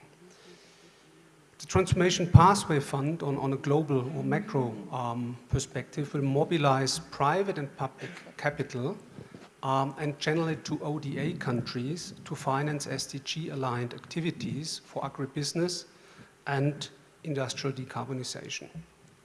That's a big challenge, and we have seen the numbers that Mr. Bega has mentioned, and such a challenge shouldn't be done alone. That's why we are very happy to have found such a great partner as Finance in Motion in this endeavor. However, the partnership doesn't stop there. The fund itself will work, in fact, in the different countries with local banks and financial institutions to channel loans to the SMEs to become eventually more sustainable. But why are SMEs not already producing sustainable today? There are two main barriers. One is financial, the other one is capacity and knowledge. On the financial barrier, one can say that there is a high perceived risk, particularly in the global north, of investing in ODA countries. And this is a shame, I would say, because the financing need is as big as we have seen, and there is a lot of money, but it's not going to where it is most needed. That's why the concept of blended finance actually is helping here, and public contributions are so very important for our fund as well, because they take over a big part of the risk, so they can assure our private investors that they get their money back. And this assurance allows them to provide substantial amounts of money. And the deal for the public side is, of course, that this substantial amount of money is invested in SDGs. And we're very ambitious here. So we're looking at $700 to $800 million of private capital at the fund side in the medium term, and total investments, cumulative investments of up to $3 billion. The second barrier is not a financial one, as I have mentioned. It's maybe even more difficult to overcome. It takes time, trust, and experience. And it is where Finance in Motion, Unido, play a very vital role, and also complementary one. There is a non-financial barrier on the level of the banks. For example, if you look at organic coffee production, a normal credit analyst at a bank would look at it actually negative because the yield per hectare is much lower than conventional agriculture. But of course, this is an easy example. There is a prime, it's a premium product for organic coffee, so the total yield at the end is higher. Of course, this was a very simple example. There are much more complicated ones. But let's look at the SME, because there's also a knowledge and capacity barrier. Imagine a cocoa butter producer in Côte d'Ivoire. The company wants to save energy costs, so implement energy efficiency measures, or maybe to get more independent of energy supply, so to produce renewable energy at the company level. So the cocoa butter producer might know everything you need to know to produce cocoa butter, but nothing about renewable energy or battery systems. And here is where the TA facility that is part of the fund, or actually linked to the fund, comes in. So Finance in Motion would work with financial institutions and show them how to finance renewable energy, how to finance organic agriculture, and, for example, help to develop a green credit product or improve the environmental and social management system. Unido would work, say, in this example of Côte d'Ivoire, with a local association, a renewable energy association, and a cocoa association, and develop training courses for many SMEs how to implement renewable energy projects. And maybe, if needed, can also work on the government level, on regulation, how to connect renewable energies on a small, to the national grid. So having these capacity barriers addressed will then eventually allow, and how we come back again to a financial barrier, to finance those companies. So staying with the example of Côte d'Ivoire, the Transformation Pathway Fund would provide a loan of, say, $10 million, $20 million to a local bank which is interested in organic agriculture in Côte d'Ivoire. And that bank is now understanding how to finance it and maybe can offer a green credit product. And the local SMEs now understand how they can implement energy efficiency measures, or how they can have their own renewable energy production. So those capacity barriers being addressed, the financing being provided, and the bank can channel on the 10 million, which is quite an amount. We've heard about 50 million here, which is a minimum for the colleagues, but actually channel that in very small amounts, say 200 companies, 50,000 each on average. So this is the beauty working with local partners, that you can really reach the SMEs, which are the core mandate of Unido. And with that, working on the micro, meso, and macro level, on industry, with government, with the financial sector, we believe that we can really achieve structural impact. And this is actually why we call it Transformation Pathways Fund. It's not just another fund financing, but we want to transform agribusiness and industry in general to be on a sustainable footing. And this, of course, will have positive climate mitigation effects, but also as the fund is looking into resource efficiency, for example, water, it will have adaptation, climate change adaptation effects as well. So that we have an understanding of how the modality of the fund is being structured, what exactly can the fund finance. As Unido, of course, it was very important to address all industry, in particular agribusiness, but also other industries and SMEs. And in terms of focal areas, we have identified 4 focal areas: industrial renewables, circular economy and resource efficiency, electrification, and low emission inputs. But also because we want to be a partner not only today, but in the future, we are looking into so-called next generation topics, which are today not financially viable, but will be so in the future. For example, green hydrogen and derivatives could be such a thing to be financed. Before I finish, let me stress again that while Unido and FIM are partnering here, this initiative is really open to other partners. And we are inviting all the stakeholders and community in SDG financing to start discussions and doing it together, either at the fund level or in co-financing. Next to the financial institutions, DFIs, IFIs, we also are open to partner with governments, of course, sector association, research, and companies that are interested in having their supply chain be more sustainable. Sarah, who will talk next, and we had already a couple of meetings with industry representatives here present at the conference. I would also like to invite you to take this opportunity being here together to discuss potential cooperation. So, as also Gunther said, 10 years ago, Addis Ababa witnessed the first time the concept of blended finance being recognized. Now, roughly 10 years later, we also witness, for us, a great step forward in helping agri-industry and industry in general to finance their activities on a sustainable basis. Thank you very much for your attention. I'm looking forward to more exchange in the course of the next 2 days. Round of applause. Thank you. Thank you so much, Mr. Ulchi. He has taken us through some of the key elements of the fund, including functionality, looking at the objectives as well as timeline. I'm now going to invite Ms. Sarah Hessel, Head of Impact and Sustainable Finance Regulation, Finance in Motion. She will highlight the impact that can be achieved by these funds. The floor is yours. Distinguished delegates, ladies and gentlemen, good afternoon.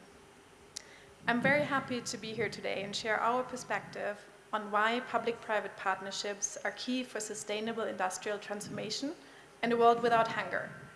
Let me start by introducing us.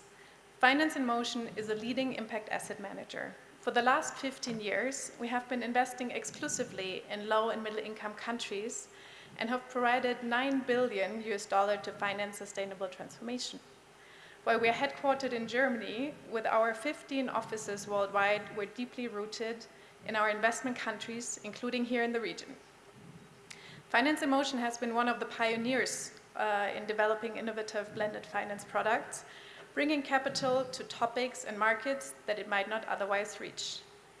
Over the last 15 years, we have mobilized $2.4 billion in private funding for the SDGs, and we see this private share growing.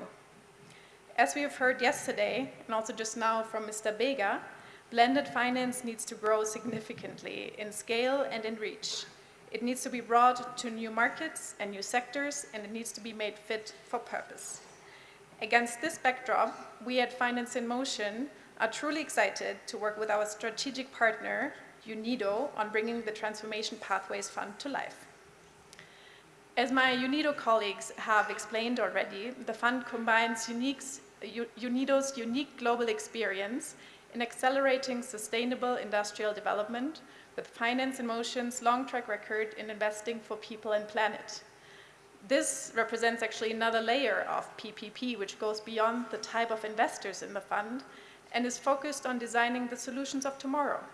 A private asset manager and a global UN organization, both focused on improving the way we produce and consume, both leveraging their unique networks and skills. We feel very confident that this model of cooperation can be a blueprint for others, while also improving outcomes for countries, companies, individuals, and our planet. Why do we focus on industry overall and agri-food value chains in particular? You've heard the numbers in the opening video, but I'm going to repeat them because they're so important. Both are drivers of climate change and social outcomes. Industry is responsible for 2/3 of global GHG emissions, but it is also at the same time highly vulnerable to the impacts of a changing climate. It also contributes to 25% of total employment. All of these are individual livelihoods. And a world without hunger needs sustainable and more resilient agribusinesses and value chains.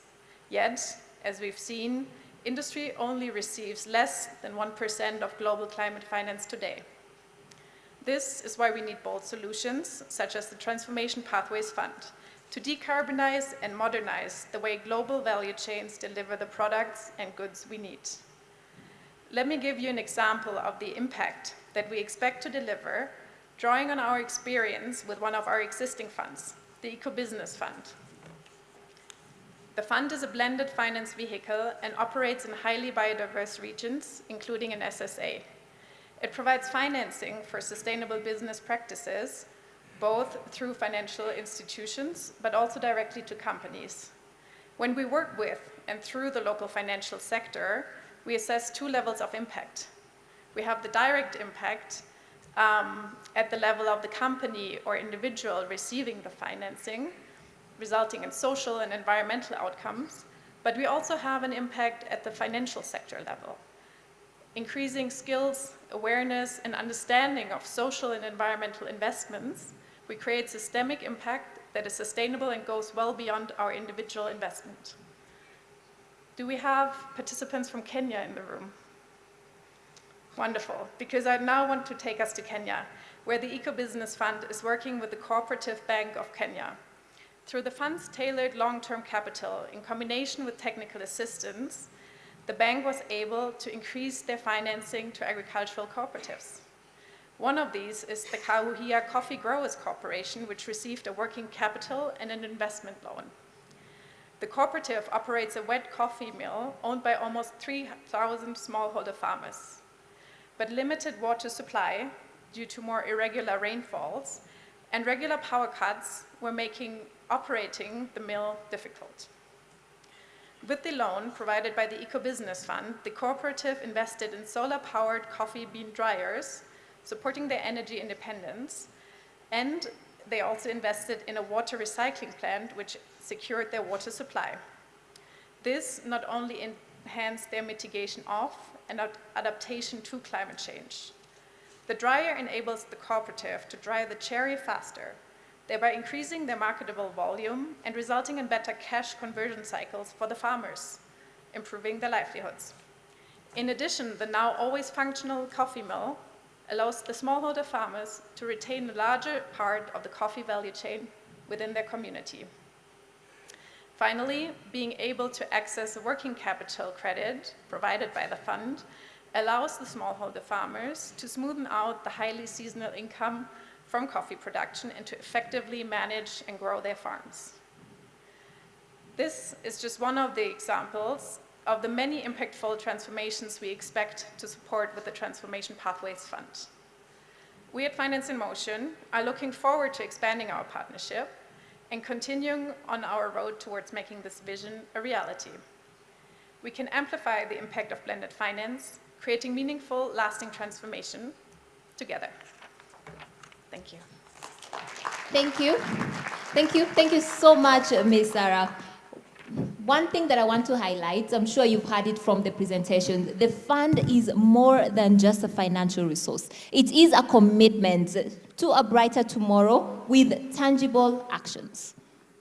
And this is where you all come in. We want to partner with you. We want support from you, as Mr. Ul has mentioned in his presentation. And you can join us, explore how you can contribute to the fund, whether it's through partnerships, whether it's through financial support, or even by spreading the word, using word of mouth. That also helps. That also counts. If you have the platform, if you have the application for this particular event, you can go on it and you'll be able to get more information about how you can contribute and partner, or you could also reach out to someone from Unido and they'll be able to connect you.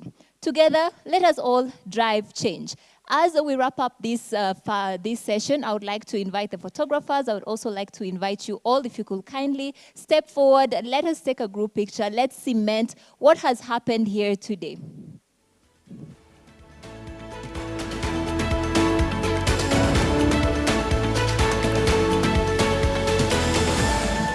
This marks the beginning of something very, very exciting. Looking forward to all your partnership and looking forward to all your support.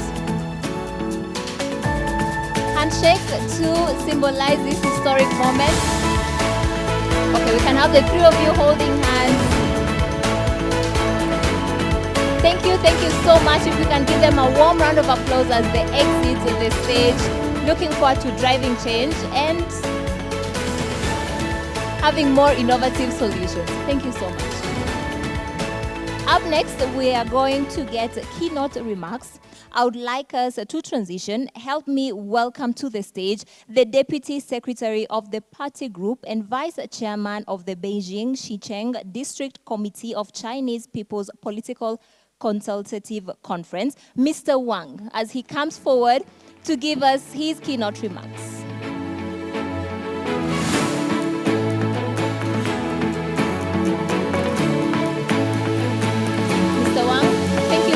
For being here with us today. The floor is yours. Distinguished delegates, dear guests and friends, ladies and gentlemen, good afternoon. As autumn brings its harvest, it's time of plenty and fulfillment in this harvest season. I'm delighted to meet with friends from around the world to discuss ways to solve the problem of global hunger. I would also like to take this opportunity to introduce the basic situation of the district where I come from, Xicheng District, the core area of Beijing, China's capital city. It not only bears to rich historical and cultural heritage, but also boasts a thriving and prosperous modern service industry.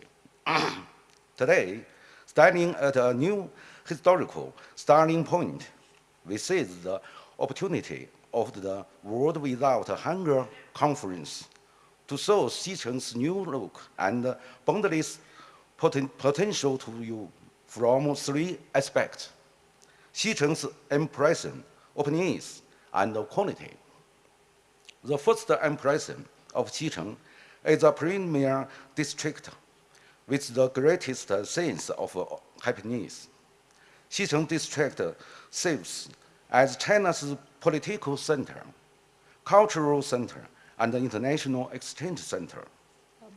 With a large population in response to usually food safety, we have enriched the catering industry, developed garment streets, promoted the development of the online creating platforms, strengthened the food supervise in accordance with the best-in-class standards, enhanced the self-discipline of enterprise intensely lack popularity, and constantly improved the construction of the credit supervision and evaluation system, regarding residents' nutritional needs.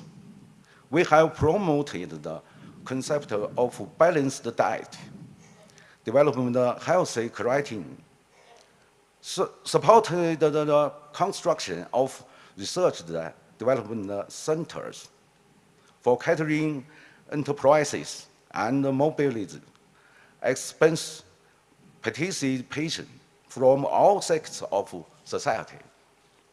Secondly, Xicheng is an innovative distribution railroad that demonstrates its openness. The four industry pillars are finance, financial technology, asset management, digital economy plus service industry. With such industry layered, the district has gathered 1,900 functional institutions and attracted a number of national and international headquarter enterprises which provide robust financial support for the food industry.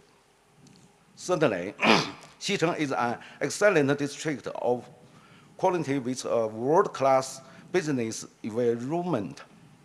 Xicheng district continuously supports the holistic development of enterprises through partner stay, service, the working efficient and through the business environment able us to provide the greatest convenience for food business to settle the Xicheng district.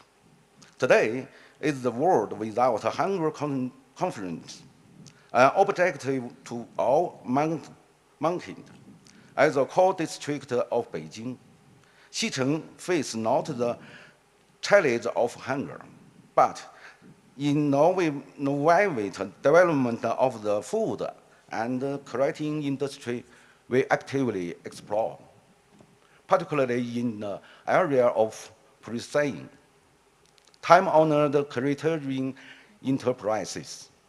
We deeply exploit their brand value and explore new products that cater to modern market demands, while preserving traditional characteristics. We support cross-industry collaboration and co-branding efforts, promoting the integrations of traditional food culture with modern consumer experiences. Through organizing events such as a time-honored catering culture festival and the time-honored growth culture tour, we further stimulation people's new presentation and experiences of this time-honored brands, enhancing their population and reputation. Meet in Xicheng. Encounter the future.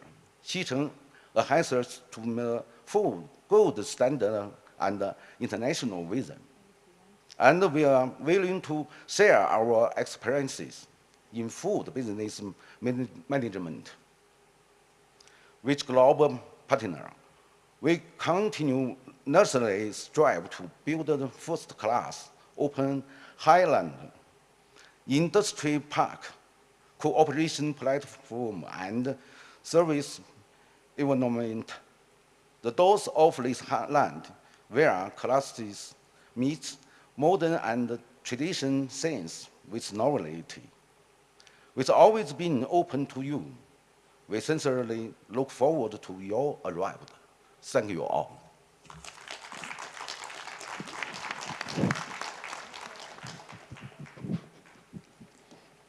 Thank you. Thank you so much, Mr. Wang, for your contribution and your commitment to achieving the Sustainable Development Goal 2. We really appreciate and thank you for your remarks as well.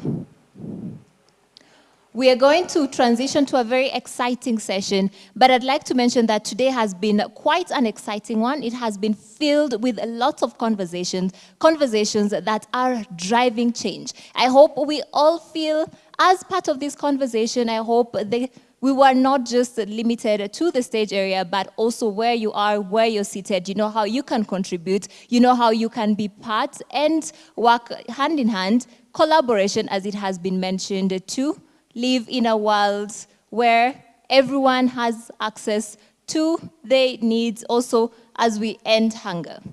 Thank you so very much, Fiona, for moderating that session. And thank you so very much to all the speakers for those inspiring remarks and words and messages of encouragement and inspiration. As we finish off the day, we have one last very, very exciting and encouraging session on high-impact solutions to food security. To ensure food security and to tackle food insecurity. The session will hopefully explore the opportunities for innovative, collaborative, and high-impact solutions to address global food security challenges. It also, in particular, focuses on partnerships between the private sector, government, and other stakeholders. While the stage is set for our panelists to join us, I would like to give you a reminder of the main objectives and considerations. This multi-dimensional impact identification of high-impact solutions that can drive positive change across various dimensions, including food security, environmental sustainability, and livelihoods. It also shows an integrated approach, discuss which policy reforms and collaborative partnerships are needed to support the design and implementation of innovative solutions to drive transformative change. Ladies and gentlemen, I would also at this point like to appreciate and express that this session is proudly co-organized by Deloitte. Would you please give a big round of applause to Deloitte for co-organizing this session in particular. So ladies and gentlemen, without any further ado and to save time, I would like to call to the stage Ms. Anne Muraya to moderate the session and take us through this interesting and very encouraging session. Ms. Muraya, the session is all yours.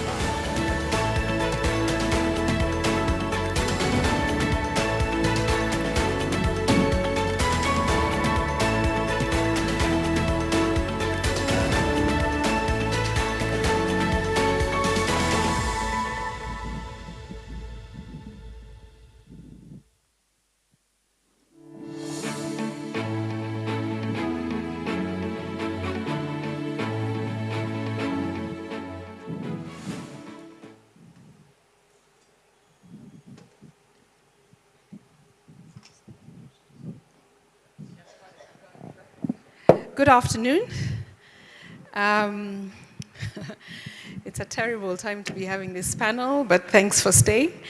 I'd like to welcome all my panelists, and then I'll introduce them as they sit here. So please come, and then I'll introduce you once you are seated. My name is Anne Muraya. I'm the CEO of Deloitte in East Africa, and I'll be moderating this panel on the solutions for all these wonderful problems we've been talking about throughout the last 2 days.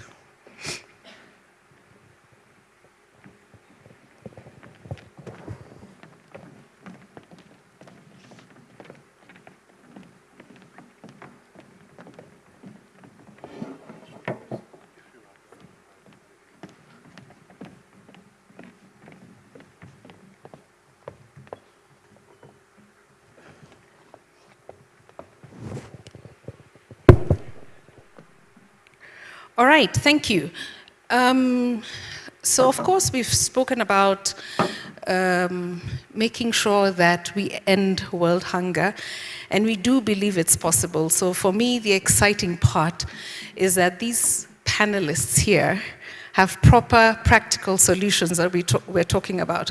So we're now in solution mode. and trying to make sure we're talking about the practical things that have been done and they have done in their various organizations as part of different parts of the agricultural food chain. So we're going to look at how they've explored scalable agri-food solutions that can provide sustainable solutions in different parts of the value chain. And let me introduce them one by one. So I'll start right at the end. Richard Vate is the founder of Water and Soil. He's an agricultural machine engineer and has done some really interesting innovations on soil and water management, and he's going to tell us a little bit more about that as we speak. Then we have Tabitha Njuguna, Managing Director of AFTL, which is a Pan-African organization championing efficient trade and wealth creation through agricultural commodities market in Africa. And she's going to tell us a little bit more about innovative ways to provide farmers with finance and access to markets. Then we have Pramod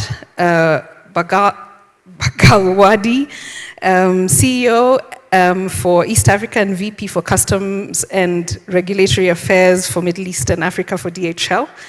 DHL plays a really big role in global supply chains and making sure there's efficient logistics and interesting partnerships that he has found in improving food distribution. Stefan Tiemann, VP for Africa and Middle East in CLASS, big tractors and combined harvesters, agricultural machinery, but also a lot of smart farming and precision farming and digital transformation in that part of the business. Then Lei Uwi, a rock star CEO from Southeast Asia, who's built up her company and expanded it significantly in packaging. It's listed in the Kuala Lumpur Stock Exchange, and will talk to us about sustainable packaging to address food security challenges. And then we have Ikram right next to me here, Strategy Manager for Food Security and Innovation for Middle East and Africa for Beulah Group. Beulah Group specializes in providing industrial solutions for food processing, and we're going to hear from her about sustainable food processing to make sure we balance the needs of the processing and doing it sustainably for the environment. So I guess let's start and reflect on global world hunger, and I'll start with you, Pramod. Given DHL's expertise in logistics and supply chains, what are the key barriers that you've seen for ensuring efficient food distribution, and how do the logistics innovations help to reduce the food waste and enhance food security? Thank you, Anne. Interesting question, because we battle these barriers almost on a daily basis. So if you ask me, I would like to divide these barriers into two main sectors, internal and external. Under internal, we obviously have few of them. One is, all these food items have very short shelf life, so we have to move them from source to consumer in a very short span of time, so that's one big challenge. The second challenge is, since it is food items, there are a lot of regulations around importing and exporting. These are really regulations which need to be adhered to, so that's another big challenge. And since these are regulations regulated by various authorities, you have to go through various agencies to get the approval. So that's the third challenge we have. These are all the internal challenges, and of course externally we have, I wouldn't say it's a challenge, but also some sort of a barrier which can really fast track the solution, which is a lot of solutions are being done by innovators and they are all in isolation. They are not really connected. And lastly, when you have the stakeholders, whether it's government, non-government, or United Nations or NGOs, we are all not working in many occasions in sync. I think this is also another barrier we would like to address. So when you look at the internal challenges, I think for us, we have started working very closely and proactively with the importers of food products, where we understand what they need, how it needs to go there. We do proactively all the documentation needed at origin as well as destination. And when it comes to shelf life, we obviously connect people who are exporting with the experts of packaging who are known to us to enhance the packaging solutions and give them enhanced shelf life. And we have seen that these extension of shelf life really enhances the export capabilities of the SMEs and helps the consumer to enjoy the quality of the product the way it should be at the other end. So that's what we do in terms of answering the first question, connecting them with the right people. When it comes to the second challenge where we have too many regulations, we do it in conjunction with the agencies. We try to do it proactively. We try and do the documentation well in advance, this end, that end, which helps us to fast track the clearance process. We are digitally connected. Customs clearance is now digitally connected in many stations. So we are in a position to pre-clear the cargo even before it arrives at the other end, so it doesn't get stuck at the airport, loses time for various reasons. So we are in a position to help in that context. And when it comes to the third challenge, which is really getting all the stakeholders into one place, you know very well it's a nightmare because you have poison board, you have cafes, you have so many people. Getting them on board at the same time is almost impossible. So what we do is we are trying to connect all of them into our system so that our system can speak to our office at the other end, which makes it seamless so that the end user gets the necessary service, which is as seamless as possible. I think that's how we are trying to digitally connect and help them.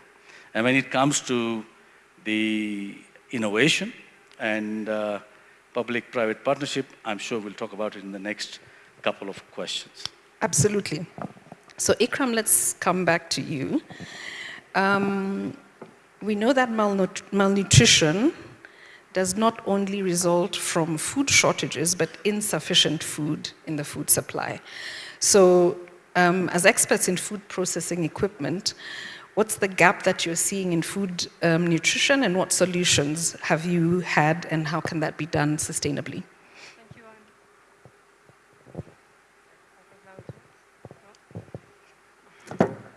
Thank you. Thank you, Anne, for bringing up this topic of nutrition, because indeed we've been focusing a lot on tackling food security by making food available in the right quantity, when actually making food available in the right quality is as equal and as important as having the right quantity. And at Bühler, we do prioritize this aspect, that food needs to be safe, nutritious, and healthy, while meeting the cultural and dietary requirements of each part of the world. So concretely, let me give you two areas where we offer solutions that actively tackle this aspect. The first area is fortified foods.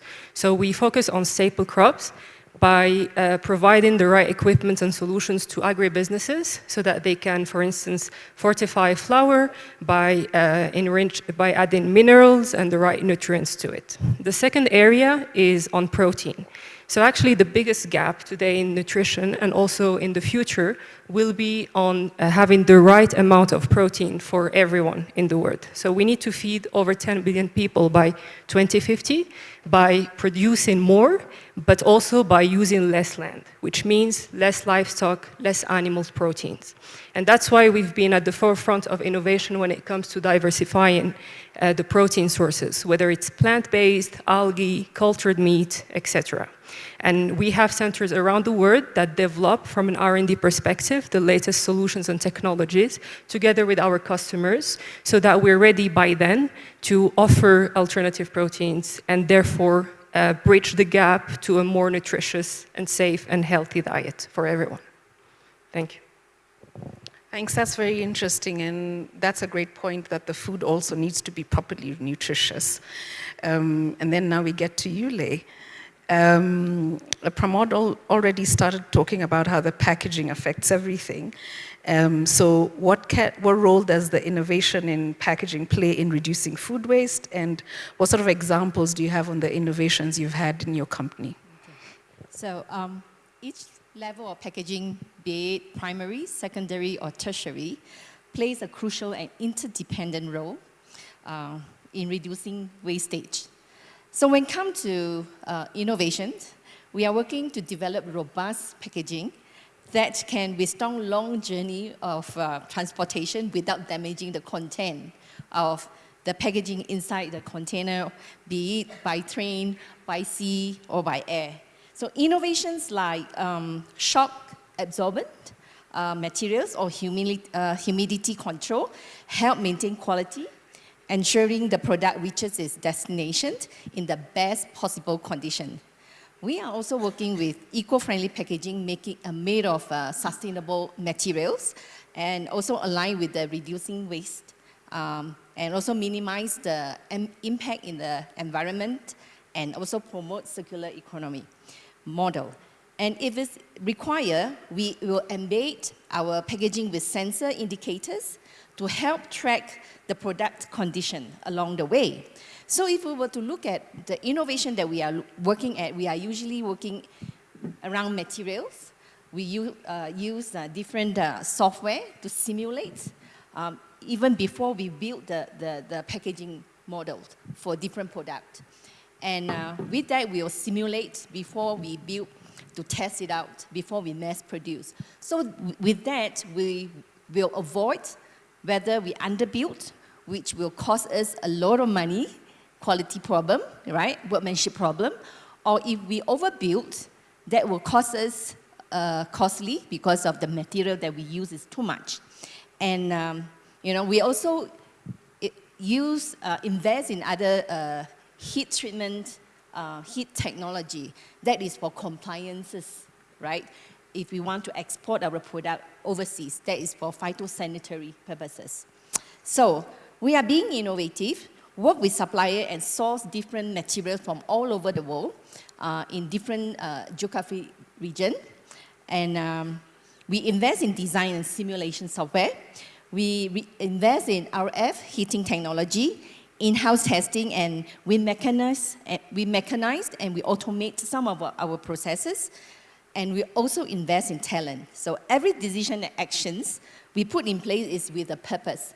Purpose to solve the problem, the industry issues, to meet the customer's needs, and to increase our efficiency.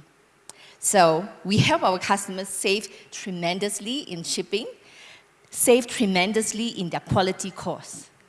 Yeah, thank you. Thanks, Lei. So now let's look at scalable innovations in the systems that can transform productivity and resilience.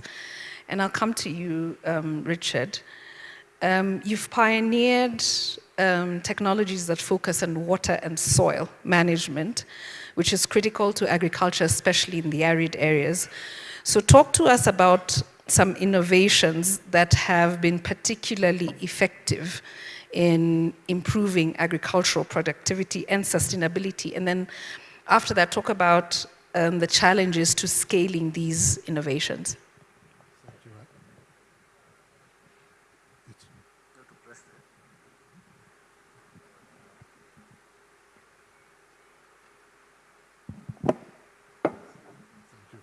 Thank you.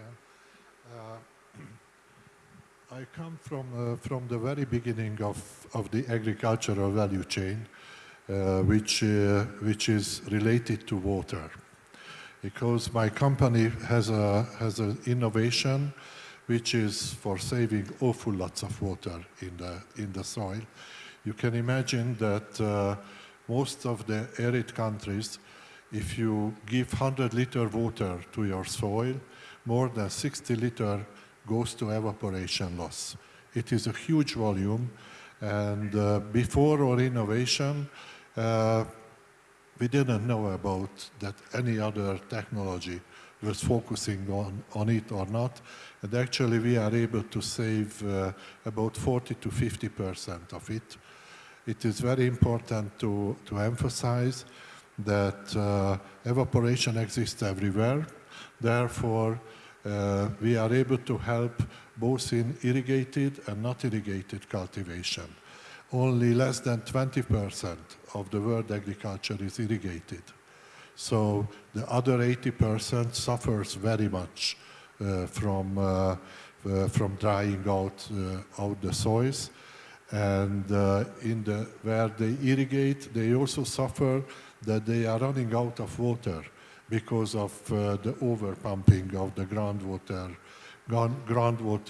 There are many countries where the groundwater depleted more than 100 meters already. So it's a real serious problem. And maybe I can also emphasize that water is the basis for everything. My body consists more than 72% of water. I cannot live without it. So, and agriculture also cannot live without it. About the challenges, what you ask for. When there is a new innovation which was completely unknown, it is a very difficult task to introduce it to the market. And one challenge is that how to deliver the knowledge and the information about a new technology and product. Second is we have to act in the, let's say, in the front wind of the big companies, agricultural input producer companies, where they have much bigger financial resources for marketing, knowledge transfer, and so on. And it immediately shows one of the biggest problems, that is the financial strengths of the innovative small companies, that how they can finance all these activities. And because agriculture is, or agriculture input production is not the favorite of the investment companies or banks and so on, it is not easy to get finance. So we are struggling sometimes. Thank you. I'm sure Tabitha will tell us later how she can help. But first, let's listen to Stefan. You're at the forefront of precision farming. So interested to hear how digital platforms and smart machinery can improve the efficiency and productivity of farms, and I guess the examples of what you've done with precision farming. Yeah, first of all, maybe not talking too abstractly about a word like precision farming, maybe because behind that word there is a problem which is as old as farming. If you plant, the plant takes nutrition out of the soil, and therefore you have an obligation to hand back the nutrition to the soil, otherwise you are not able to plant again next year. That's the easy concept of sustainability. Every farmer knows that. But in practical life, you have to figure out 3 questions in order to act accordingly. First of all, you have to know what you have to hand back. Secondly, how much of it? And third, where exactly, because you can imagine even if you have a small field, soil is different at all places. So, now here comes the trick. While harvesting, you know which plant you harvest, so you know what to hand back. While harvesting, you measure the yield, so you can calculate back how much you have to hand back. And if your machine is connected with a GPS, you exactly know where to hand it back. So that's the basic idea of precision farming. And of course, we have a connecting point to our friends of the irrigation. Of course, we can extend these questions as well to moisture. And everybody, I think, can imagine that now the digital work can easily visualize and easily make these data sufficient to do better decisions. You can, of course, minimize the inputs. You can optimize the moisture. You avoid waste. You lower the cost. And that's why this precision farming is, I would say, one of the most efficient tools we see out there. Coming to the scaling, there is unfortunately something ironic, because you need a mechanized harvesting system in order to collect the data. Now you can say, why can't you think that independently from a mechanized system? You can do, and you can, of course, imagine what happens if you do so. You can hire an ag expert going to the field, measure it out, take lots of laboratory samples, bring it to the laboratory, and you have a hell of cost, which is not affordable. So the trick is, with a mechanized harvest system, you get the data collection not completely, but nearly for free. And that's why we are, how to say, strongly arguing for this mechanized harvesting system, because basically what comes for free is know your soil, recreate it in a really nice and sustainable manner, and with lots of more ecology than if you would do it without all these information which are now accessible. That's really, I like that. It's very interesting, because then you're using the machines to help you to collect the data, and that's how you're going to do even better. And I guess you'll keep improving it as you get better data as you go on, and then you're able to do that much better. But finance still remains a problem.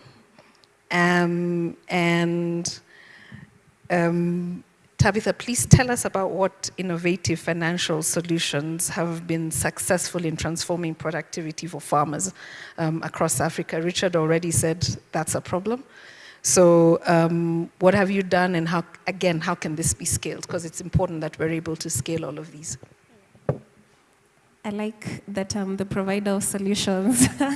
In terms of, I think one of the things we always get wrong is we focus so much on increasing productivity, but if you increase my productivity from 3 metric tons per hectare, from 3 to 6 metric tons, but then you don't address the market side of things, where am I going to sell my produce? So we need to focus on farmer incomes.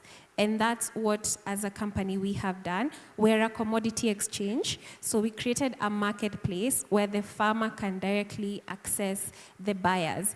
Sometimes we chastise middlemen a lot. Every meeting you go, we want to remove the middleman, we want to remove the middleman. But if we don't address the market inefficiency, then you are not going to remove that middleman, because the farmer needs to get the product to DHL to be able to ship it out. That middleman will take advantage of that market inefficiency, hence lower income to the farmer. So by having a commodity exchange, and we have several successful commodity exchanges, they are not a fix-all. We have the Ethiopia Commodity Exchange, we have the South African one, we have the Nairobi Coffee Exchange in Kenya. It also provides liquidity for the farmer. And when we talk about technology, by a show of hands, how many of us here are farmers? Fantastic. I think another thing we do, we don't involve the farmers in the design of these financing solutions. In Kenya alone, there are over 300 apps for farmers. But they have not consulted the farmer at all in terms of what does the farmer need, so that technology addresses the farmers themselves. And the other thing is, you also have to design end-to-end solutions. We have multiple input programs. You give the farmers input on credit, which they will pay at harvest. But you have players on one end who provide the financing for the farmers, but they don't care where the farmer sells to be able to repay. And on the other end, you have the ones who come to buy, but they don't care where the farmer gets the financing for their input. So as a company, we do that end-to-end. We provide the financing, we provide the extension work, and then we provide a market, just to address what I've talked about, providing a market. However, you cannot speak about financing if you don't do it at a policy level with government. I think that's a key player that sometimes is a silent player, but it's very important to engage the government. Because as a lender, if we are only getting financing at 30% interest rate, how are you going to be able to on-lend to farmers? At what interest rate will we on-lend to farmers? We just had a session here where entrepreneurs were pitching for financing because you need affordable financing to be able to carry out agriculture in Africa. So we need credit guarantee programs. I'll just give an example of a successful one that was done by the government of Nigeria called the Anchor Borrower Program, where lenders like AFEX and other companies that work with farmers get financing at a lower interest rate, and the government caps what you can manage to lend to the farmers at affordable rates. Because again, for farmers, the financing is it available on time? Because rain waits for nobody. Is it adequate? And is it affordable? It could be adequate, but if it's at 40%, you're basically eroding the gains of the farmers. Thanks, Tabitha, and that takes us very nicely into looking at creating ecosystems and cross-sector partnerships, because if everyone works in silos, then it doesn't work. You have to look through the whole value chain. So once again, Pramod, let me come to you. Logistics is a critical link in this whole food chain. So how do the partnerships between logistical providers, governments, private sector, and all the other players streamline food distribution and reduce waste? And what role are you playing as DHL in creating this ecosystem where food can be distributed efficiently and at scale? Yeah, I think this is a question which needs 1 hour of answer, but I'll try and see how to give it in a very short way. But I think it'll be good to contextualize where this is coming from DHL perspective. We as a group decided many years ago, how are we going to achieve our purpose? Our purpose of the organization is connecting people and improving lives. If you want to achieve this purpose, what are the pillars you're going to work on? So we decided to work on 4 pillars. One was go teach, go help, go trade, and last one is go green. Under the go teach, we are obviously helping university students, school-going children, if they want to take up logistics as a career, we help them to come into the career and help them to grow into logistician. When it is go help, we have tied up with UNICEF, UNHCR. Whenever there's a disaster, we are the first ones to be there on the ground to help logistically wherever the disaster has happened. When you talk about go trade, which is the one which is relevant to us today, is primarily focused on facilitating trade. And to facilitate trade, trade happens everywhere around us. There are so many stakeholders. Unless and until you bring the synergy between the stakeholders, you're not going to achieve the facilitating trade concept in anywhere in this world. So we have joined forces with many organizations. To give you an example, I'll pick 1 or 2 examples. One is with Unido. We have worked, we continue to work with Unido on SME area, because we feel that we are quite heavily focused on large multinationals, but we are not focused on small and medium. So we joined forces with them in building capacity. Unido themselves build capacity for technical side because they are experts in building technical capacity for SMEs. As far as we are concerned, we build the soft side. If you remember, one of the barriers we were facing is complicated food moving from one end to the other end with a lot of regulations. These small, medium entrepreneurs don't have clarity how to manage these regulations. So we provide those trainings and international trade and international systems and help them to bring them up to speed in terms of managing these barriers. And it's been pretty successful. We have worked in Ghana, we have worked in Ivory Coast, we have worked in Rwanda, we have worked in Kenya, we have worked in Cambodia. We have helped many, many small farmers in conjunction with Unido, and then we're helping them to grow their product more efficiently and get higher return, as she was saying, for their products, making sure that it reaches the other side where the real buyers are seated. We have classic examples where coffee farmers who were very much happy in Uganda they didn't even export 1 kilo. Now they're exporting to US in tons and containers because of the training we gave them and the network connected them to the buyer. So that's how this is working. And then we're also looking at other initiatives, working with WFP. We're also working in terms of improving the clearance time, because you find a lot of countries who are not digitally connected with all stakeholders struggle to clear the cargo. It takes days to clear the cargo. In many of the African countries, it still takes days to clear the cargo. These countries, if they are willing, they are riding on UNCTAD and UN organization along with us, with the German government, and we are facilitating them to do the speedy clearance, give them the digital transformation so that the speed of the clearance time is reduced from days to hours. This is again a clear example of how stakeholders can help in fast-tracking the process and facilitating trade. We have many examples. I have experts in the room. I have Fatma here, who's running the humanitarian one. I have Keith here, who's running the Unido project. So please feel free to connect with them if you have more questions. But we are working with all these stakeholders, whether it's internal, governmental, non-governmental, and United Nations. And that's how we bring the stakeholders together to ensure we facilitate trade. Thanks, Pramod. Stefan, interested to hear how you've collaborated with government, farmers, other stakeholders to ensure scalability of the precision farming solutions you have, and what are the key enablers you've had for those partnerships to be successful? Well, we had, I think, a painful learning curve here, because until yesterday, I was of the opinion that we started here business 30 years ago, but I was taught, no, it is 28 years ago.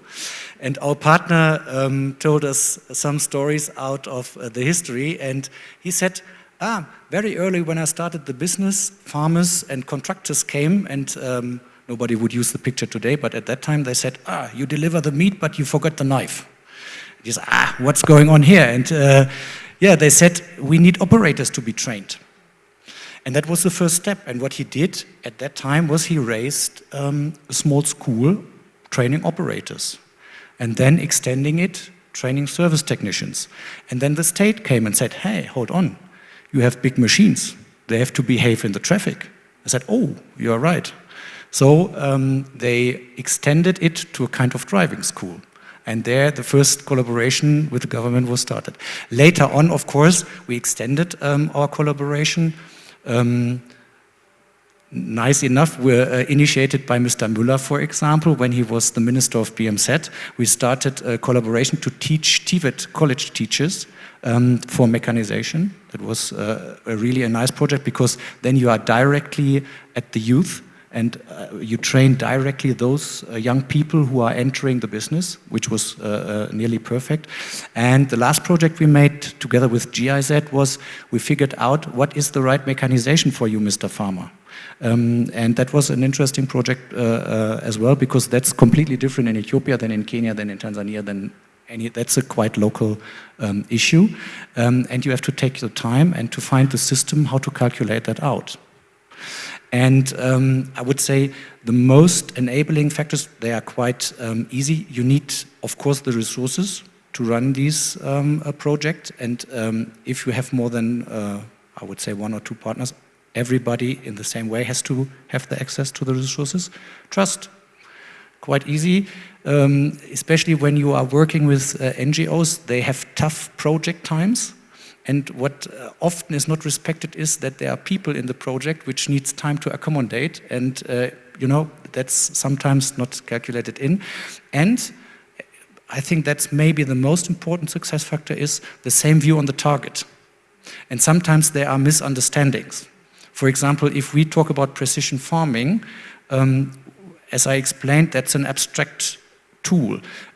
Sometimes you meet NGOs who say, precision farming is only possible with the classical fertilizer approach. No, that's not true. You can do as well an ecological approach with it, because you have to answer the same questions. And you have to figure out that in front of the project. If you do it properly, you will be successful. Thanks. I guess in all of these things, we must deal with people. And that always becomes both interesting and complicated. To Richard's earlier point of adopting new things and whether they want to take them up. So, Richard, back to you. You work directly with communities that face unique challenges in implementing innovations, like you said earlier. So, what has proven successful in creating local ecosystems to enable you to scale such technologies, and what sort of partnerships do you have with the communities that help to influence the usefulness of these innovations? Yes. In our case, the situation is that in every country we are dealing through local distributors. And these distributor companies, they have the connection with the farmers, they have the connection with different institutions and so on. What we can provide to them, we provide the knowledge of the technology and different materials, how to do implementation of any kind of a project. And for example, our first distributor is in Morocco. They are distributors since 4 or 5 years ago.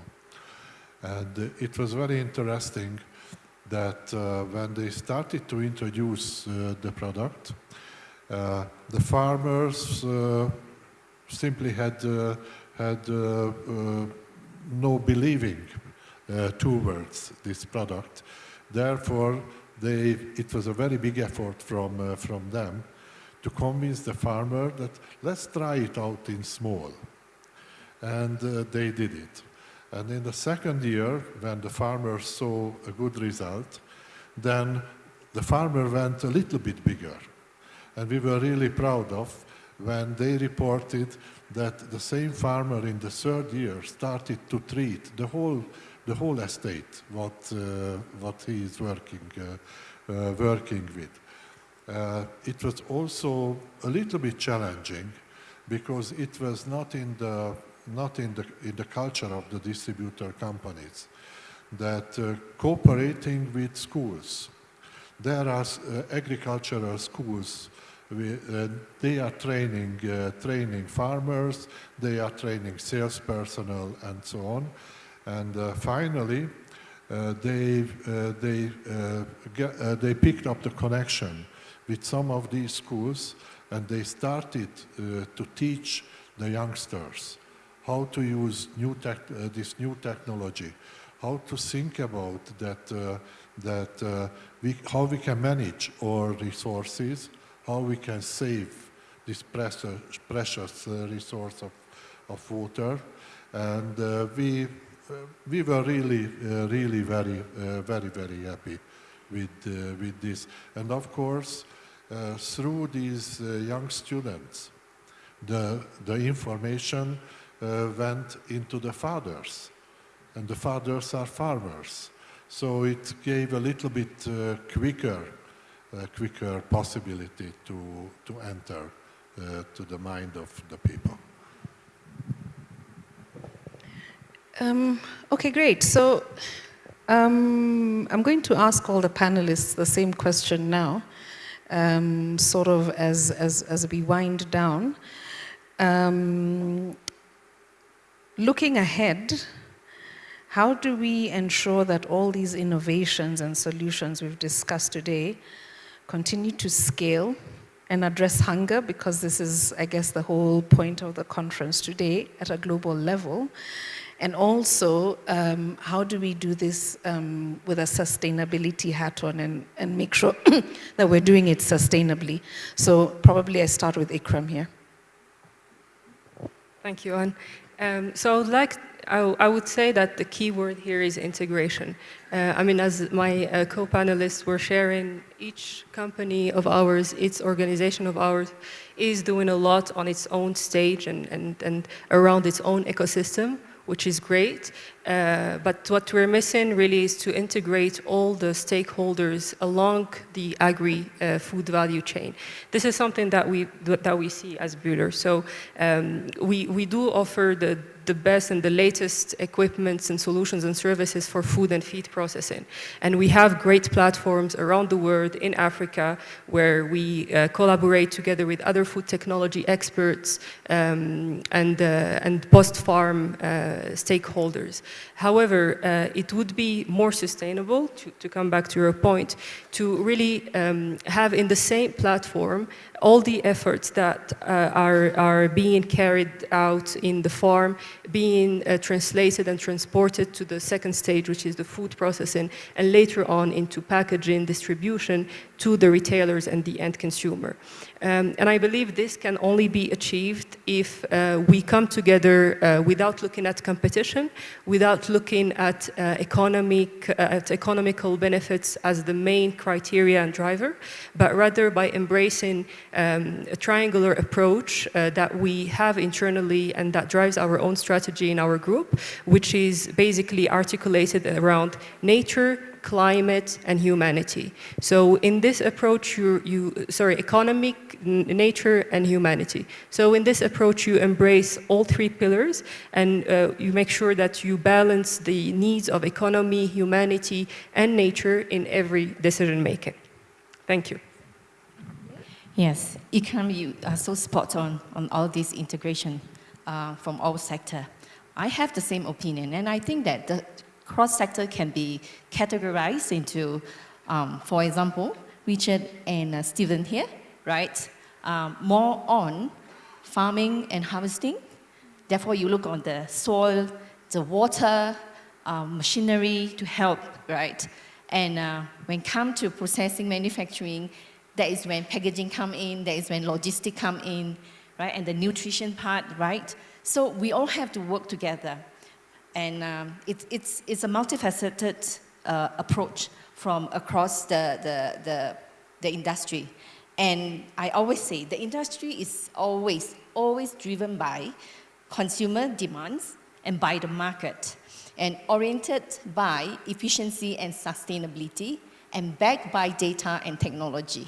So whatever we do in whatever sector that we are in, we have to be integrated, and we have to think towards efficiency and sustainability, and backed by data and technology to help us move forward.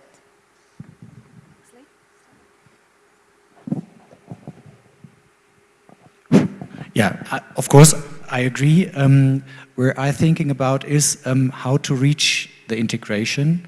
And there I think I'm with my co-panelist on the right side. Education and training and knowledge transfer is the key. Because I think in all of our silos, we have the technology and we have as well the connecting points.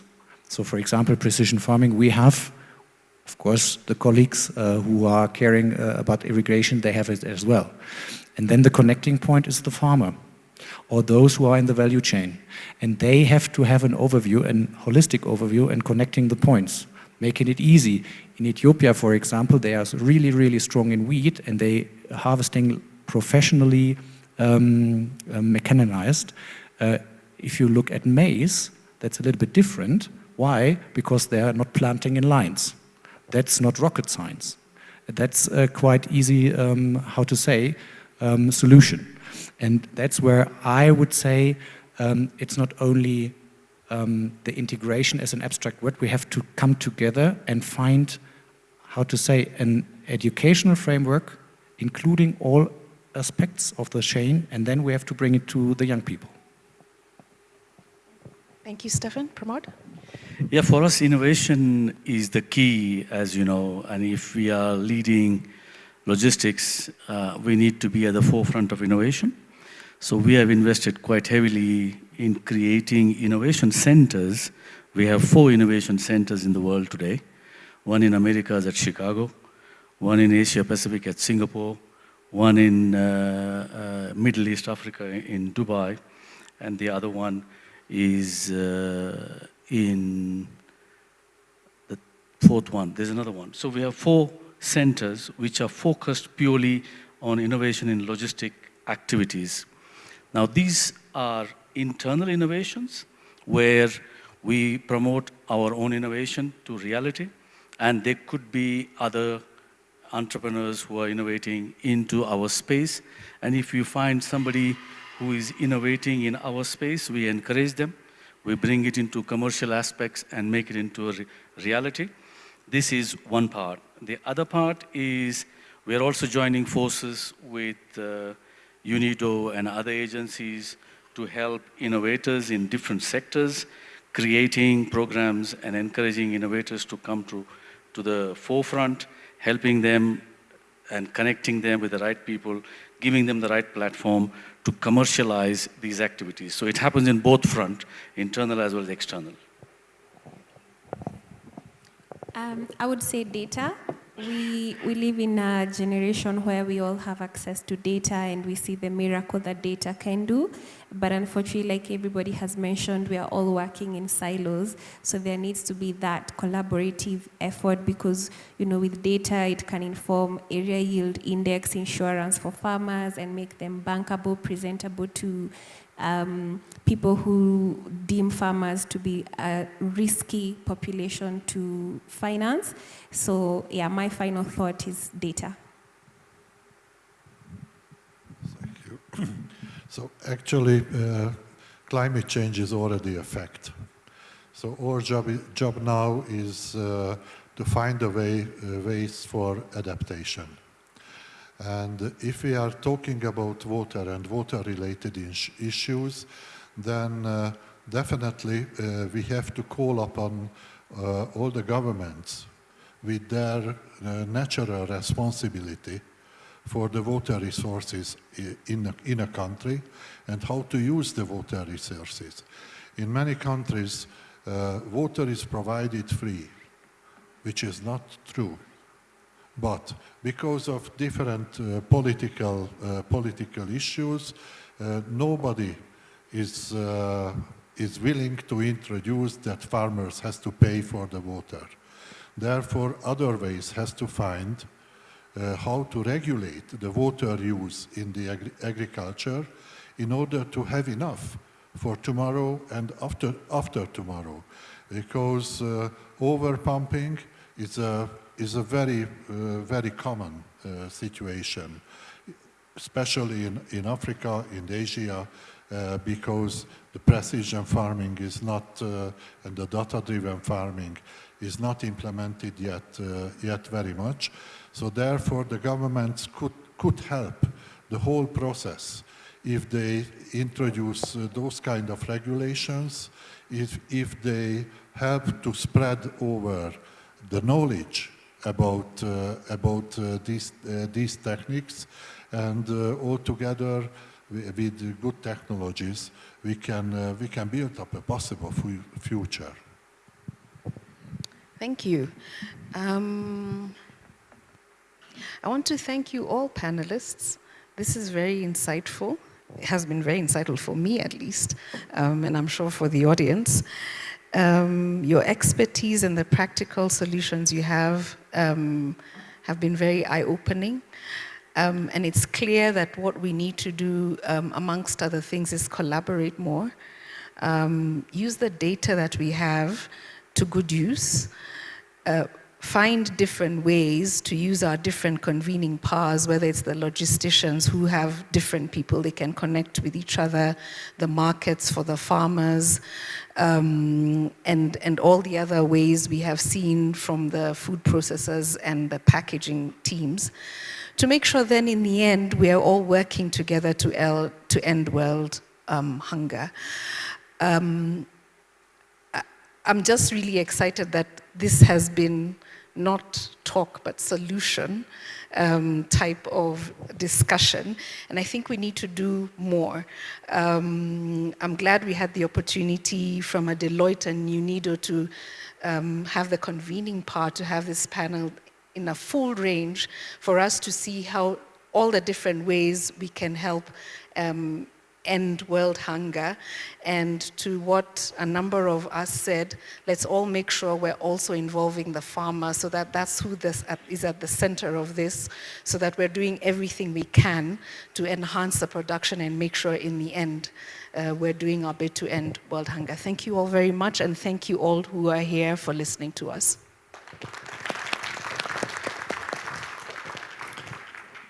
Ladies and gentlemen, please another round of applause to Anna Moraya from Deloitte, the moderator. Deloitte has kindly co-organized this session. Thank you so very much.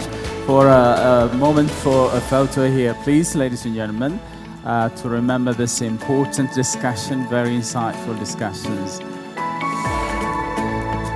Thank you so very much. It's been a pleasure to listen to all the very important ideas, and especially as we wrap up this session on high impact solutions to tackle food insecurity. Thank you so very much.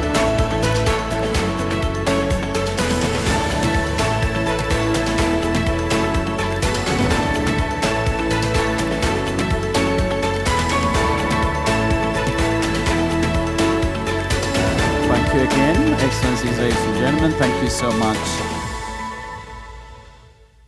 Ladies and gentlemen, what an incredible day, what an impact-driven day, what an action-driven day. Do you agree with me? Do you agree with me?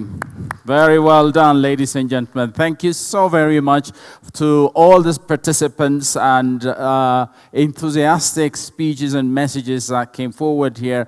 Before we wrap up the day, let's take a moment to celebrate some of the highlights of the day as we finish day 2 of the World Without Hunger Conference. Of course, as you remember, we started the day with 2 powerful global leaders debates where we which brought us perspectives from visionary leaders across various sectors addressing critical topics that affect agriculture, sustainability, and economic growth on global scale.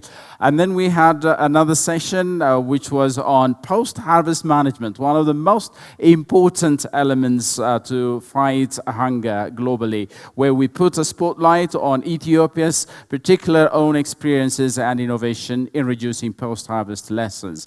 We also had an inspiring investment forum.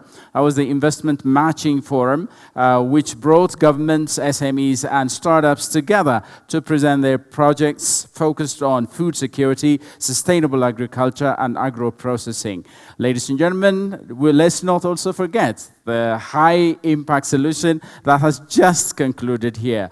As part of this program, we also had 2 parallel sessions where we hosted 2 exciting side events. The first of which was on innovative solutions for agribusiness development, and the other one on ITPO network session, which expanded and explored how the ITPO network is fostering international cooperation. We truly hope that these solutions-driven discussions have not only inspired you, but also opened doors to so many new contacts and collaborations.